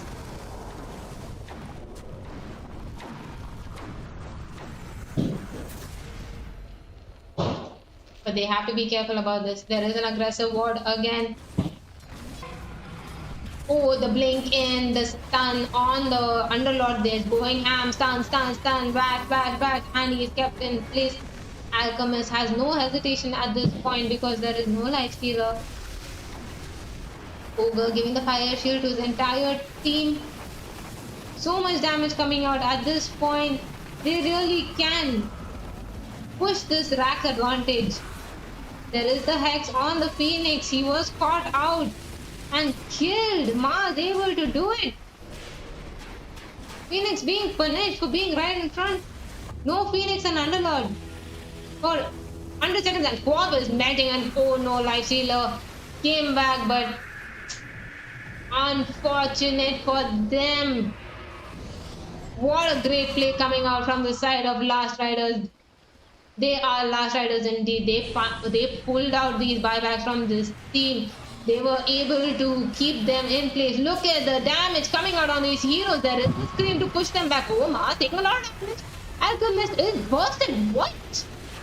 Below is killed, but Viper was a little bit greedy. He is using the tricksters. He has the thing, but Lifestealer can't see him. Oh, now never mind. Lifestealer caught in the arena. What an initiation from this Mars, keeping him in place. X, so he can't use rage, and killed. And Rubik is not done. He is going after this pop, pulls her back, keeps her in place, but they don't care. They want to go for these tier 4s. They know there's no buyback. The pressure being used on the Mars.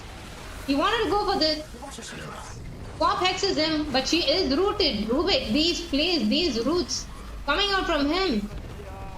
Quab using that scream to push them back, but no, a little bit too late. The Ancient will fall, and Last Riders take the kill on the Ancient.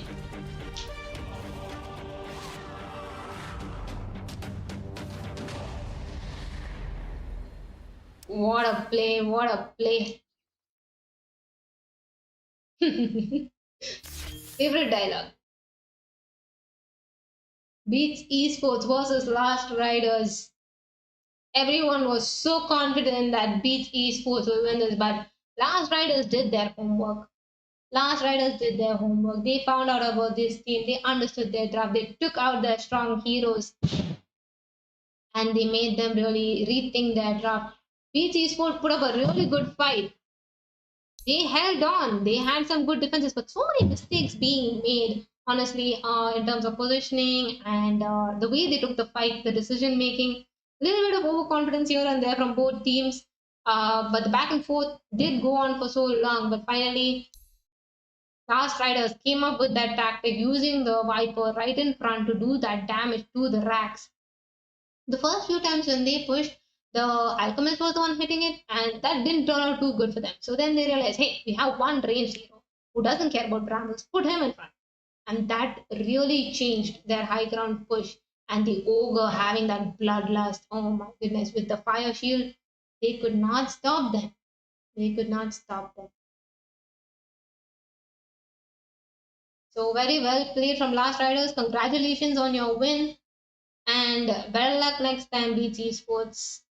Lessons to be learned, guys, but good fight overall. Let me check. I think we have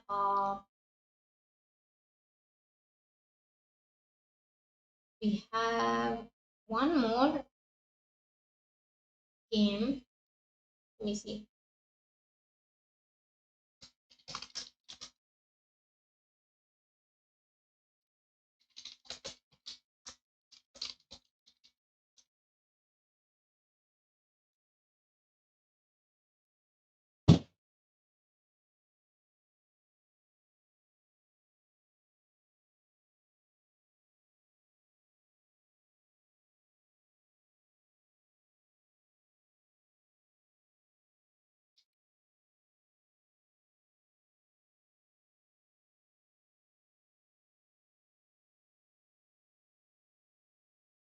Right, guys, I will update you about the next game in just a little bit. In the meantime, take a breather, just chill, go celebrate your victories, go celebrate Diwali, and we will be back very, very soon.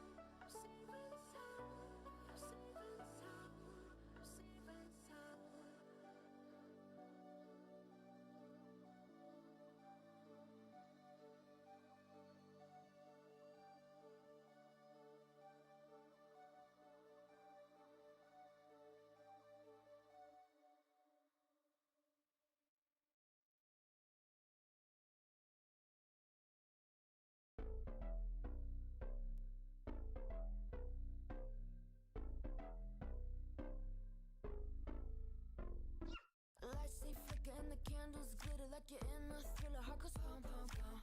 Ghostly figures, they can get so bitter. Sure you want to enter, you can turn back now. You don't know where I've been. What's going on inside? Where the monsters like to come alive, come alive. Do you really wanna know me? I'm really not that cozy. It's up to you, so you decide, you decide. Would you love me up my words till the coffin's in the dirt? Try to break me like a curse, you know that will never work. I'm a little bit absurd, I like dancing on the verge. Anyone can love a pretty little mansion, but could you love a haunted, haunted house? Or could you love me now? A haunted, haunted, I'm a haunted house. A haunted, haunted house. If you're just like it out. A haunted, haunted, I'm a haunted house.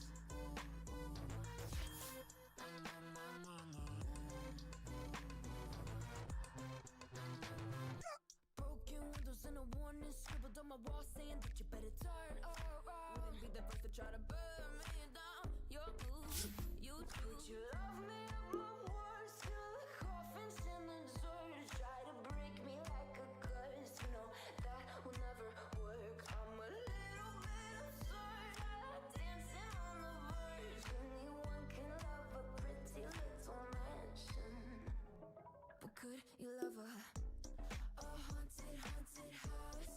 Or could you love me now? A haunted, haunted, I'm a haunted house. A haunted, haunted house. If you're just like it out. A haunted, haunted, I'm a haunted house.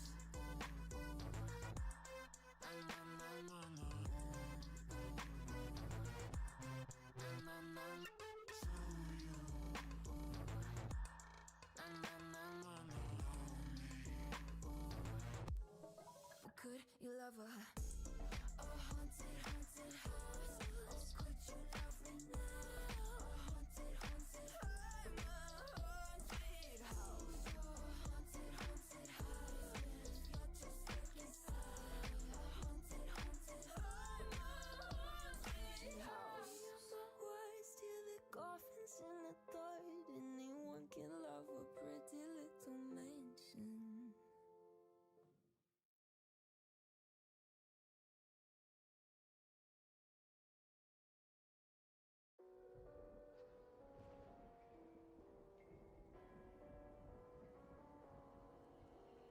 Gone somewhere and dyed my hair. Now wanna be alone. It's much to bear and you don't care, and I won't play alone. I got you in my sight. I keep all the words you said to me. I get you, get you, get you, get you on your knees. Rewrite all the things you said that I should be. I'll get you, get you, get you. Now you'll beg me please. Hey, now I stay away. You were never meant to save me. Now I stay away. I'll hear you say you're sorry. Hate I even loved you. Hate I fell in love with you.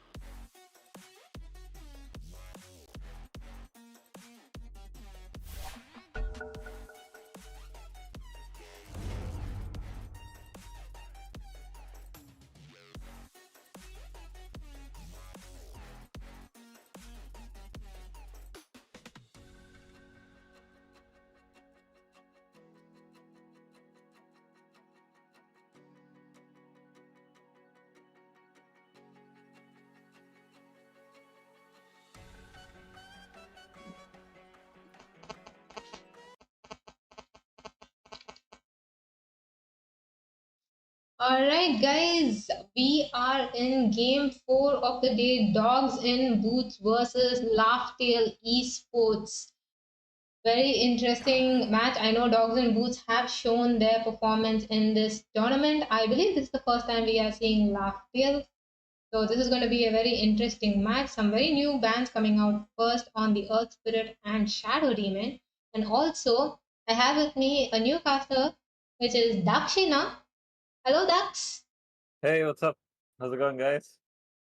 Hello, hello. Nice to have you here, Dax. We Nice to are be here. we are just getting into the fourth game of today's tournament, wherein the teams are just banning out the respective heroes. I believe we know about Dogs and Boots, but don't really have information about Laughtail Esports.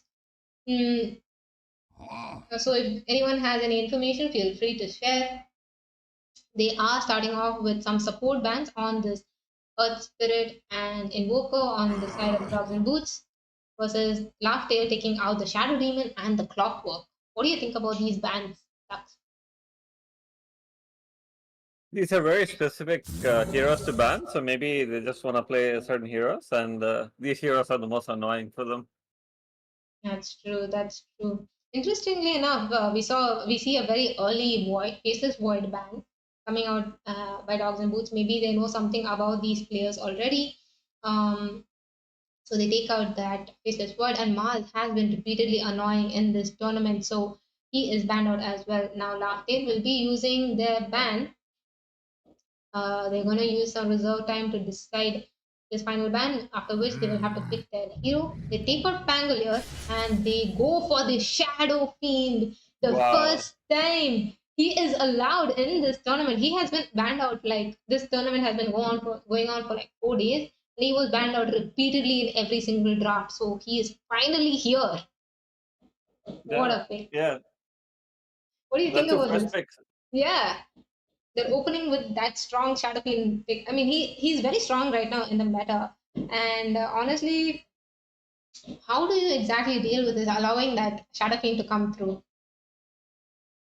He still has his weakness, right? He's pretty much a glass cannon, so if you can get to him, like he's pretty much toast. But if you can protect him enough, then he's a really strong hero to play around.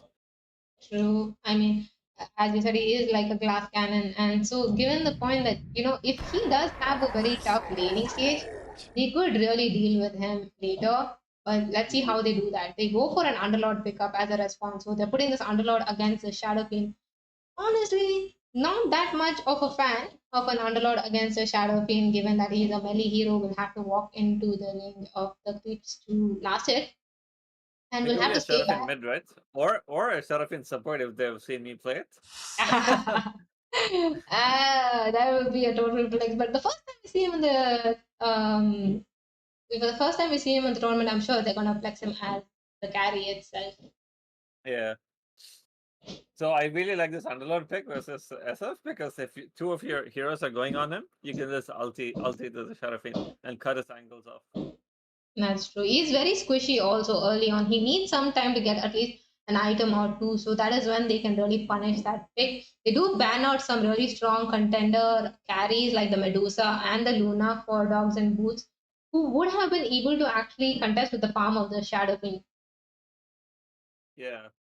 So we will have to see what Dogs and Boots will be doing here to make up for this.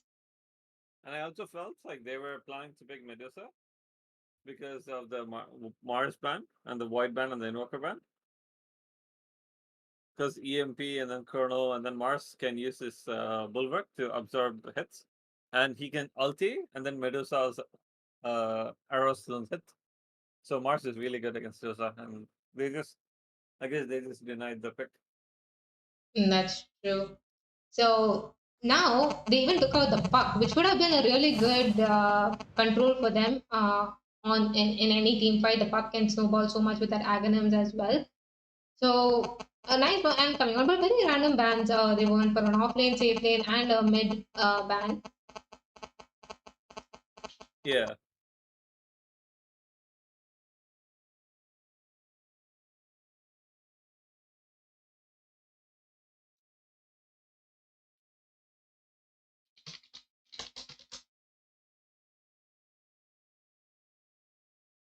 All right, let's see what they go for. I like Disruptor versus Sharafin a lot because you're just dead if you catches you.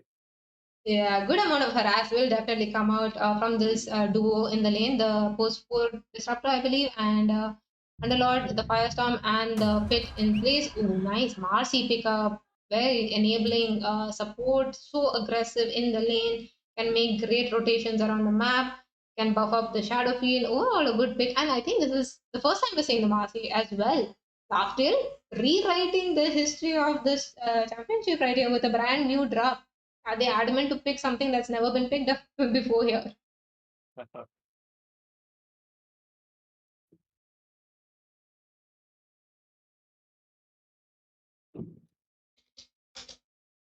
So Sharafin takes time to ulti, right? So until he gets his BKB, Disruptor can just drop his ulti.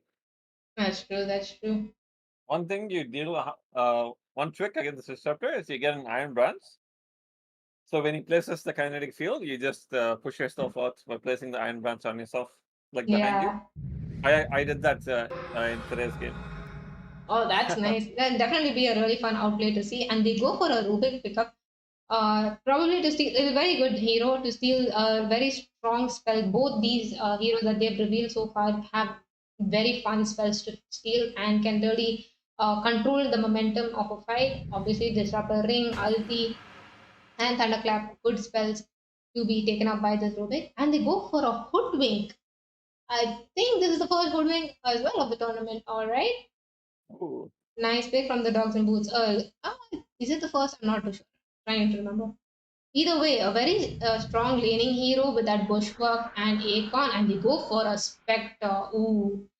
Spectre Ooh. gonna try to kill off these backlines and maybe reach the shadow field and kite out the ulti whenever he's channeling it. Spectre also very good at keeping up with this shadow field in terms of team fights, jumping in and out, destroying these supports, and overall farming pace as well. What do you think, Dux? Yeah, really nice pick. All they need is a hero like Storm Spirit, and Storm goes on Seraphine, Spectre ulti, under ulti, and this guy's dead. Or like any hero that's alone on the map, you just immediately get the whole team involved. Hoodwink and ulti from afar. That's true. And they go for a Beastmaster. Oh my god, with this lineup, it seems like last year is trying to go for a very heavy early game push strat. The Shadow King can literally melt these towers. The amount of push and strong push they have here is really crazy. And Amasi, such an aggressive player, can really enable both this Beastmaster and Shadow Fiend. So, a little bit intimidating on this ground on the side of last year. I still feel you have really good deep push on Radiant Hmm. with the Q on Underlord and then the Q on the Hoodwink. You just clear any wave and any this thing. Right. So, but yeah, Sharifin does hit the towers like a truck, especially with the Marcy Hmm. lifesteal. Yeah. So the last hero they need to pick a jump, a nuke, and then something that has wave clear. I think. I would honestly really like to see like a void spirit on the side of Larktail. They did ban out the storm spirit that you said would be good to tie the team together. So void spirit can be a nice pickup to really jump in and burst off those backlines. And even when Oh he picks up yeah. an Aghanim Scepter later, he can dish out so much damage and really silence them, so they can't really turn around or do anything in these fights.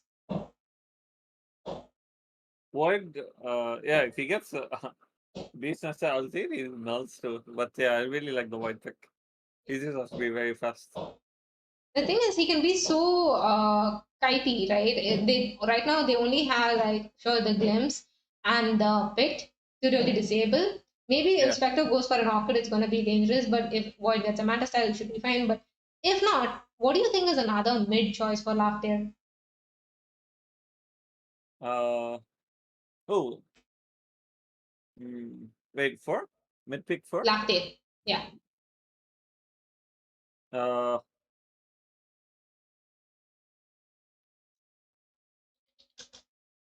I like wait, is Invoker banned?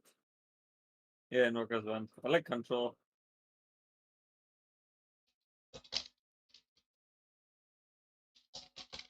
We have 40 seconds, right? Let me think. Cop is also nice, I think.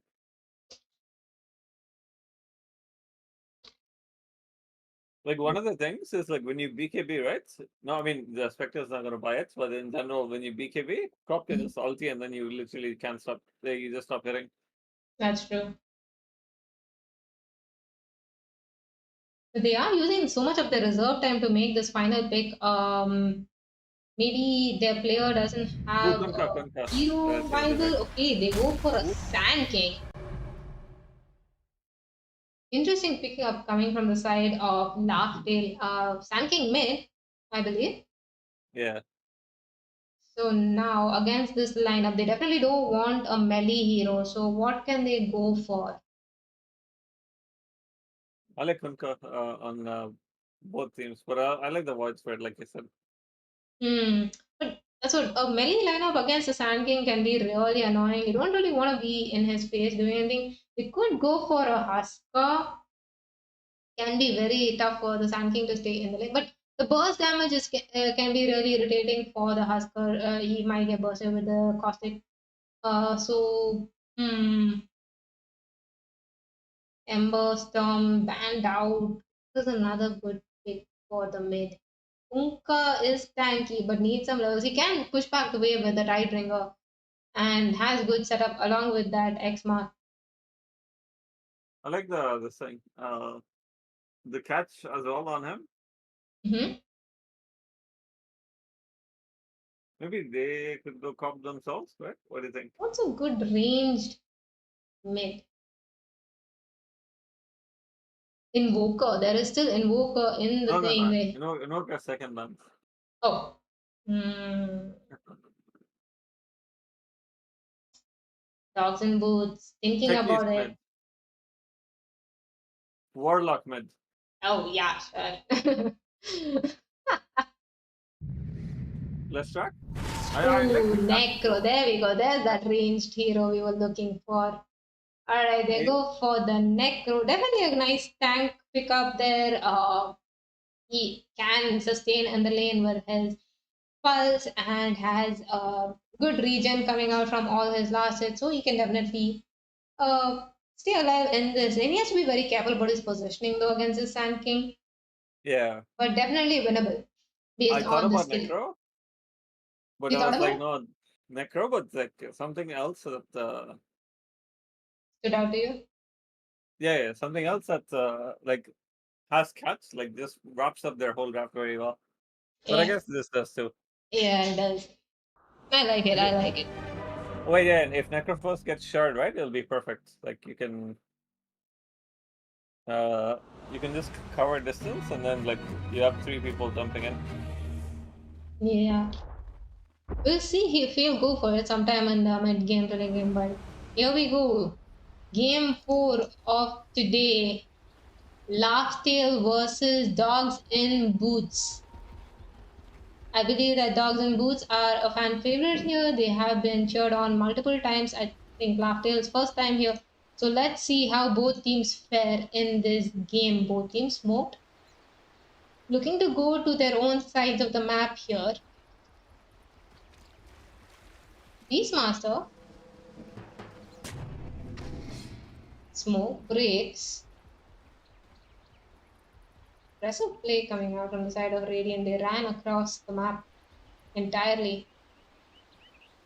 Now Dire positioning themselves. They have nice aggressive vision here to scout out any sort of movement early game along with the stacks that might come out on the side of Dire.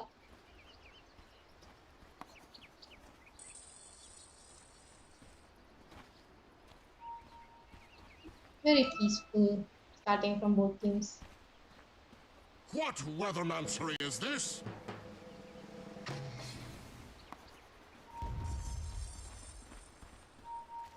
Okay, let's turn that off. There we go.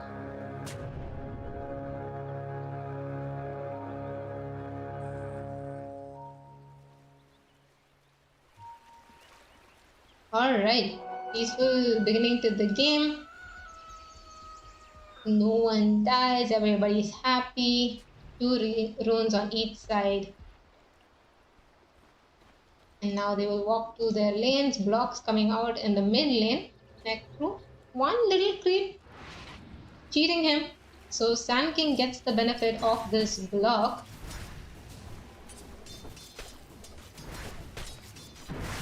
That's that range creep. Starts off with the caustic.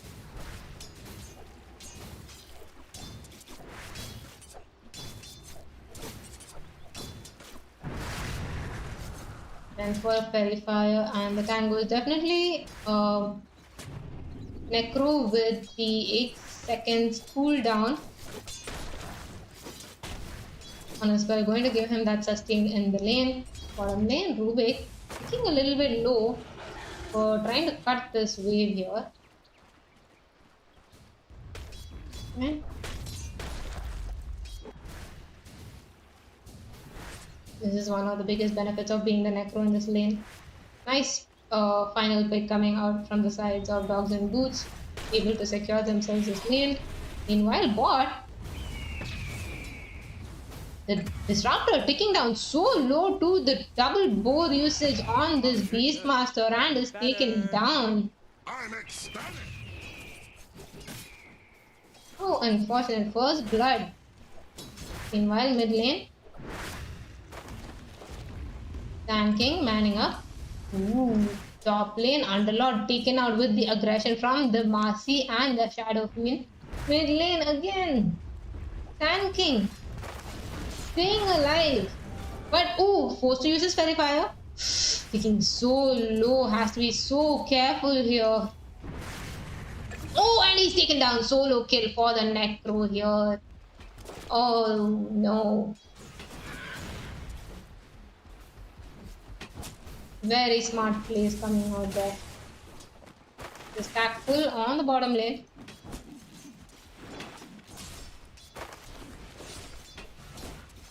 And the Lord is definitely going to have to deal with the Shadow Queen Marcy. They are very strong early on. Bottom lane, they're pinging the Spectre. They want to do some damage to him. Disruptor is there to save him. It'll be okay. Mid lane, both mid laners pretty low right now. Necro able to get that water rune.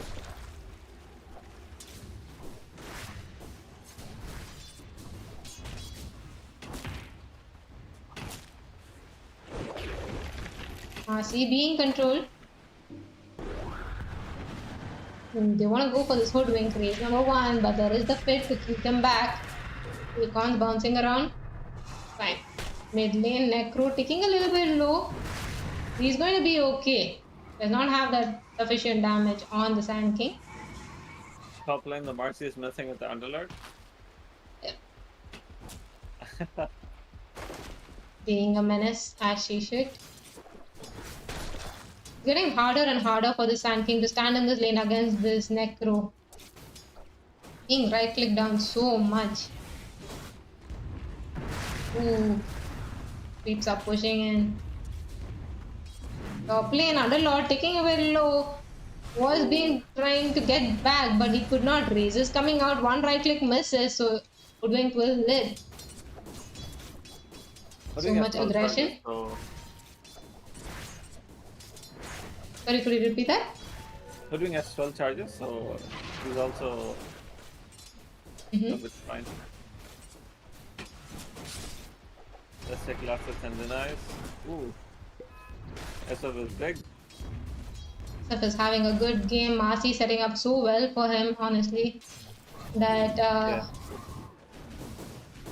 he pulls this aggression being punished anytime he steps forward. Sand King doing the smart thing of pushing the lane and going jungle and coming back. Yeah. He is going to go for that farming spell of the Sandstorm. Ag is really nice on Sand King nowadays. So if you get something like... Bottom lane, they are going on the Disruptor. A lot of aggression coming out and he is nuked down and killed by this Beastmaster.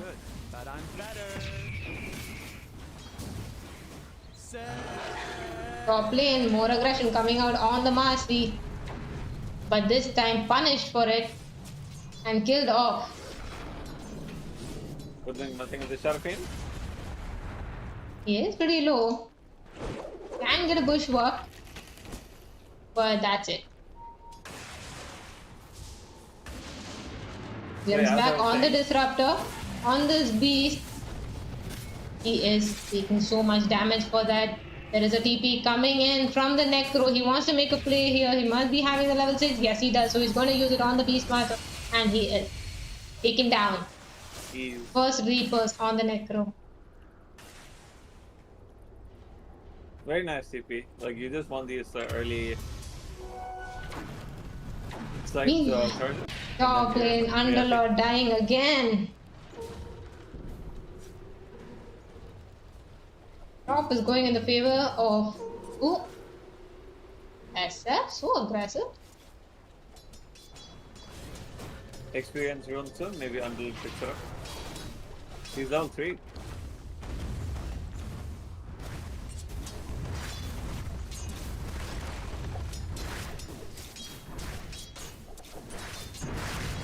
Necro is sitting at the highest last stage, but SF is also close behind. Mid lane went to Radiant, but safe lane goes to Dire. Bottom lane's pretty even. Oh, never mind. Disruptor and Rubik fighting it out. The creep's helping him, but no. The nuke is there from the Rubik. Takes him down. Rubik looking to get the XP and stuck in the meantime. Ooh, Marcy and Ooh. Nudwink are going at it. Ooh. There is the root. There is the bushwalk. Still running for it. Oh, And Odwin gets it. Will he be able to TP out? Oh, he does! Yeah, the Acorn's still following him, but I think unfortunately. he's gonna be fine, yeah. Bottom lane. Spectre manning up and fighting this Beastmaster. Necro TPing again. They want to go for this. Spectre's taking a little bit low, but there is the heal. And there is the Reapers. Kill number 2. Every 100 seconds, the Beastmaster is dying. Ooh, he's coming every time he has this Necro ulti. Spectre has ulti himself, so he can always TP home, ulti back. Or go for SF or something. Yep. As long as his Marcy is not in the lane, SF is gonna have a tough time. Because he's so squishy. We're gonna glimpse him back. Bye bye. Rubik trying to punish this. He does not have the bolt. Disruptor Good went walk up for the there. wall talent. The kinetic walk up there. fence. Talent and Oh. pass it. Top lane, top lane. Taking a lot of damage. Yep. He's okay for now. Yeah, Still has the Marcy. and the Morbid Mass. Yep. Let's take a look at the net worths. Yeah, they're chasing Disruptor. Okay, Rubik diving around looking for this disruptor. Stand right next to each other, glimpses him back. I don't think Rubik noticed. Ooh, nice fence coming up from the disruptor. So he is going to be okay. Smoke to save himself. Top lane in the meantime. Underlord ticking down again. Necro went top this time, but Sand King did too. Necro has ulti. Just a juicy stack.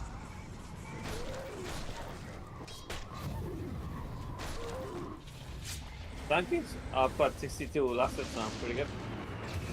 Oh, they get the disruptor again with the dive from that bird, and Beastmaster takes that kill. They got the Oof. forward crawl. Oh, Spectre being focused by the Shadow Fiend, able to Spectral Dagger out. So he's going to be okay. I like Blade Mail versus Seraphine because even if Seraphine's ulting another ally, right? Mm-hmm. You jump in and then you pop Blade Mail and then SF's going to be ulting himself. Because you have dispersion as well, right? So 20% and then 100%. Top lane, Marcy ticking a little bit low from the aggression. Has to be careful. He wants his level 6. Glimpse them.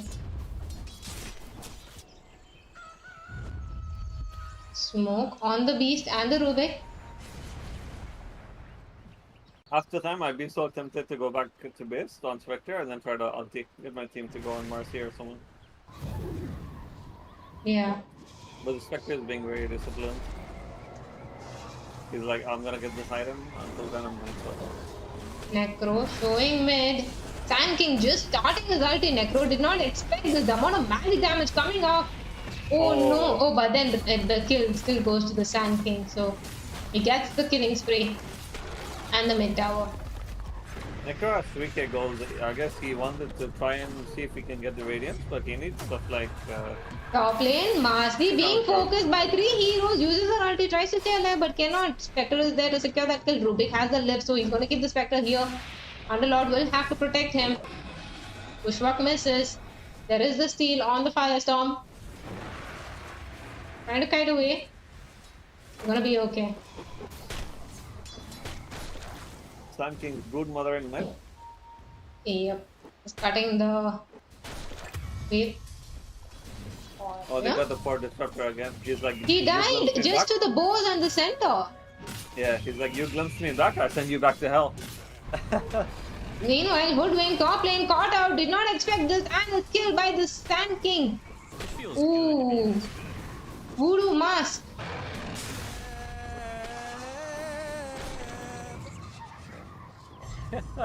That's their lifeline. Starting to feel a bit nutty. Nice aggression coming from the side of Radiant. This is what we were talking about. They have that early game presence and that draft which is so strong and just taking down these towers. The Radiant doesn't really have what it takes to really defend against this at this point. Shadowflame making his way bot towards his Spectre. Beastmaster on the bot. Shadowflame top. Spectre walking towards his SF. Casting his ulti. Uses it. Is trying to kill off the Spectre. Spectre's a bit tanky. Will he be able to raise him down? No, he will not. So Spectre is just going to go home. Good attempt. Did not have mana, so he had to right click. Yeah. Did not have the damage on his right clicks.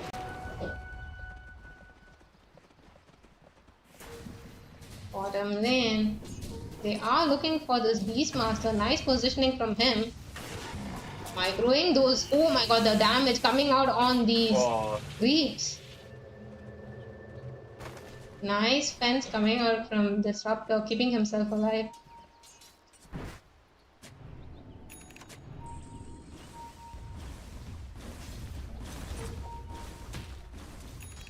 E-warding, putting some aggressive vision. Rubik stealing Akon.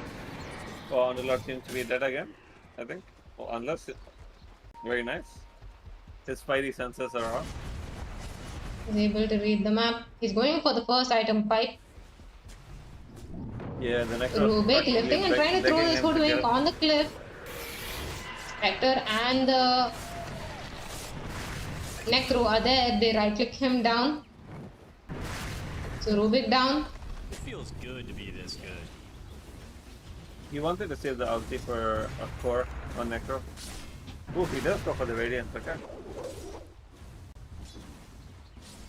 I feel like you're too weak if you go Radiance. If Chanting is his items The you need...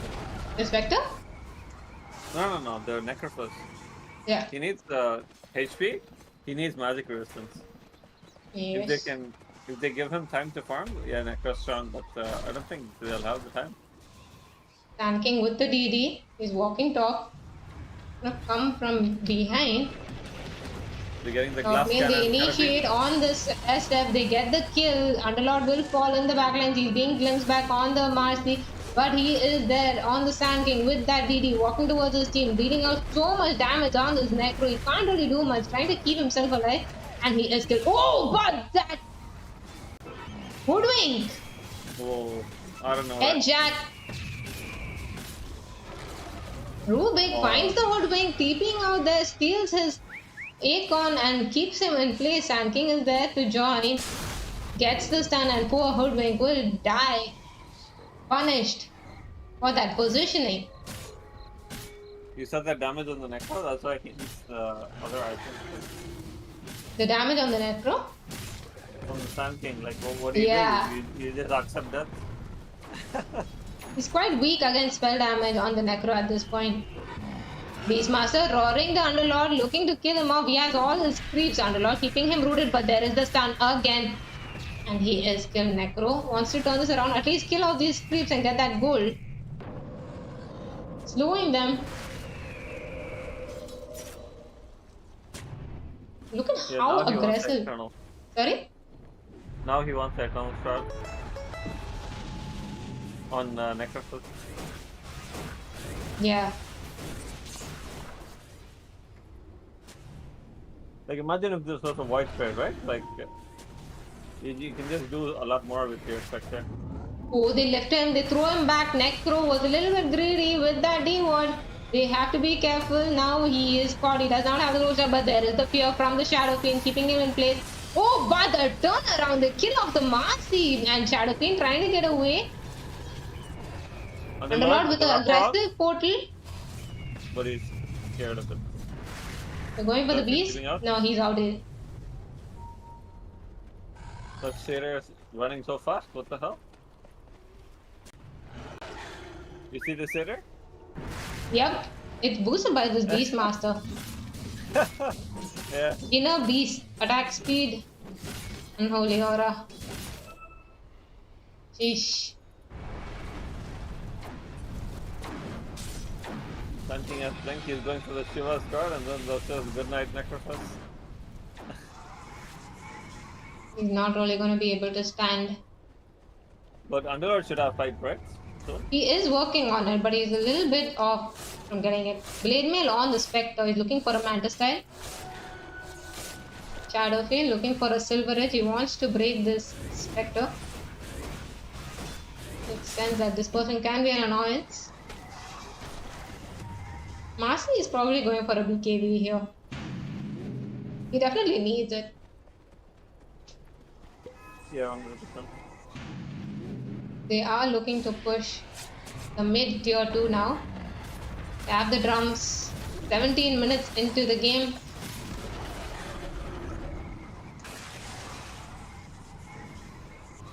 The early game pressure coming out. I think this is their way of punishing the Spectre pick. She does do better like mid to later parts of the game. Yeah. So this draft is heavily reliant on them getting that advantage early game and pushing. Beastmaster really shines in this. So they definitely need an answer for that. And yeah, exactly. And if they had gotten a mid hero that enables like slightly the Spectre, just with ulti kills, right? Then they could survive early game a bit better. But now they're just letting go of early game. They have been trying, but they just couldn't against the amount of sustain and kiteability on the side of Dire for this. They are glyphing. But like, you don't want to give this tower for free. Hoodwink. Right? Whoa! Positioned so aggressively. There is a glimpse back on the Sand King, but he's able to walk out because there's no ring. Hoodwink staying alive for now. But Disruptor caught in that roar and killed. Underlord there to catch this Rubik. Oh, the Sand King ulti catching them. Oh, the movement speed. There is a Reaper Sight on the Shadow Fiend. And they are able to kill off this Necro, but Underlord is ticking low. And they're going for more. That drums being used. Spectres melting in the hands of these heroes. Even the Blade Mail can't do anything. And 5 heroes dead. It feels good. They're all dead. This Beastmaster, my goodness. Was costly. That attack speed, that movement speed, that aggression. What can Radiant really do? Necro was having a good game. But Shadow Fiend really dominated his lane.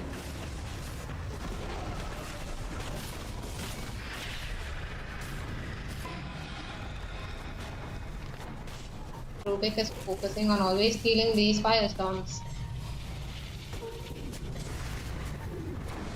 Necro walking right in front, takes the stun, is melting, taking so much spell damage, is able to heal up. Spectre melting instead.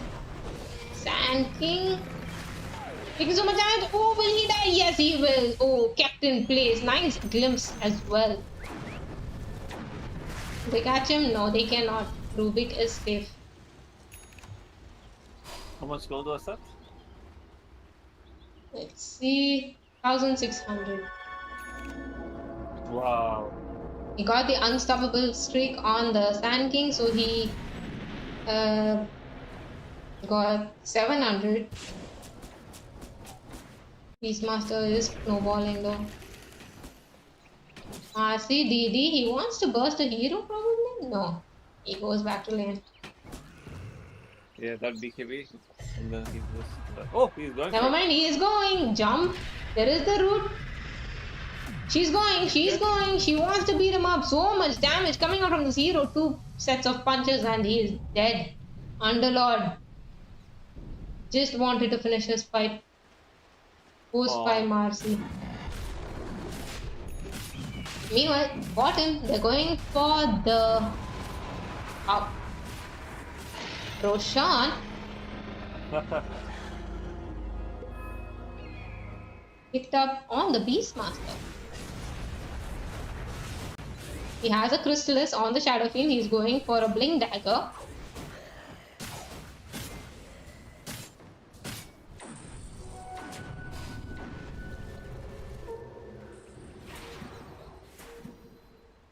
Oh wait, I Oh forgot no, about they're this. gonna be caught. They see the Rubik. They are able to keep him in place. The left. They're choosing different targets. Disruptor using his ulti on the Rubik. They are trying to burst off this one hero. Sand King is trying to use his ulti, cancels it. Uses it, trying to get someone. There is the roar on the Underlord. He melts. Oh my goodness, the whale coming out. Disruptor dead. 2. Long range ulti coming out from that Sand King. They're going for more. They go for the Necro. They see him. They're punching him. He's trying to stay alive with that Ghost Drive, keeping them alive. But there's a BKB on the Marcy. Buyback on the Disruptor, trying to keep these alive. Spectre has the Blade Mail, trying to stay alive. But no, he is melted. Necro Force trying to dish out some damage to the Sand King. Take him down with him. Will he be able to? Yes, he will. Sand King will die. Oh. Marcy ticking pretty low. Oh, but Shadow Fiend with that blink in. The blink reveal. Nice bushwalk, but a little bit too late to save this Disruptor. That will be the top racks. And Aegis is still up.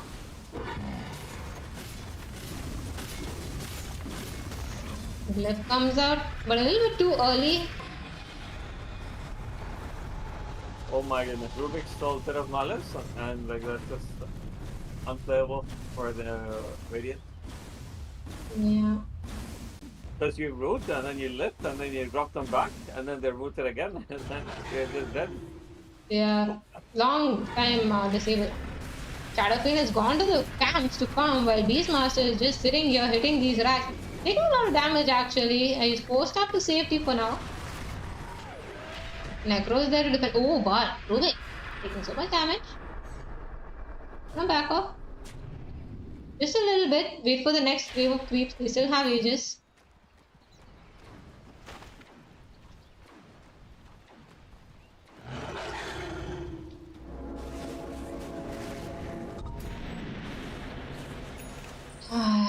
Radiance needs a little bit more time. If this keeps going on, Spectre will have enough time to get those items that he needs. He's going for that Manta, then the Orchid. Hoping that Dia will make some mistakes here. Ooh, Necro going in a little bit aggressively. Wanted to take down this Beastmaster, but he is controlled. Sand King is ulting, but pushback. Step jumping the backlines, using that ulti. Aegis is burnt, but Necro is ulti back with the same Reapers. Step caught inside the base. They're trying to burst him down. Spectre trying to take the skill. Will he get it? No, there's a Glimmer Cape. Keeping him in place. On backlines are being killed while Spectre is going forward. Spectre uses the Blade Mail, takes down the Shadow Fiend, but at what cost? Spectre being controlled and he's killed. He has buyback.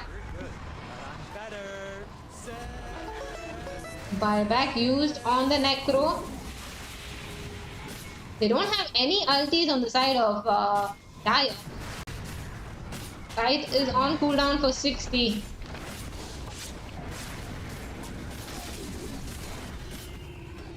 Woodwing using those acorns to keep the lanes and creeps push back. Marcy jumps in.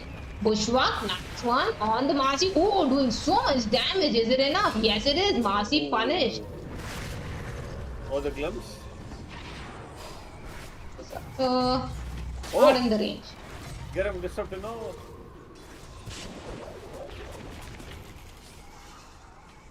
Good attempt. Have you played the square kinetic field? Sorry? Have you played kinetic field square? This one, fence, no. I don't like it. Okay. But he is playing it pretty well. But you can see them walking out of the static storm, and that does feel painful. Yeah. This master is all alone here. He uses the drums. He wants to go and punish whoever's converting this. He roars the Necro, but Necro is tanky, so they can be careful. Underlord using that ulti. Disruptor ulti is there. They get that beast master. Oh. Godlike streak gone. A free Rubik. Rubik. Alright, Rubik is able to disengage. He says misclick. That's it. What weathermancery is this? He got a little bit greedy there. But that gives Necro so much gold. Yeah. He What do you think he overtook gets? the Shadow Fiend in the net worth. Yeah. Shadow Fiend has a Mage Slayer, has a Blink Dagger. You wanna kill this Necro. Necro, do you know what's up? I like Shiva's guard on the Necro herself. Ooh, he's caught all alone here. Will he be able to make it out? He's trying to kite it out. He's trying to stay alive. Taking so much damage. Spectre TPing in at just when his Necro dies. There is the fence. Disruptor. Very well. Oh, the Acorns taking them down. What the heck is that damage? BKB Marcy running in. But BKB no more. Goes after on the Disruptor. This time he will live. But Sand King on the backlines with that ulti. So much damage coming out. Dishing out. Oh. Woodwing trying to stay alive. Post-ups are in, but he is out. Oh my god. Sand King. Did you see that Shivas and Bloodstone damage? Yeah, crazy. Unfortunate. It looked good. Oh no, right? Whoa, what a Nice. flip He farmed up a Glypin on this Woodwing. Commendable. Yeah, I want to see Spectre's. Yeah, poor Definitely. Spectre. A little bit more time, man. Yeah, it's just a very hard game. I think the Mythic kind of like just made him not have a game.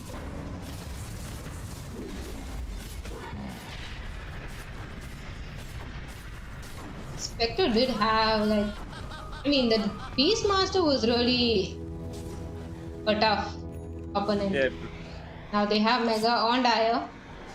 Sand King kind of alone here, kind of. who the XP room? Root him. They pull him back. The Disruptor ulti misses. He's able to stun out before he is silenced, but he is kept back with that fence. There is the Necro ulti and he is killed. Marcy engages in. Spectre trying to get out. Will he be able to live? Yes, Spectres are alive. Underlord tanking through so much damage of this Beastmaster. Just melted. Necro being controlled, being pulled into their arms. Shadow Fiend wanting to go on the back lines. Necro still so tanky. He has a blame. Oh, nice Glypin here by this Woodwing. Ooh. There is the Glimmer. Try to dodge. They have vision. They have Observer Ward here, so they know.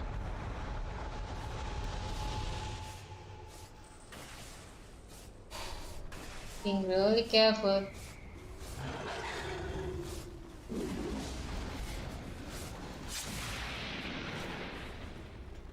What do you think about this Lane purchase over Shiva's guard? On the? Necro first. I think it's pretty good. Like to just reflect back damage from the Shadow King. He's still squishy. He went for the Kanda, so Basically went for very high damage, this thing. Because I was thinking -7 from the Sharafin, and you're basically left with 11 armor. But if you have Shiva's Guard, you slow them, you stop their region, and then you have the plate mail and the helm of the anvil. But yeah, blade mail against Sharafin is really good. It's good versus Sand King. I think it also gives him some time against this Beastmaster, the Sand King. Like, it's a quick purchase. I see Beastmaster really likes buying masks because he got a helm and a blood suit. And shoes.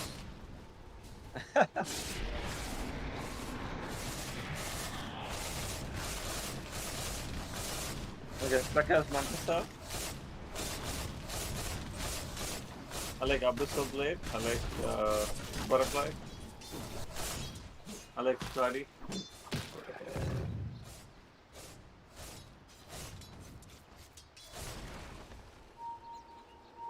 Oh no. Alright, Marcy going for the Spectre kill. She sees him, she wants to go on him. There is the Blade Mesh, uses the BKB. Beastmaster is there to help him out. There is the Roar, and they get the Spectre kill. This unfortunate. Underlord couldn't even ulti and come in, I guess. Yeah.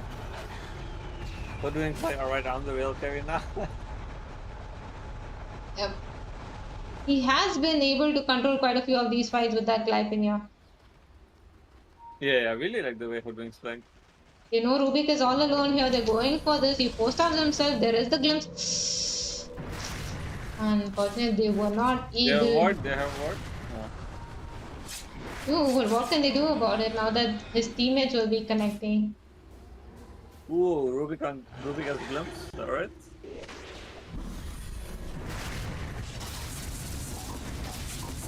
Okay, he's going with the Shiva's Guard right now on Necro. Yeah. They're going for the Aegis. Banner and the Aegis going to be picked up. Oh, they won the Rubik? Rubik dewarding that ward. Oh, Underlord using that ulti, trying to go for this Rubik. Smoke breaks. Oh, he glimpses back the Underlord, but there is a glimpse on the Rubik. Nice fence, keeping him in place. Glypinier on him. And they will get this kill at the cost of Roshan. Wow, it feels good to be there. Butterfly is just so good on Spectre because if you have Manta, right? The illusions hit faster and all of them deal death damage.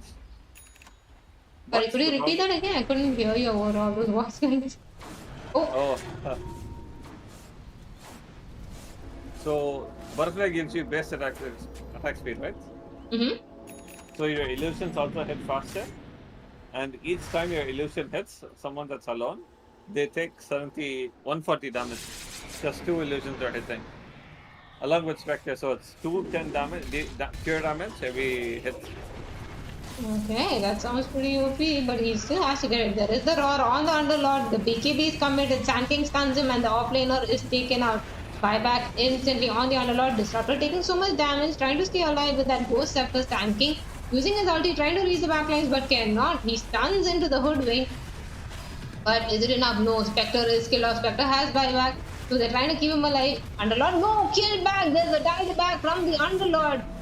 Now, the Necro and the Spectre are back with that dieback. There is the Disruptor ulti, Shadow Flame just trying to right click through this. Marcy jumping in, but there is the Glypinia keeping them in place. Will they be able to do anything? Necro using his ulti on that Sand King. So Sand King is taken out. Sand King ticking low, but had the Aegis. Beastmaster trying to man fight this Necro, but he has the heals. He's tanking through it as Seth. Trying to take down these backlines in the meantime, but he is focused in. Necro able to kill off the Beastmaster in the meantime. He is glimpsed back, cannot TP out, bushwalk and control and killed. The raid boss is up and rolling. Dogs in boots, not giving up till the last second. What a fight. Necro getting 9k XP in that fight. 5.6k gold shifting in the favor of Radiant. They were being stomped, but they did not take it lying down. Let's check out the buyback statuses. Foof. The only one who has a buyback right now is Beastmaster and probably the Rubik and Marcy soon. Roche won't be up anytime soon, so they will have to look to drag out this game. What do you think about late game? I think it's gonna be way more in favor of the Radiant, right? Given that it's a Spectre. Yeah, but if they can, they have Beastmaster, right? They can keep Blend pushed out and suffocate them still. You're not allowed to leave the base. Yeah, I think Hoodwink is the hidden carry of this team. It's going Drink went for Axe. very aggressively. Yeah, he went for an Axe. I can see the value, but he must have a lot of discipline to not to go for damage either. It's just a perfect game. Well, if it was a pub game, sure. But he's like, I'm doing this for my team. You get double the break, right? I like the Axe. You get the If you get another ulti, right? Yes. And then if you can bait the Marcy out of position with your decoy. Ooh.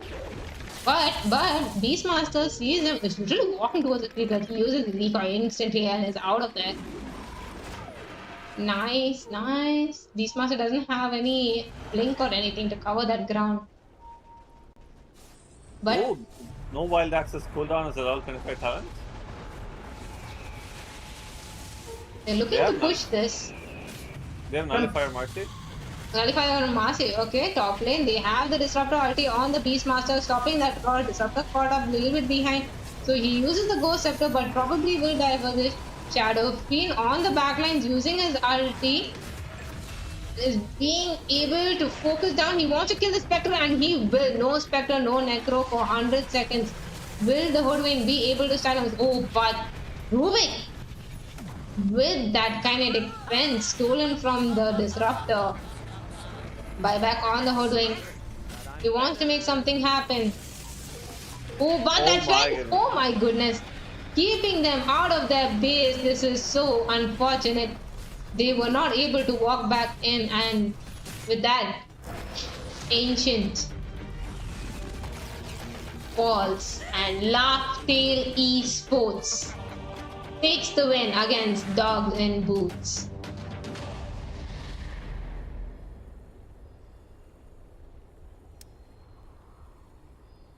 What a game. Yeah. I think the game could have been a little different had Necro went for a different item. At the Necro? start. Yeah. Instead of the Blade Man? Yeah. No, not the Necro. He went for I meant like he went for Radiance directly, right? Right. If you can go for a Kaya Sanj or like a Veil of Discord yourself because it gives you armor now and you eventually buy it. Or you go for an Eternal Shroud Rush and then you start running at the enemy team. Your Spectre can ulti, get a kill, and then he can go back farming. So if you get him involved and if you get him the Blade Mail faster, right? Yeah. He can farm creeps faster. If he can farm creeps faster, then he can get one or two more items faster. Like that's how you enable the Spectre, because he was just trying to farm items the whole game, and like it's very sad as a carry player. Like I know what that's like. Some games like it's just so hard. True. But he did play well overall. Necropus 18 kills. I guess he was going on that success that he had like a lot of kills, so he's like go for the Radiance, try to push that advantage, and it makes sense against the Beast who has so many creeps running at people, right? So having that Radiance to really burn those down, push them back on these right-click heavy heroes, it made a little bit of sense. But I think they definitely needed some armor on the team, like you said. So yeah, The Hoodwink Shadow did really well though. Tops like the Underlord had no game. Yeah, Underlord really had a hard time, but like that's what I was seeing. Like this Hoodwink managed to farm up a Glypenia that really turned around some of the later fights and gave them that time in those high ground defenses. But in the end, they really couldn't push it. One small thing I like doing Mhm. is I like getting that small ring, right? The 2 armor ring. I like So, buying it on offline whenever I'm facing like heavy right click heroes. the ring of protection.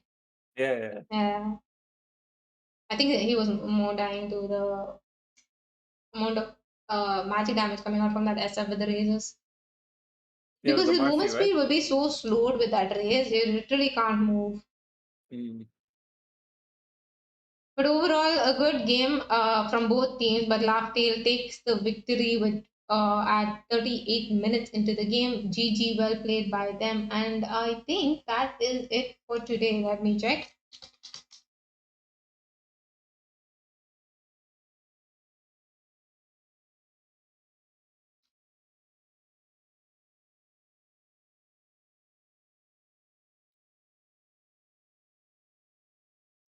I guess with Marcy, right? You're bound to hit all 3 raises. So she can just pull the hero back too. Yep. All But right. maybe the Hoodwink could have gotten a buckler for the lane, and then this guy goes for a bracer or a windlace or something. Maybe. He definitely needed that, but it's a hard lane either way. That's why we like Underlord can't really survive. So Yeah. they did Nope. try their best there. Alright, with that, we are done for the day, guys. That was the final game of the day. If you guys enjoy the content, make sure to subscribe to the channel. This is brought to us by Department of Youth Resources and Esports Nagaland. Hope you guys enjoyed the games, and we will see you again tomorrow, same time at 6 p.m. So stay tuned and stay safe and have an amazing Diwali, guys. See you. Bye bye. Thank you so Bye. much for joining us, Ducks. Yeah. Thank you for having me. Bye. Bye bye.